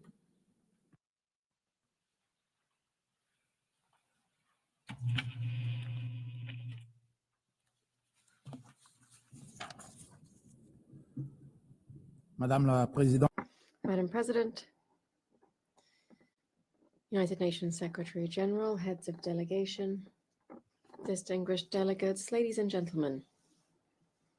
It is with a profound sense of honor and responsibility that I take the floor on behalf of His Excellency Mr. Patrice Talon, President of the Republic of Benin, on the occasion of this 80th session of the United Nations General Assembly. I wish to first and foremost extend my warmest congratulations to Ms. Elena Baerbock on her outstanding election to preside over this session. I assure her that she will have the full support of my delegation in the discharge of her noble mission. I'd also like to commend the unwavering commitment of Mr. Antonio Guterres, United Nations Secretary General, for his indefatigable efforts in favor of peace, security, sustainable development, and respect for human rights in a global context marked by mounting uncertainties and multiple crises. At this time in which we are celebrating the Oak Jubilee of our common organization, I believe it's timely to conduct an assessment of its progress in charting the path towards a better and more peaceful world. We meet this year in an international climate that is heavily overshadowed by the proliferation of hotbeds of tension, worsening humanitarian and climate crises, creeping inequality, as well as the erosion of trust in multilateral institutions. These challenges, which are unfolding around the planet, severely test our collective ability to preserve peace, to promote shared prosperity, and to protect human dignity. This tumultuous global context fully confirms the relevance of the topic chosen for this general debate: Better Together, 80 years and more for peace, development, and human rights. For Benin, there is but one answer to these challenges: enhancing international cooperation, breathing new life into multilateralism, and restoring the full meaning of solidarity among peoples. Madam President, we stand today at a critical juncture in contemporary history. The world as we knew it is being transformed by profound shifts, in particular the reshaping of strategic balances, fast-paced technological development, the climate crisis, rising interdependence, but also rivalries. These are not merely cyclical adjustments, rather they augur a new global geopolitical order.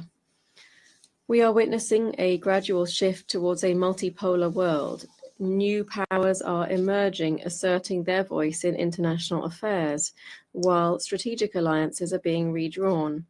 This dynamic provides opportunity for rebalancing, but also carries with it risks of fragmentation. My delegation stresses that this nascent world shouldn't relegate smaller-sized states to the role of mere bystanders, nor drown them out under the commotion of great power rivalries. Our voices matter, our experiences matter, our solutions matter. The history of this organization, founded on the principle of the sovereign equality of states, has oft demonstrated that smaller actors are very often able to act as counterbalances thanks to their ability to embody restraint, dialogue, and cooperation, the very essence of multilateralism. My country, Benin, perceives its place in this new global order as that of a stabilizing and cooperative force, a font of proposals, which does not aspire to decide global policy, but which, in terms of the great challenges that we have to meet together, has a vision to share. Our foreign policy is based on respect for international law and the primacy of peaceful settlements to disputes. We believe that the rule of law must always prevail over the rule of force. We favor the virtues of preventive diplomacy, mediation, and consensus building within regional and international organizations. Heir of a plural history, we support cultural diversity as a pillar of global peace. We strive to reconnect Africa with its diasporas by, in particular, offering Beninese nationality as a gesture of recognition to Afro-descendants who wish to claim it. In this new global order in the making, the issue of national sovereignty has returned to the forefront of our debates. All around the world, nations are reaffirming their legitimate right to decide on their own path, to protect their vital interests and to preserve their territorial integrity. This aspiration is legitimate. It is rooted in international law, in the United Nations Charter, and in the will of the peoples. Nonetheless, at the same time, this quest for sovereignty is sometimes interpreted as a call for isolationism and closure. Rather, Benin sees sovereignty as synonymous with an ability to act independently, underpinned by a clear understanding of national interests. It is to be exercised in the context of an international system in which every state, while remaining the master of their own choices, recognizes that common challenges demand collective responses. True sovereignty is also visible in the capacity to engage in dialogue, to negotiate, to cooperate, and to be open to the world. Madam President, Benin observes with concern the proliferation of armed conflicts in Eastern Europe to the Middle East, Sahel, and the Great Lakes region, threatening millions of lives, triggering mass population displacements, weakening institutions, and destroying infrastructure. This, in turn, fuels a cycle of poverty and violence in affected areas. In light of this reality, we have a clear belief. No conflict can be sustainably resolved by the force of weapons. Only an inclusive dialogue backed by true political determination, along with sustained international engagement, can open the way to just and lasting peace, perhaps in particular in the humanitarian chaos in Gaza, where the prospects for reconstruction appear uncertain. Benin reaffirms its support for the two-state solution as the only viable path towards a lasting settlement of the Israeli-Palestinian conflict, in accordance with the relevant resolutions of the Security Council and the New York Declaration, adopted at the conclusion of the international conference organized jointly by France and the Kingdom of Saudi Arabia in July this year. Benin is also following with great concern the developments in the crisis in the eastern DRC, marked by persistent violence despite recent diplomatic initiatives. We commend the efforts of Qatar and the United States of America to promote de-escalation and to open the way to an inclusive dialogue. We call on the parties to silence the guns, and we encourage the African Union to ensure consistent strategies, complementary operations, and coordinated peace efforts in the Great Lakes region. Benin is in favor of preventive diplomacy regaining its rightful place in the work of our organization. Preventing a conflict is always less costly in human and financial terms than grappling with its consequences. This is the case in our sub-region, which is currently facing the threat of terrorism, violent extremism, and transborder crime. The situation in the north of my country, which is under attack from terrorist movements, particularly Jenim in the tri-border area with countries of the Sahel, is critical. The government is addressing this decisively with the support of international partners through an inclusive strategy combining reinforced border security, community development initiatives, assistance to internally displaced persons and refugees, together with radicalization prevention programs. Terrorism is a transnational threat, and without strategic cooperation and strengthened mutual trust between countries, national efforts alone are, alas, insufficient. Furthermore, peace can only be preserved if it is underpinned by justice and respect for international law. This means that all member states must meet their obligations, must respect national sovereignty, and renounce any form of interference or aggression. Madam President, 10 years ago, the international community adopted the 2030 Agenda for Sustainable Development, embodying the ambitious pledge to leave no one behind.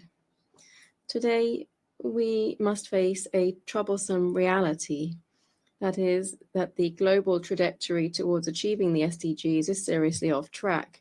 Successive shocks, the COVID-19 pandemic, security crises, the exacerbated effects of climate change, geopolitical tensions, and an economic slowdown have stalled or even reversed progress in many countries, particularly in sub-Saharan Africa.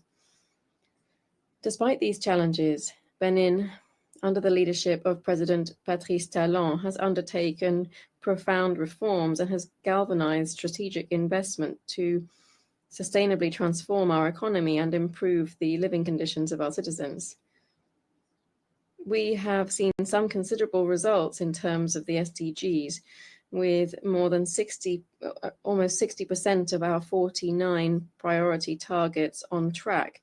The 2025 SDG index for Benin is 57.8 points, which means that our country stands first worldwide in terms of progress, with a gain of 14.5 percentage points since 2015. These positive results speak to Benin's ability to transform our public policies into tangible progress for our population. And yet a number of challenges remain to be met in order to consolidate the gains made and to bridge gaps. We therefore call for collective mobilization with less than 5 years to go before the end of the 2030 Agenda. This calls for renewed multilateral action to ensure that the Seville commitment is consistently implemented. This was adopted at the 4th International Conference on Financing for Development. We call for a deep-rooted reform of the international financial architecture and of governance of multilateral development institutions so that they can better include countries of the South in their decision-making processes, can modernize their financial instruments in line with new challenges related to the energy transition, social inclusion, and climate resilience. Furthermore, achieving the SDGs demands that considering young people and women as more than mere beneficiaries, rather as genuine partners in change. In Benin, more than 65% of the population is under 30 years of age. Investing in their potential is not only a demographic imperative, but rather a strategic choice to build a prosperous, inclusive, and resilient society.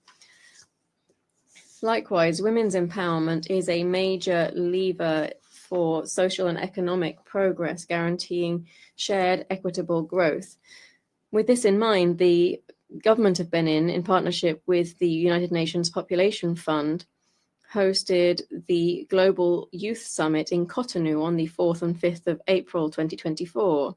On the 30th and 31st of July this year, the same city, Cotonou, hosted the annual coordination meeting of the African Union and its member states on strengthening the implementation of the Women, Peace and Security agenda in the context of the 25th anniversary of the adoption of Resolution 1325 by the UN Security Council.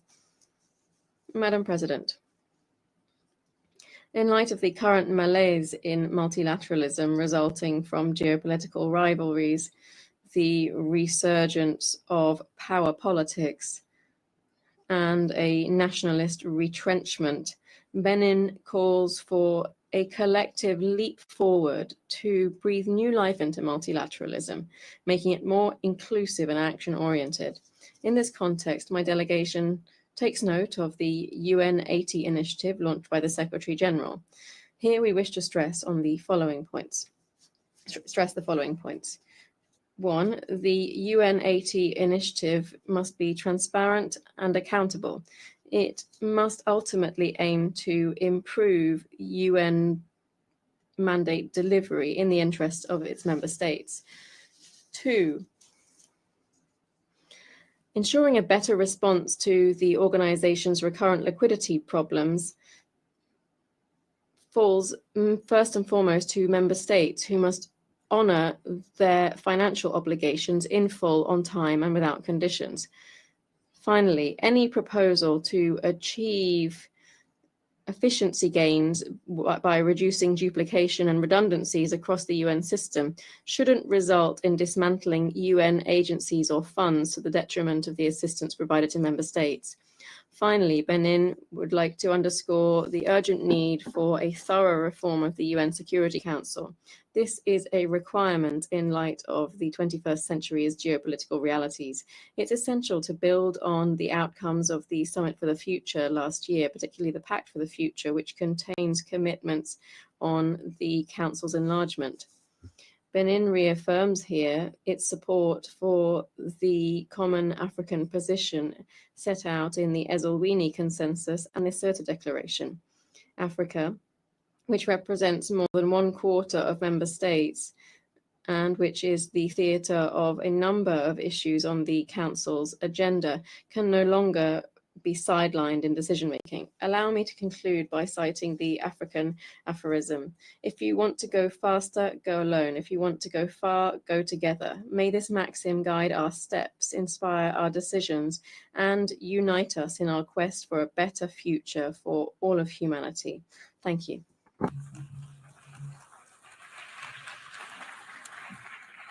I thank the chair of the delegation of Benin. I now give the floor to His Excellency Odo Tevi, chair of the delegation of Vanuatu.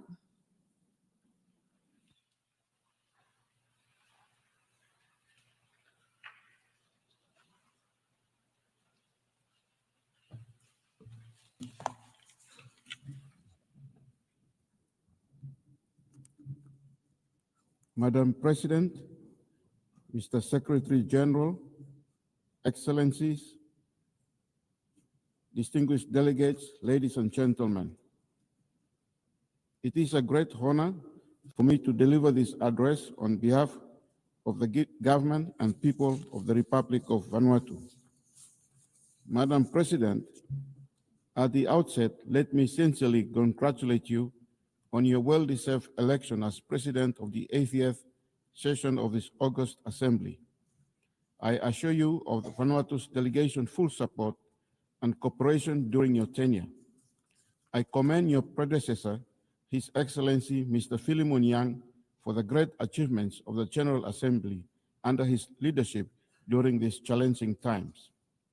I would also like to extend my sincere congratulations to the Secretary General, Mr. Antonio Guterres, for his continued vision, wisdom, and skillful leadership of the United Nations during these tumultuous times.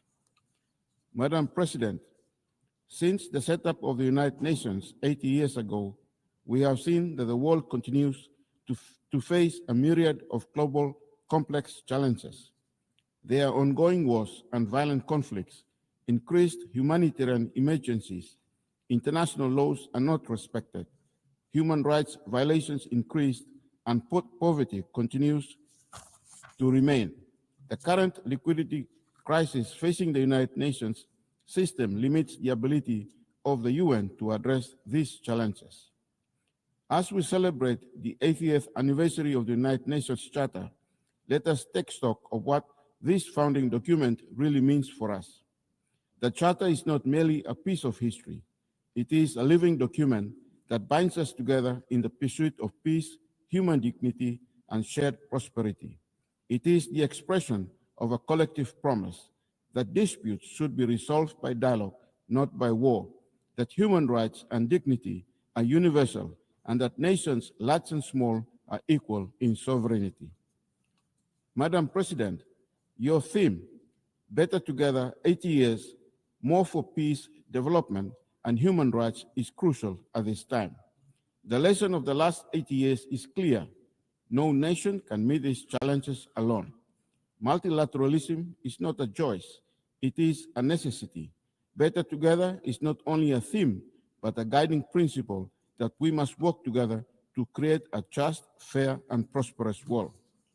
Madam President, the Prime Minister of Vanuatu, in his 45th Independence Commemoration speech on 30th of July this year, called on our people to renew unity, national harmony, and long-term vision, to hold fast to the values of faith, culture, and shared purpose, especially in times of challenge. That same spirit must guide our engagement in New York today. Small island states like ours cannot face climate change, global insecurity, or technical disruptions alone. Our independence reminds us that sovereignty is precious, but so too is solidarity. In the past few years, we have experienced a number of Category 4 to 5 cyclones, which have contributed to the erosion of around 30 to 60% of our economy. Moreover, in early December 17, 2024, we experienced a devastating earthquake in our capital that damaged our infrastructure and buildings. The cumulative effect of these disasters are huge. Each disaster erodes our infrastructure, displaces communities, and sets back economic and social progress. Recovery is slow, and our resilience is tested. The compounding nature of this crisis makes adaptations and preparations ever more urgent. And yet, as a small island developing state, Vanuatu faces limitations in resources, capacity, and access to finance.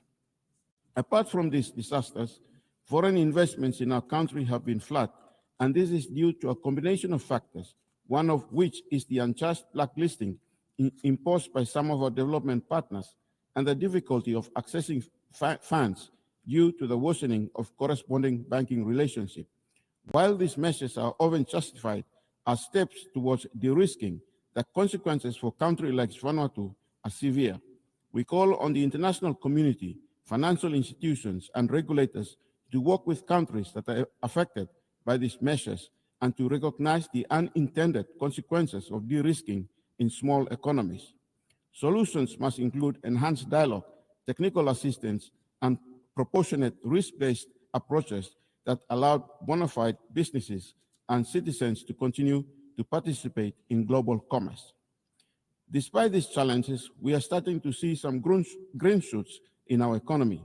Our economy is anticipated to recover this year and in the medium term. Of course, our growth prospects, among other things, will depend on a favorable external and domestic economic environment and how far we can withstand natural disasters in the future. Our development experience thus far reveals that as a vulnerable country which has graduated from least developing country status, it is not easy to chart your own course for development. The international environment has been unfavorable for small island developing states, and accessing climate and development finance continues to be challenging. The securitization of development finance makes it difficult to address our most pressing development challenges. Just like any other small island developing states, Vanuatu relies on the current global legal order that is underpinned by the UN Charter to thrive. As a nation, we will continue to espouse for the preservation of these ideals. Furthermore, we call for the UN to urgently look deeper into the challenges of states like Vanuatu and find innovative ways to assist them. Madam President, this facility, which aims to support climate projects that will build resilience in our economies and communities in the Pacific. This is one of the first regional-led initiatives of its kind in the world. I join our Pacific leaders to thank our development friends and partners to contribute further to this facility. Madam President, as you are well aware, Vanuatu, with the support of a coalition of nations, led a UN resolution which was adopted by the UN General Assembly in March 2023, calling for the International Court of Justice to provide an advisory opinion on climate change. The court delivered its historic opinion in July 2025, affirming that states have clear legal obligations to protect the environment and human rights from the impacts of this crisis. For vulnerable nations, including small island developing states, this opinion is a powerful affirmation of a long-standing call that climate change is an existential threat and that the world has a legal duty to respond. Now that the advisory opinion is rendered, Vanuatu will take a follow-up resolution this year to the UN General Assembly to affirm the findings of the court and propose actions for the opinion to be operationalized. I call upon all the UN member states to support this crucial resolution. Taking climate change to the ICJ, but only one tool to get us closer to the end goal of a safe planet for humanity. That is why, beyond the ICJ, we are also supporting other tools to battle the existential threat of climate change. We call on all states to join the group of Fifth Independent Crime of the Rome Statute of the International Criminal Court and thank the nations of Fiji, Samoa, and the Democratic Republic of Congo for their existing support in this regard. Vanuatu maintains that better prevention of future environmental destruction is as fundamentally important as mitigating and adapting to existing damage. We believe that criminalization of the severest forms of environmental destruction at the international level can and should play a crucial role not only in deterring harm, but also in protecting the rights of present and future generations. The imposition, Madam President, the imposition of cohesive economic measures, including unilateral sanctions against developing countries, is unfair and unjust. It undermines the social and economic development of these countries. Such measures are in violation with the principles enshrined in the Charter of the United Nations. In this respect, we call for the uplift of the economic embargo on the Republic of Cuba.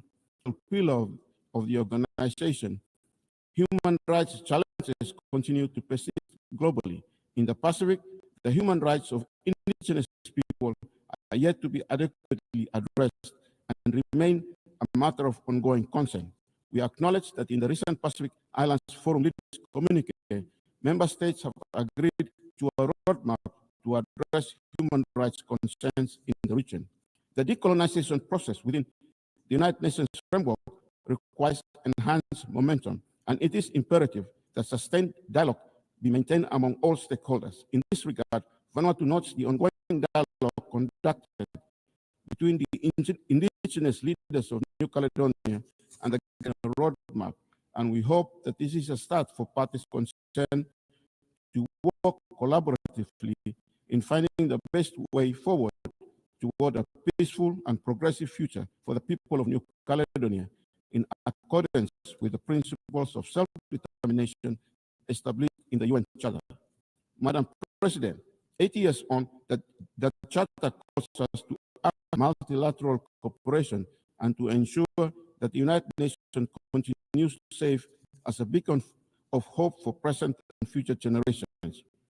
By returning to the spirit of the Charter, equality of nations, respect for rights, and shared responsibilities, we can meet these challenges and build a future where no state, large or small,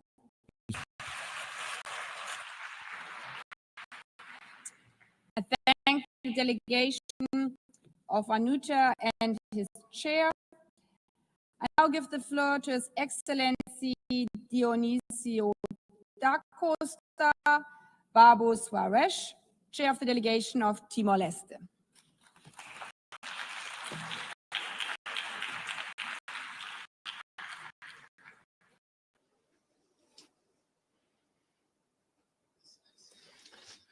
Your Excellency Annalena Baerbock, President of the General Assembly of the United Nations. On behalf of the government and people of Timor-Leste, I extend warm congratulations to Your Excellency on your well-deserved election as President of the 80th session of the United Nations General Assembly. It is an important step in correcting the historical gender imbalance in the leadership of this organization. We also thank you for our work in the previous session. We also pay tribute to the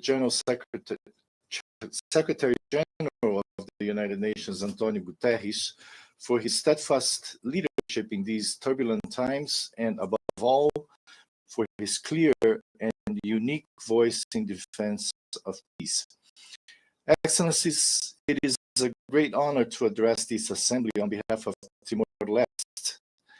Our relationship for our country, which joined the United Nations family in 2002, following a long struggle for self-determination, the 80th anniversary of the organization is a moment for reflection on the transformative power of multilateralism.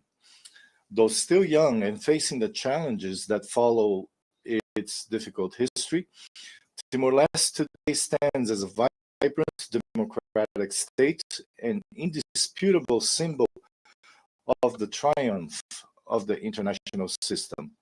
Through the United Nations, we restored our right to independence and today, this family of nations continues to support us in our sovereign process of development and growth. It is also with the United Nations that we will continue in the international sphere to pursue the path of peace, freedom, equality among peoples, and the right to self-determination in every corner of the world without exemption. Walking towards self-destruction marked by international and civil conflicts, humanitarian emergencies, the climate catastrophe, and the resulting deepening of inequalities, Timor-Leste reaffirms our firm conviction that the multilateral system is not a choice, but a necessity. The United Nations emerged and unilateral interventionism, grounded in the principles of dialogue and the search for collective solutions as instruments for peace, security, and the defense of human rights. House must be renewed and strengthened in the face of the thousands of victims of today's violence. We all must uphold international law. For small countries like mine, it is the only guarantee of justice, sovereignty, and national independence. It was international law that enabled us to secure sovereignty over our resources following the conciliation process with Australia. It is the system that allowed us to request an advisory opinion from the International Court of Justice on the obligations of states in relation to climate change. This historic opinion determined that the right to a clean, healthy, and sustainable sustainable environment is inherent to the enjoyment of human rights. The United Nations continues to plan humanitarian crises and mediating conflicts, rejecting the isolation of states and unilateralism. Timor-Leste calls for the 80th General Assembly to be a turning point in relation to current conflicts. Ladies and gentlemen, deeply concerned by the erosion of international humanitarian law and the suffering of civilians in ongoing conflicts, Timor-Leste calls on all states to renew their commitment to the peaceful settlement of disputes, to respect international law, and to strengthen peace and security remain the cornerstone of the Charter of the United Nations. We believe, however, that the UN cannot and must not delay in implementing the urgent reforms that we have all called for. First and foremost, to ensure its effectiveness in defending and guaranteeing human rights and international law, which are being violated. The urgency of UN reform lies in addressing the structural impediments that prevent it from fulfilling its most basic mission, to protect lives. To strengthen the global architecture for peace, Timor-Leste proposes that the General Assembly be given greater power and authority in security matters to prevent a single member state from paralyzing it. We also underline the importance of reforming the Security Council so that it reflects the vitality and reality of the 21st century and gives voice to developing and smaller states. We remain firmly convinced that an expansion of both permanent and non-permanent membership is necessary to reflect contemporary geopolitical realities. It is the right and duty of our nations to aspire to a Security Council that is more accountable, representative, transparent, relevant, and present. Our commitment to peace is reflected in the way we relate to the world. Through political, diplomatic coordination and multilateral cooperation within the community of Portuguese-speaking countries, Timor-Leste joins the collective effort to promote harmony, solidarity, and inclusion, contributing to global and regional challenges. As a member of the G7+, Timor-Leste has brought its own experience of post-conflict stability to influence the global agenda for peace and sustainable development, inspiring coordinated action and diplomacy based on sharing and exchange, with the aim of transforming for the G7+, held in April 2025 in Dili, Timor-Leste, and fellow conflict-affected countries renewed their commitment to peace building, resilience, and sustainable development. Excellencies, ladies and gentlemen, fulfilling the 2030 agenda must be a priority for all. We are, however, concerned that many of the targets to which we have committed ourselves remain far from being achieved. Timor-Leste formally acceded to the World Trade Organization in 2024, and after a committed path towards fulfilling all eligibility criteria, will, on the 26th of October, become a full member of the Association of Southeast Asian Nations, another milestone in our nation-building journey. This is a moment of great significance for an international recognition, and one of which we are very proud. Timor-Leste has aligned the SDGs with its Strategic Development Plan 2011-2030 and has made notable progress through effective and targeted public policies. With the current government, we are also initiating the energy transition consolidated policy on the blue economy. Having ratified the Agreement on Biodiversity Beyond National Jurisdiction, BBNJ, in September 2024, Timor-Leste adopted in June of this year the National Strategic Framework for the Blue Economy Policy and Action Plan 2025-2030, focused on the sustainable development of marine resources, improving the livelihoods of coastal communities, and protecting ecosystems. Nonetheless, the achievement of the SDGs does not depend solely on the individual will of each nation. It requires concerted and collaborative global commitment, shared values of humanity, the fight against inequality, peaceful coexistence, and the protection of our only home, the planet Earth. We must not forget the enormous inequalities that persist in the world.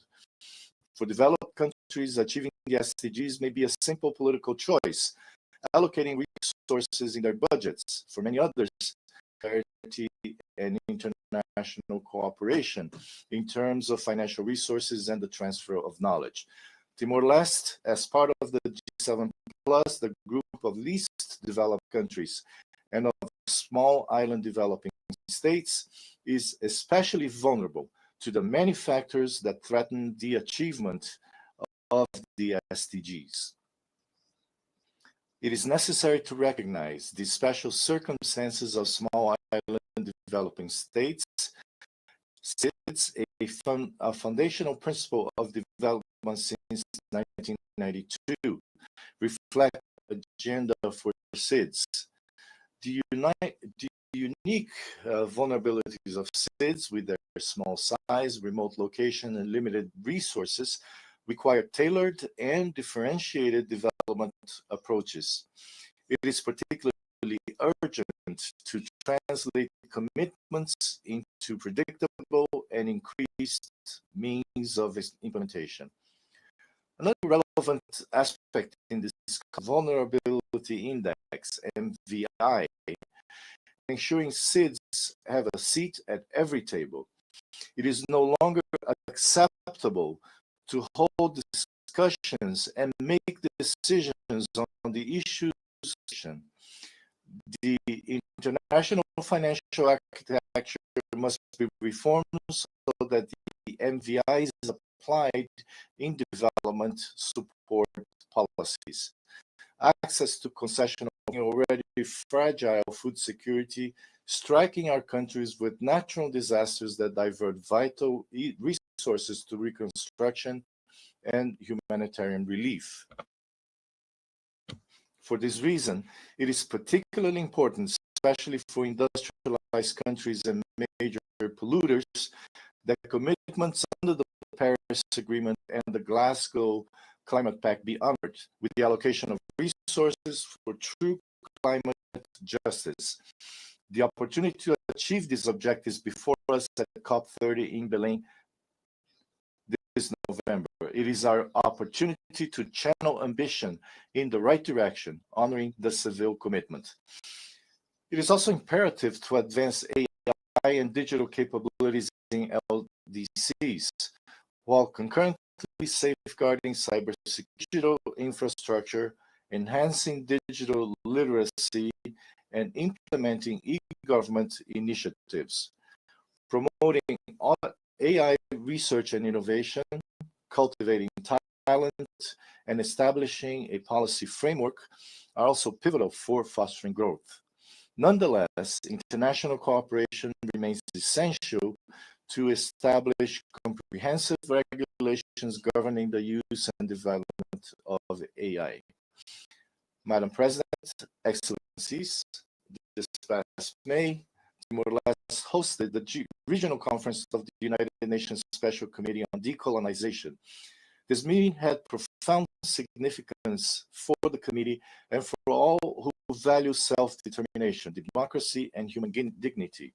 Holding this conference for the first time on Timorese soil allowed participants to witness our example as a success story, reaffirming the crucial role of the United Nations in defending peoples.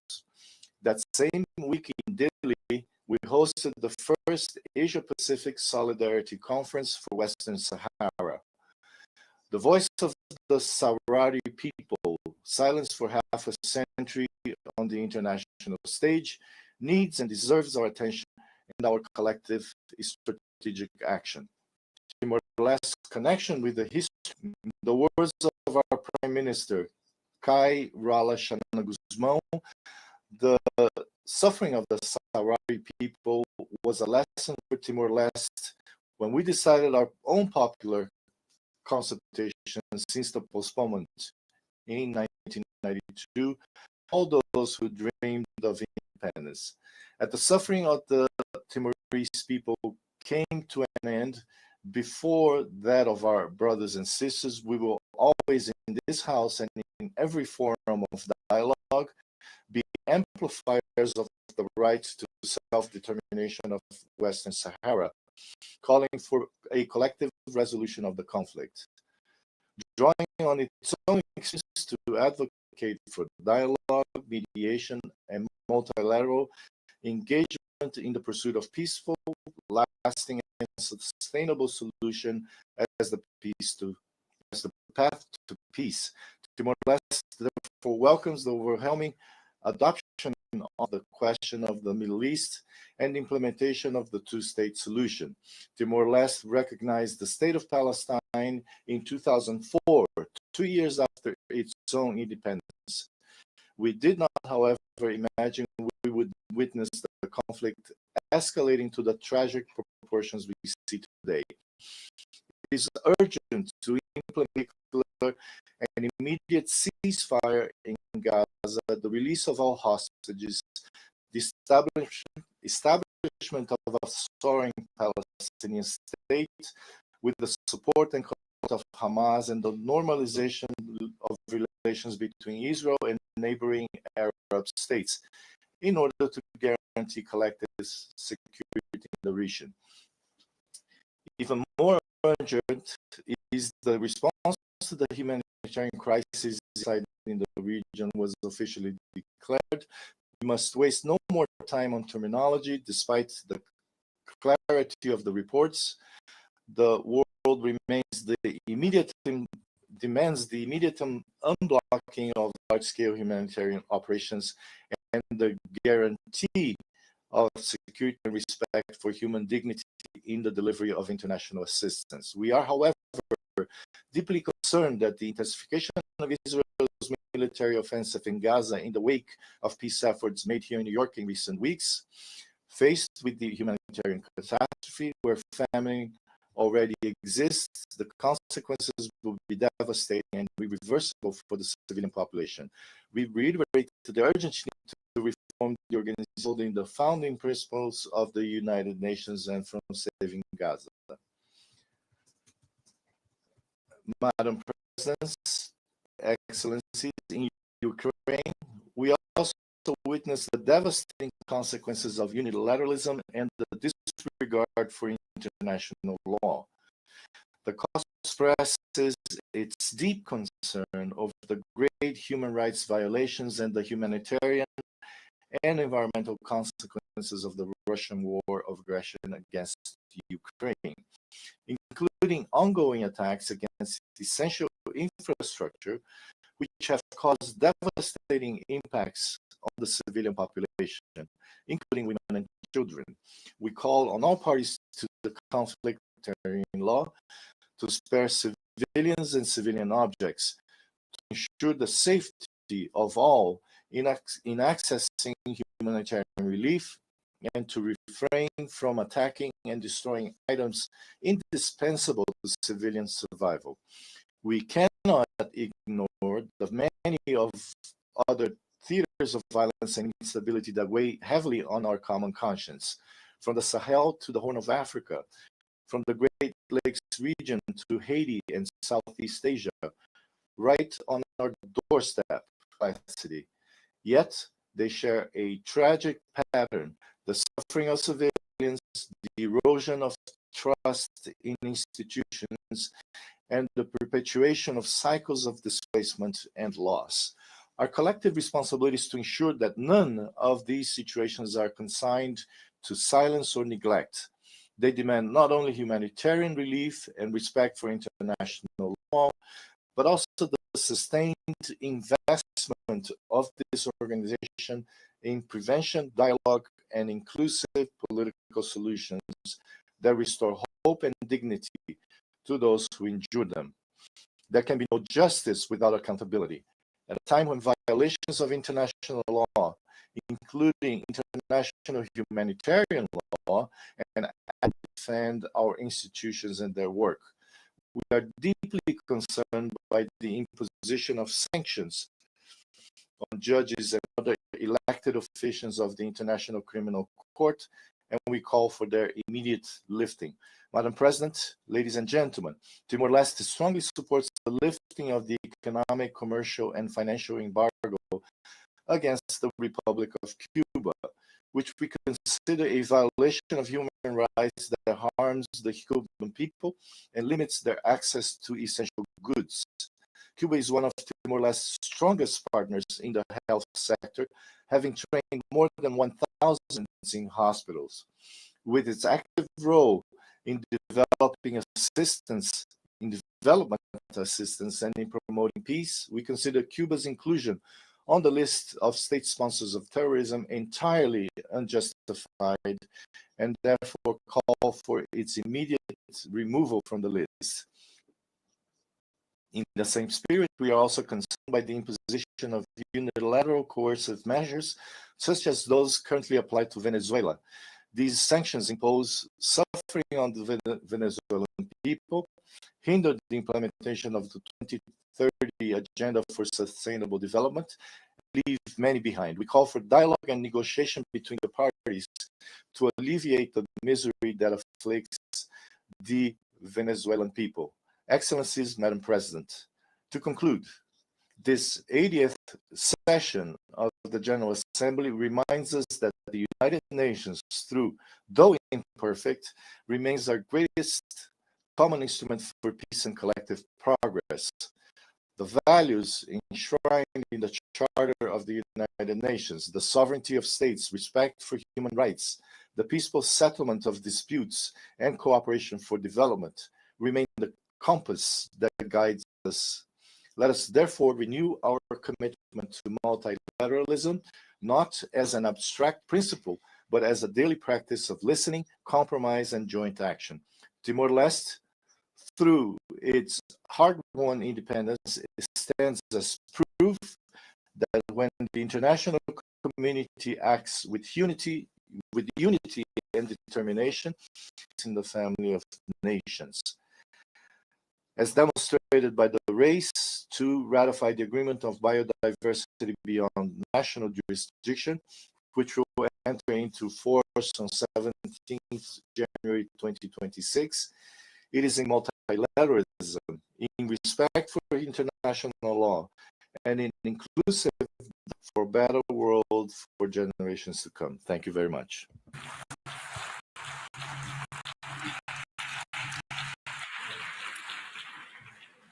I thank the Chair of Delegation of Timor-Leste.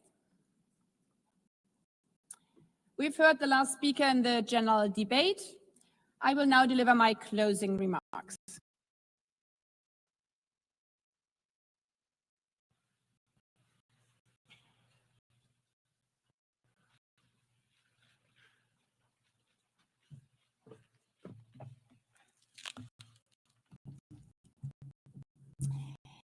Excellencies, ladies and gentlemen. At the beginning of this week, we referred to the United Nations as the house of diplomacy and dialogue, standing at a crossroads, a place where we gather to have hard conversations. If this high-level week is an indication, this house is fulfilling that purpose.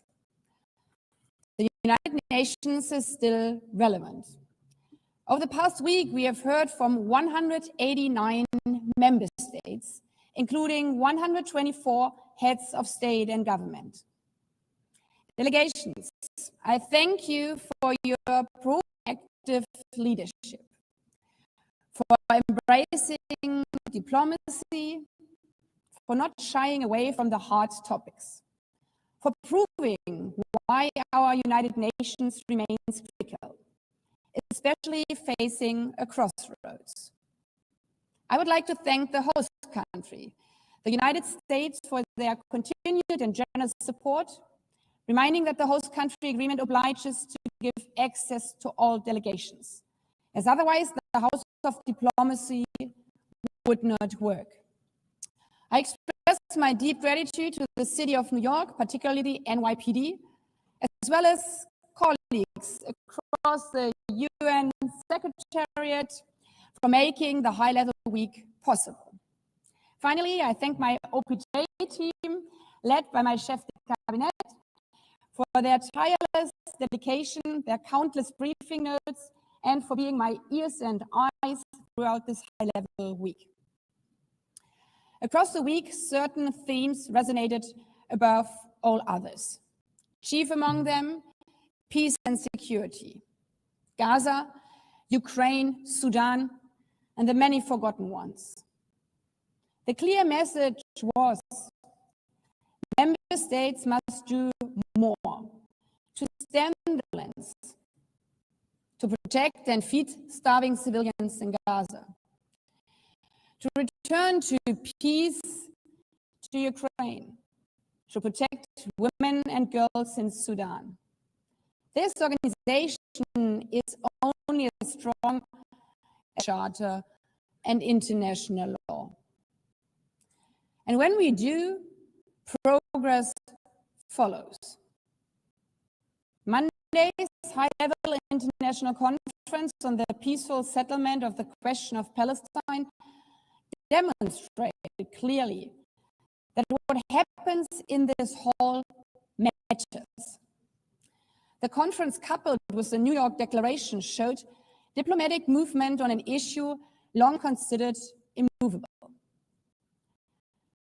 But while we are gaining traction politically, on the ground, the situation remains catastrophic and unacceptable. We should not delude ourselves. The real test now is translated into tangible, short-term measures in and for Gaza. An immediate ceasefire, a surge in humanitarian aid for the civilians, the immediate release of the remaining hostages, and lay the foundation for a peaceful, long-term perspective, the realization of the two-state solution. The only way to achieve lasting peace, security, and Palestinians. The Charter is not only a blueprint for peace, it's also a vision for shared progress across every pillar. Dozens of delegations spoke on the impacts of climate change and the ticking clock we face in delivering on the Sustainable Development Goals by 2030. That clock does not stop while we are here in this room. I don't know if you were in the hall, but as the Prime Minister of the Bahamas was delivering his for the landfall of the cyclone Nene. It's happening now. Climate crisis won't stop if we deny it. The climate crisis is the biggest security threat in this century. We face it together or we suffer alone. Conversely, if we work together to tackle climate change, we can capitalize on the benefits all together. Last year alone, investment in renewable energy amounted to $2 trillion. So as you can see, there are also positive tipping points. Looking at the amount invested in renewable energy, there's no way back, as no investor wants stranded investments. And thus I commend member states who joined the UN Climate Summit and pledged stronger, more ambitious climate targets in the light of COP30 in Belém. However, we are still not as far as we need to be.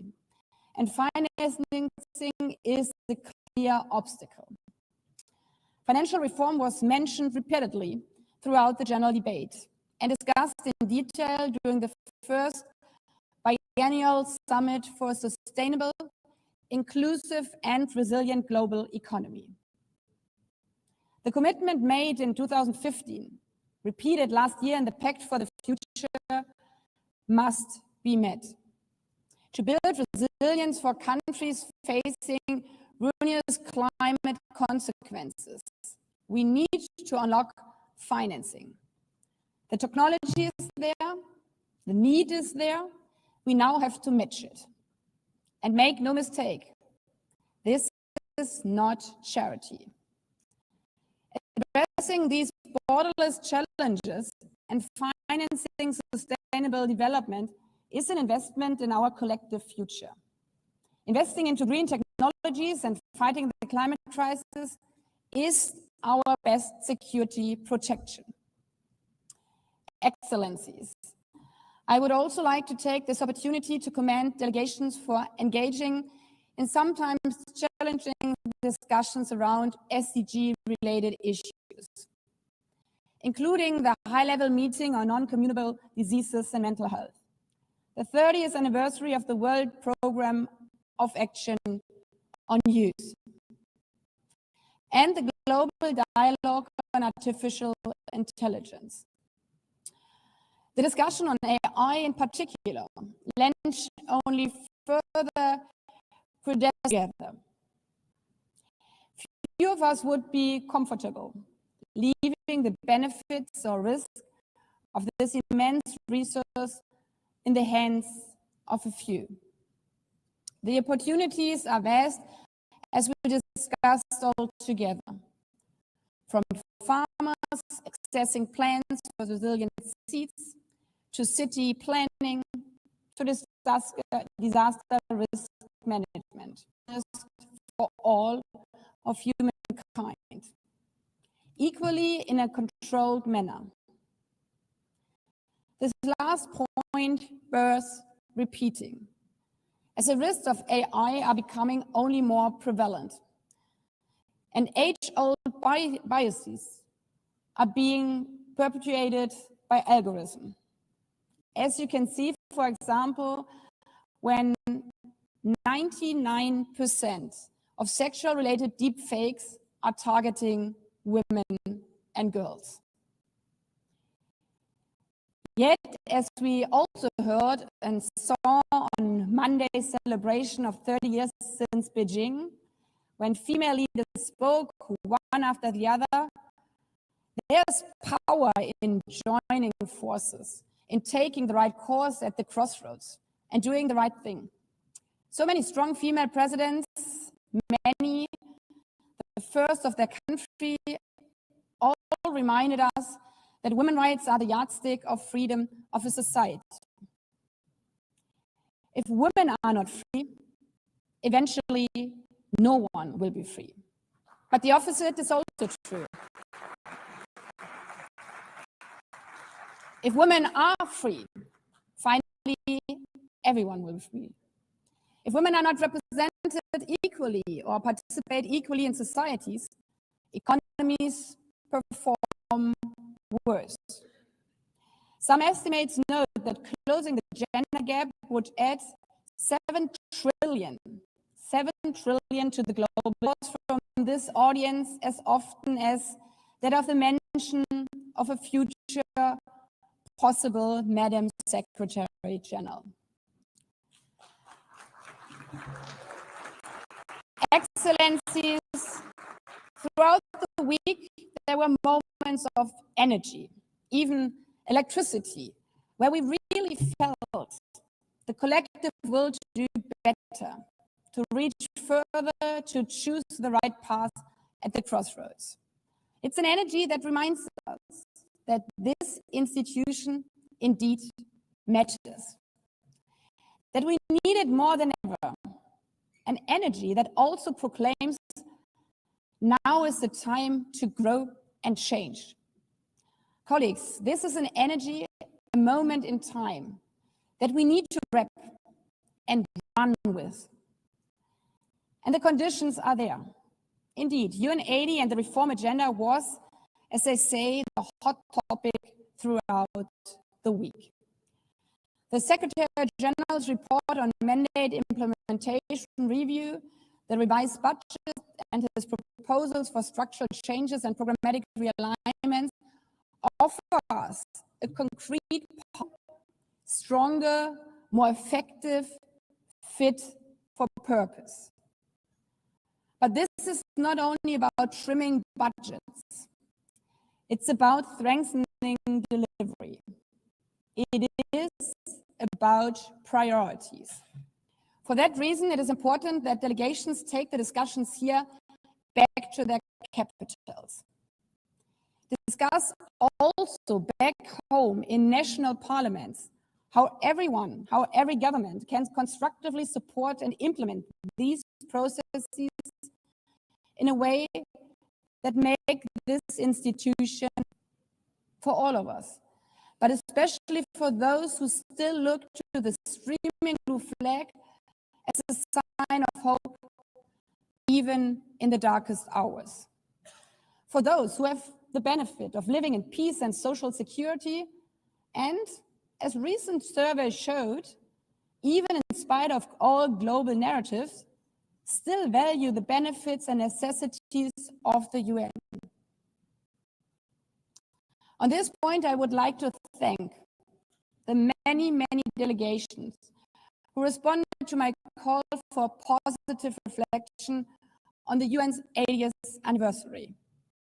We have heard dozens of statements infused with this theme of better together, of countries who freed themselves from colonialism to join as an independent state, the family of nations, of countries like my own who reunified because of the international community, of countries who sought support from the UN for mediation, for peacekeeping, for democratic reform, for aid and relief. Even if we have not always succeeded. But the point is that we have always tried. Excellencies, these examples highlight specifically why this organization was created, to tackle the problems no country alone can solve, to support others in their times of need. This week's general debate, with strong engagements and impassioned words, showed that we are capable of finding the strength to lift up our common leadership, to find collective solutions, and to take the right path at the crossroads. Let us go forward in this spirit. As also outlined in our just launched year-long campaign, let us be inspired by the legacy of our past and daring for a better future that is better together, unafraid, unbroken, united. I thank you.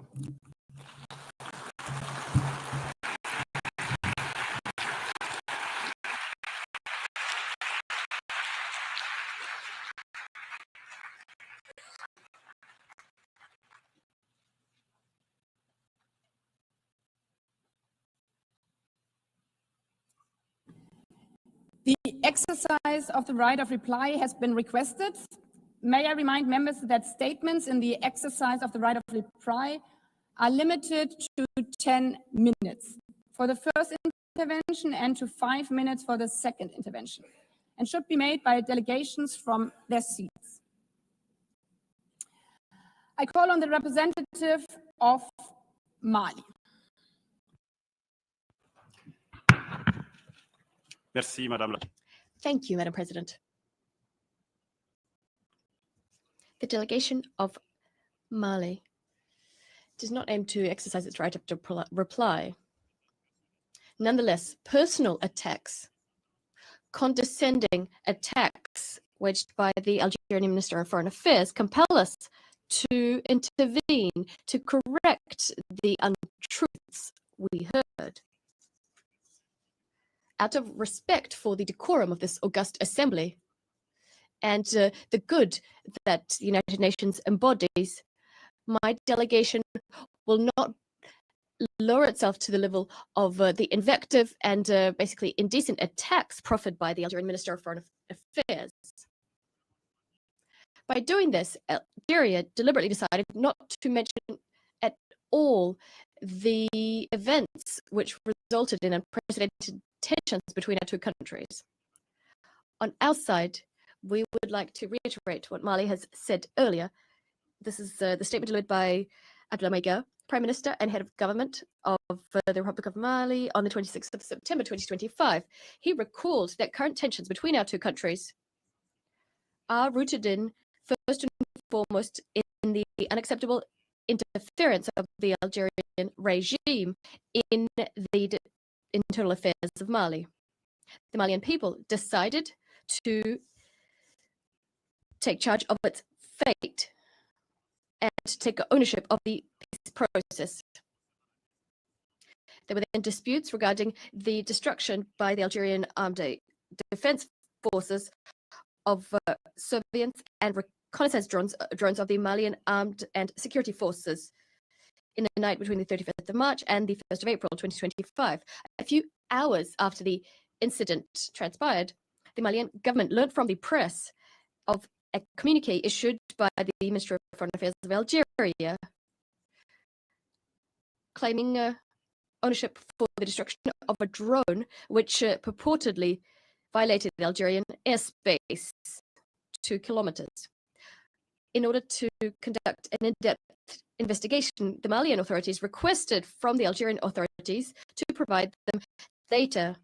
No satisfactory follow-up was provided by the Algerian party. Following our own investigations and on the basis of scientific proof that was published on the 6th of April 2025 in a communique, the government of Mali drew a conclusion of which it is absolutely certain. The drone of the Malian Armed Security Forces was destroyed following a premeditated hostile act waged by the Algerian regime. This conclusion is underpinned by the following. First, the guilty silence of the regime in Algeria and its refusal to cooperate. Second, specific data about the trajectory of the aircraft recorded by our systems unambiguously proves that the drone never left the airspace of the Republic of Mali. What's more is liaison with the drone and location information, all of it is located on Malian national territory. As I'm sure you understand, these allegations of supposed violation of Algerian airspace are absolutely absurd in light of the above. After all, the debris of the drone was found within Malian territory, over 9 kilometers from the Algerian border. How could it have ended up there if it was within Algerian territory, 2 kilometers within? This violates the laws of physics. It's simply impossible. It's simply impossible for the drone to have ended up there. This is clearly an unprecedented attack, unprecedented in the relationship between our two countries. This hostile act, unfriendly for it, of the fact that the Algerian regime is sponsoring international terrorism in Mali and the Sahel. Indeed, the destruction of the Malian drone clearly sought to undermine the neutralization of armed groups who have claimed claim that they've conducted terrorist acts. Faced with these attacks and a refusal to cooperate on the part of the Algerian regime, the government of the Republic of Mali decided to institute proceedings with the International Court of Justice. Regrettably, even though it's unsurprising, it's regrettable that the Algerian regime refused to recognize the jurisdiction of the ICJ as a way of defending itself. Jurisdiction, it's easy to see that this Malian drone that was shot down is a source of embarrassment for the junta in Algeria. Indeed, if the Algerian regime had any respect for the international system as it claims to have, it would have accepted to submit supposed proof it has in its at its disposal to the ICJ. The Algerian regime, through its actions, is rejecting international legality. This attests to the fact that it is clearly guilty before the world. The lack of is grist to the mill of the Malian government. That is the fact that the drone was destroyed. It's further proof of the fact that Algeria supports terrorist groups. The government of Mali deplores the fact that instead of responding to the facts we've established and documented, the Algerian regime has opted to try and conceal its support for extremist groups, including the terrorist leaders that were targeted by the downed Malian drone. We denounce this flagrant violation committed by Algeria against my country in contravention of Mali's efforts to support the FLN and the support we provided to our neighbors, our brothers, our friends, the people of Algeria during their liberation struggle. Thus, the government of Mali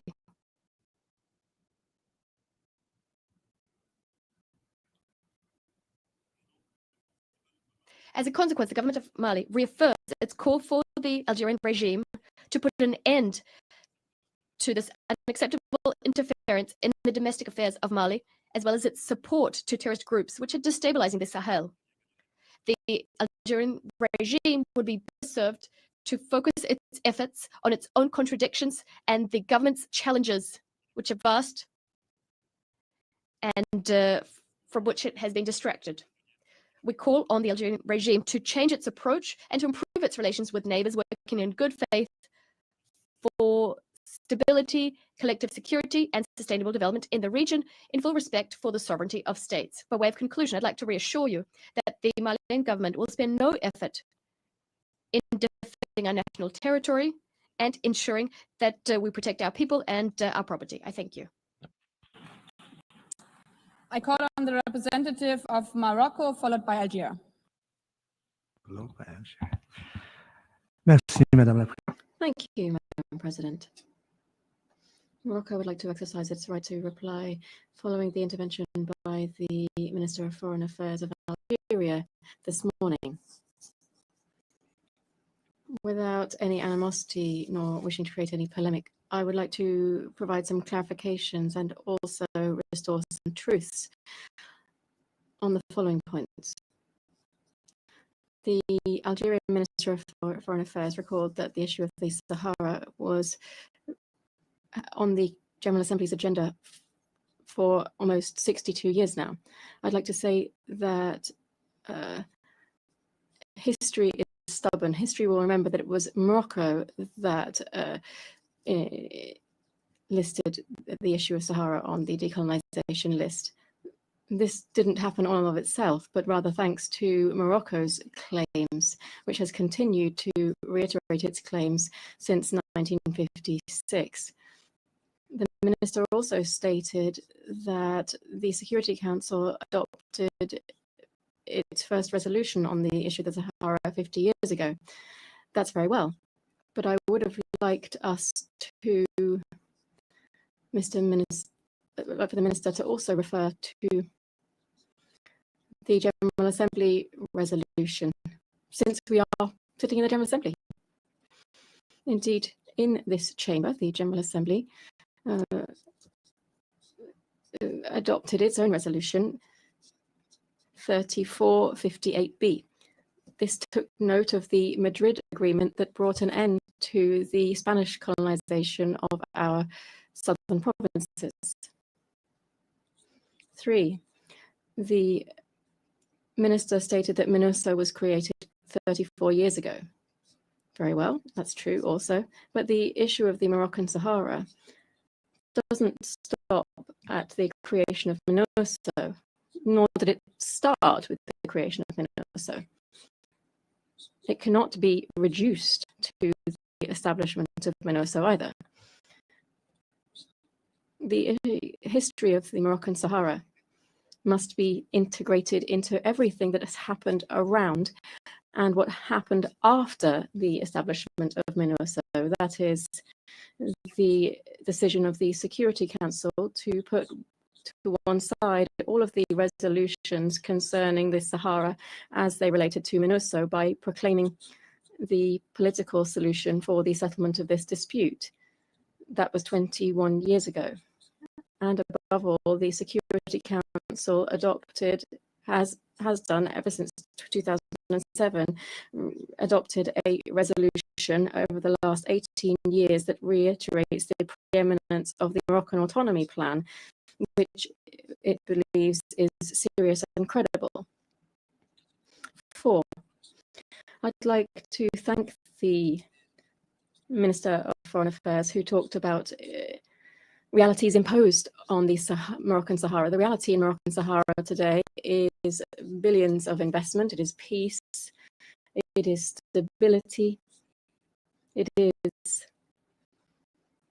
the longest bridge in Africa, a highway from the north to the south of the Sahara, it's universities in every city, hospitals, university hospitals, the deepest port in Africa, Atlantic port in Africa. It is freedoms, elections, a free culture, civic participation of the Sahara population in all political, cultural, and economic activities of the region.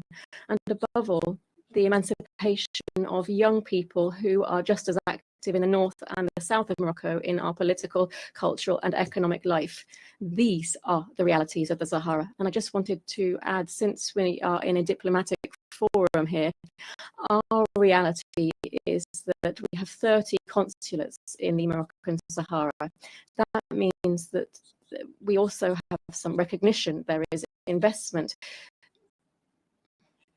billions of dollars of investment.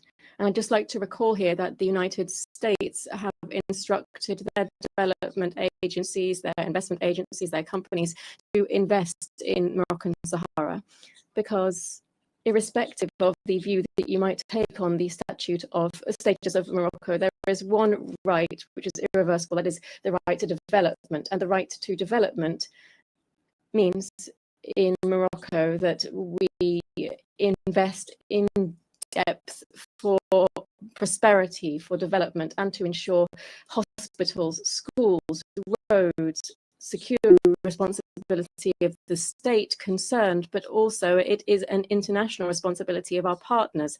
Hence the decision of Europeans, Americans this week, and other partners, particularly large multinationals who are interested in the Saharan development for the benefit of our Saharan population.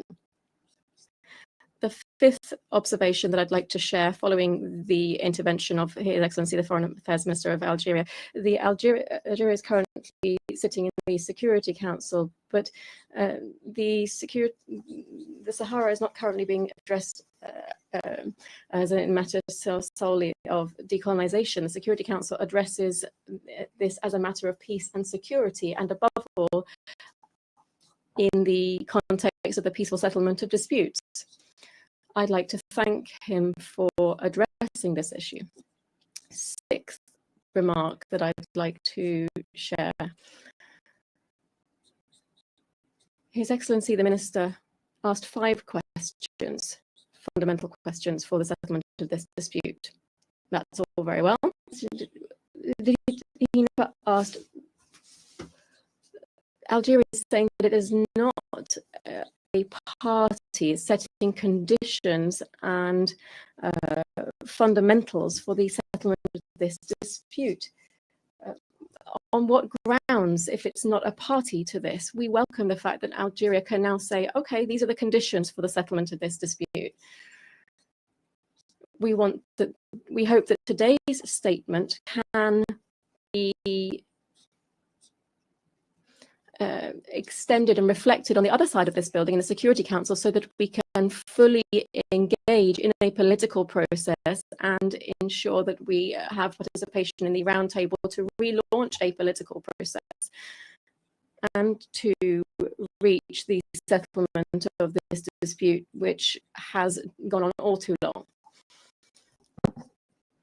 7th point. I'd like to say that I cannot conclude on a negative note here. I'd like to conclude in echoing the message of His Majesty the King that was stated on the 30th of July last, that was addressed towards our neighbour Algeria. His Majesty the King reiterated the international momentum and support of more than 120 countries that support the Moroccan Autonomy Plan, the dozens of countries that have recognized Moroccan Institute, and the members of the Security Council, Moroccan Autonomy Plan, as more than 2/3 of the EU members that are in favor of the initiative for the definitive settlement of this issue. His Majesty the King, when he referred to all of these outcomes, said, and I quote His Majesty the King, this is a favorable position towards law and legitimacy, inspires us.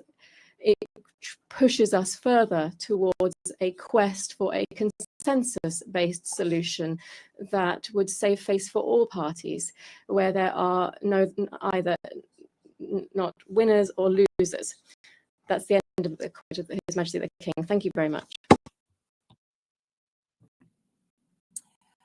I call on the representative of Algeria. شكرا سيدة الرئيس. Thank you, Madam President. My delegation has asked for the floor to respond to the statements by 2 delegations in this hall as they exercise the right of reply. First, concerning Mali. We are surprised. This is our first comment. We are surprised.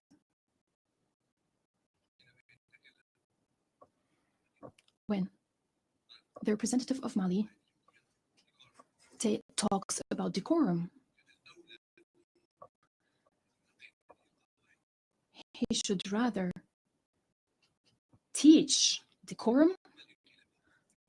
The representative of Mali, he teaches the representative of Mali decorum. في كلمة الجزائر صباح اليوم. The representative of the junta. Second, the representative of the foreign minister of Algeria. His statement was comprehensive. He refuted the claims, the provocations that we've listened to 2 days ago by the representative of the putschists in Mali. It was abundantly clear that the response of the foreign minister was addressed to the putschist junta in Mali. In addition, Algeria does not and will not succumb to desperate attempts to provoke us. Out of respect, out of appreciation to the neighborly, brotherly Malian people, we do not and will not succumb to such distortions led by a putschist junta, whose representative, who came here to speak on the behalf of this junta, came here to talk from this rostrum to settle his personal scores with my country. Second, regarding Western Sahara, in response to the representative the distinguished representative of Morocco, I would like to clarify the intervention by Algeria delivered by the Minister of Foreign Affairs this morning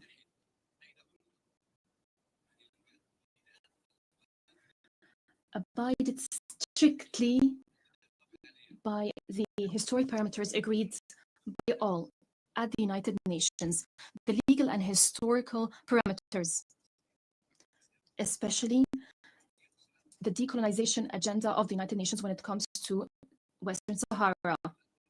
However, since the distinguished Moroccan delegation chose to exercise the right of reply to the Algerian intervention, it is an opportunity for us to present some points or to respond to some points that the distinguished representative, the Western Sahara issue being a decolonization issue at the United Nations. I have to recall some legal and historical parameters when it comes specifically to this matter. We cannot accept such claim. We cannot accept such claim. There is no such thing as regarding the Western Sahara as a non-self-governing territory. However, because adding a region to the list on the decolonization agenda goes back to the countries that are responsible for this particular region, according to Resolution 1514. This decision is adopted by the GA, the administering powers. The administrative power has the right to ask, can provide information according to Article 11 of the Charter, especially Article 37E. I recall and remind you of the decolonization agenda of the United Nations. In 1946, the first list was presented when 8 countries provided a list of 72 territories that are concerned with decolonization. And in 1963, the General Assembly approved a revised list of 60 regions as non-self-governing territories. That includes the Western Sahara. I have the documents, I have the lists, I have the numbers of those documents, but I don't want to talk for too long. When it comes to the toolkit of Resolution 66 of 1946, for a simple reason, because Spain was not yet a member of the United Nations until 1955. It was the administrating power. In 1955, and Morocco was then still under the protectorate, the Secretary General of the United Nations corresponded with Spain and asked Spain whether it manages a non-self-governing territory. So in 1958, Spain claims that it does not have any non-self-governing territories. And the territories that it administers are Spanish territories. Spain did not provide any information on this territory under Article 73 until 1960, where there was a draft resolution in the Fourth Committee to consider the issue of Western Sahara. And I have the statement by the administering power, the statement delivered back then. Before the establishment of C24, the information provided by the administering power on Western Sahara, this information has already been sent to the Information Committee, which was a predecessor of the C24, and that was in 1961. When the Committee of Information was dismantled and the C24 took its place,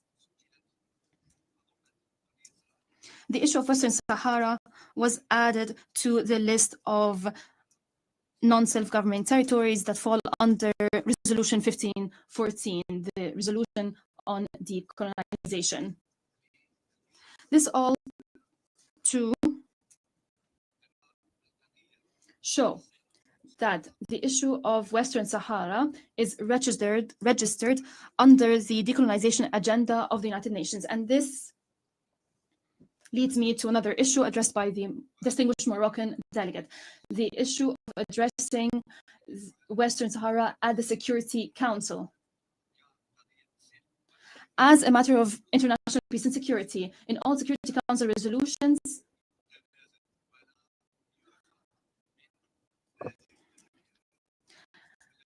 it is stated that the Fourth Committee, the C24, and the General Assembly shall continue to consider the Western Sahara issue as a decolonization issue. All Security Council resolutions stress this matter. A final point, since the Moroccan delegation has referred to how Algeria considers the Western Sahara issue and why we even consider this issue. We are a responsible member of the United Nations. Algeria addresses all just causes.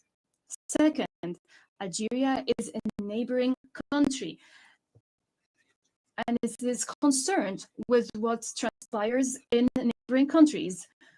We must, it is our duty as a responsible member in the United Nations, we must respond, we must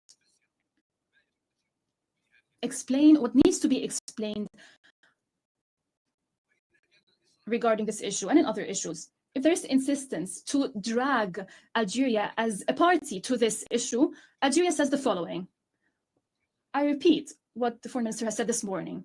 Algeria says negotiate with the party concerned. There's a need for direct, unconditional negotiations in good faith between the Polisario Front, the party concerned, and the Kingdom of Morocco, the other party concerned, to settle this issue. I thank you. I now call on the representative of Mali for a second intervention. May I remind you of time to be 5 minutes. Merci. Thank you, Madam President. I won't take up too much of our time. I just decided to request the floor to say the following. I listened very carefully to the response of the representative of Algeria. I was expecting to hear answers regarding the root of the tensions between Mali and Algeria, but we heard the same ad hominem attacks, the same invective we heard earlier. The root, the crux of the problem is the unacceptable interference of Algeria in the internal affairs of Mali. That's the first thing. And second, it is the destruction of the drone of the Malian armed and security forces by the Algerian regime. So I do have two requests for my Algerian counterpart. The first being, for him to please tell his authorities to consent to our application instituting proceedings with the ICJ, and also to provide any evidence which was not provided to the Assembly. And my second request is an invitation for the Algerian authorities to stop their hostile acts against Mali and to opt for a constructive approach in keeping with the traditions of good neighborly relations between our two brotherly nations. I thank you very much, Madam President.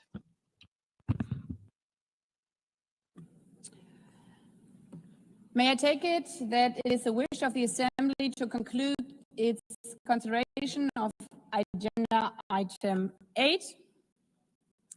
It is so decided. I would like to thank all of you, all delegations again, for this year's high-level week. I wish you a good day. The meeting is adjourned.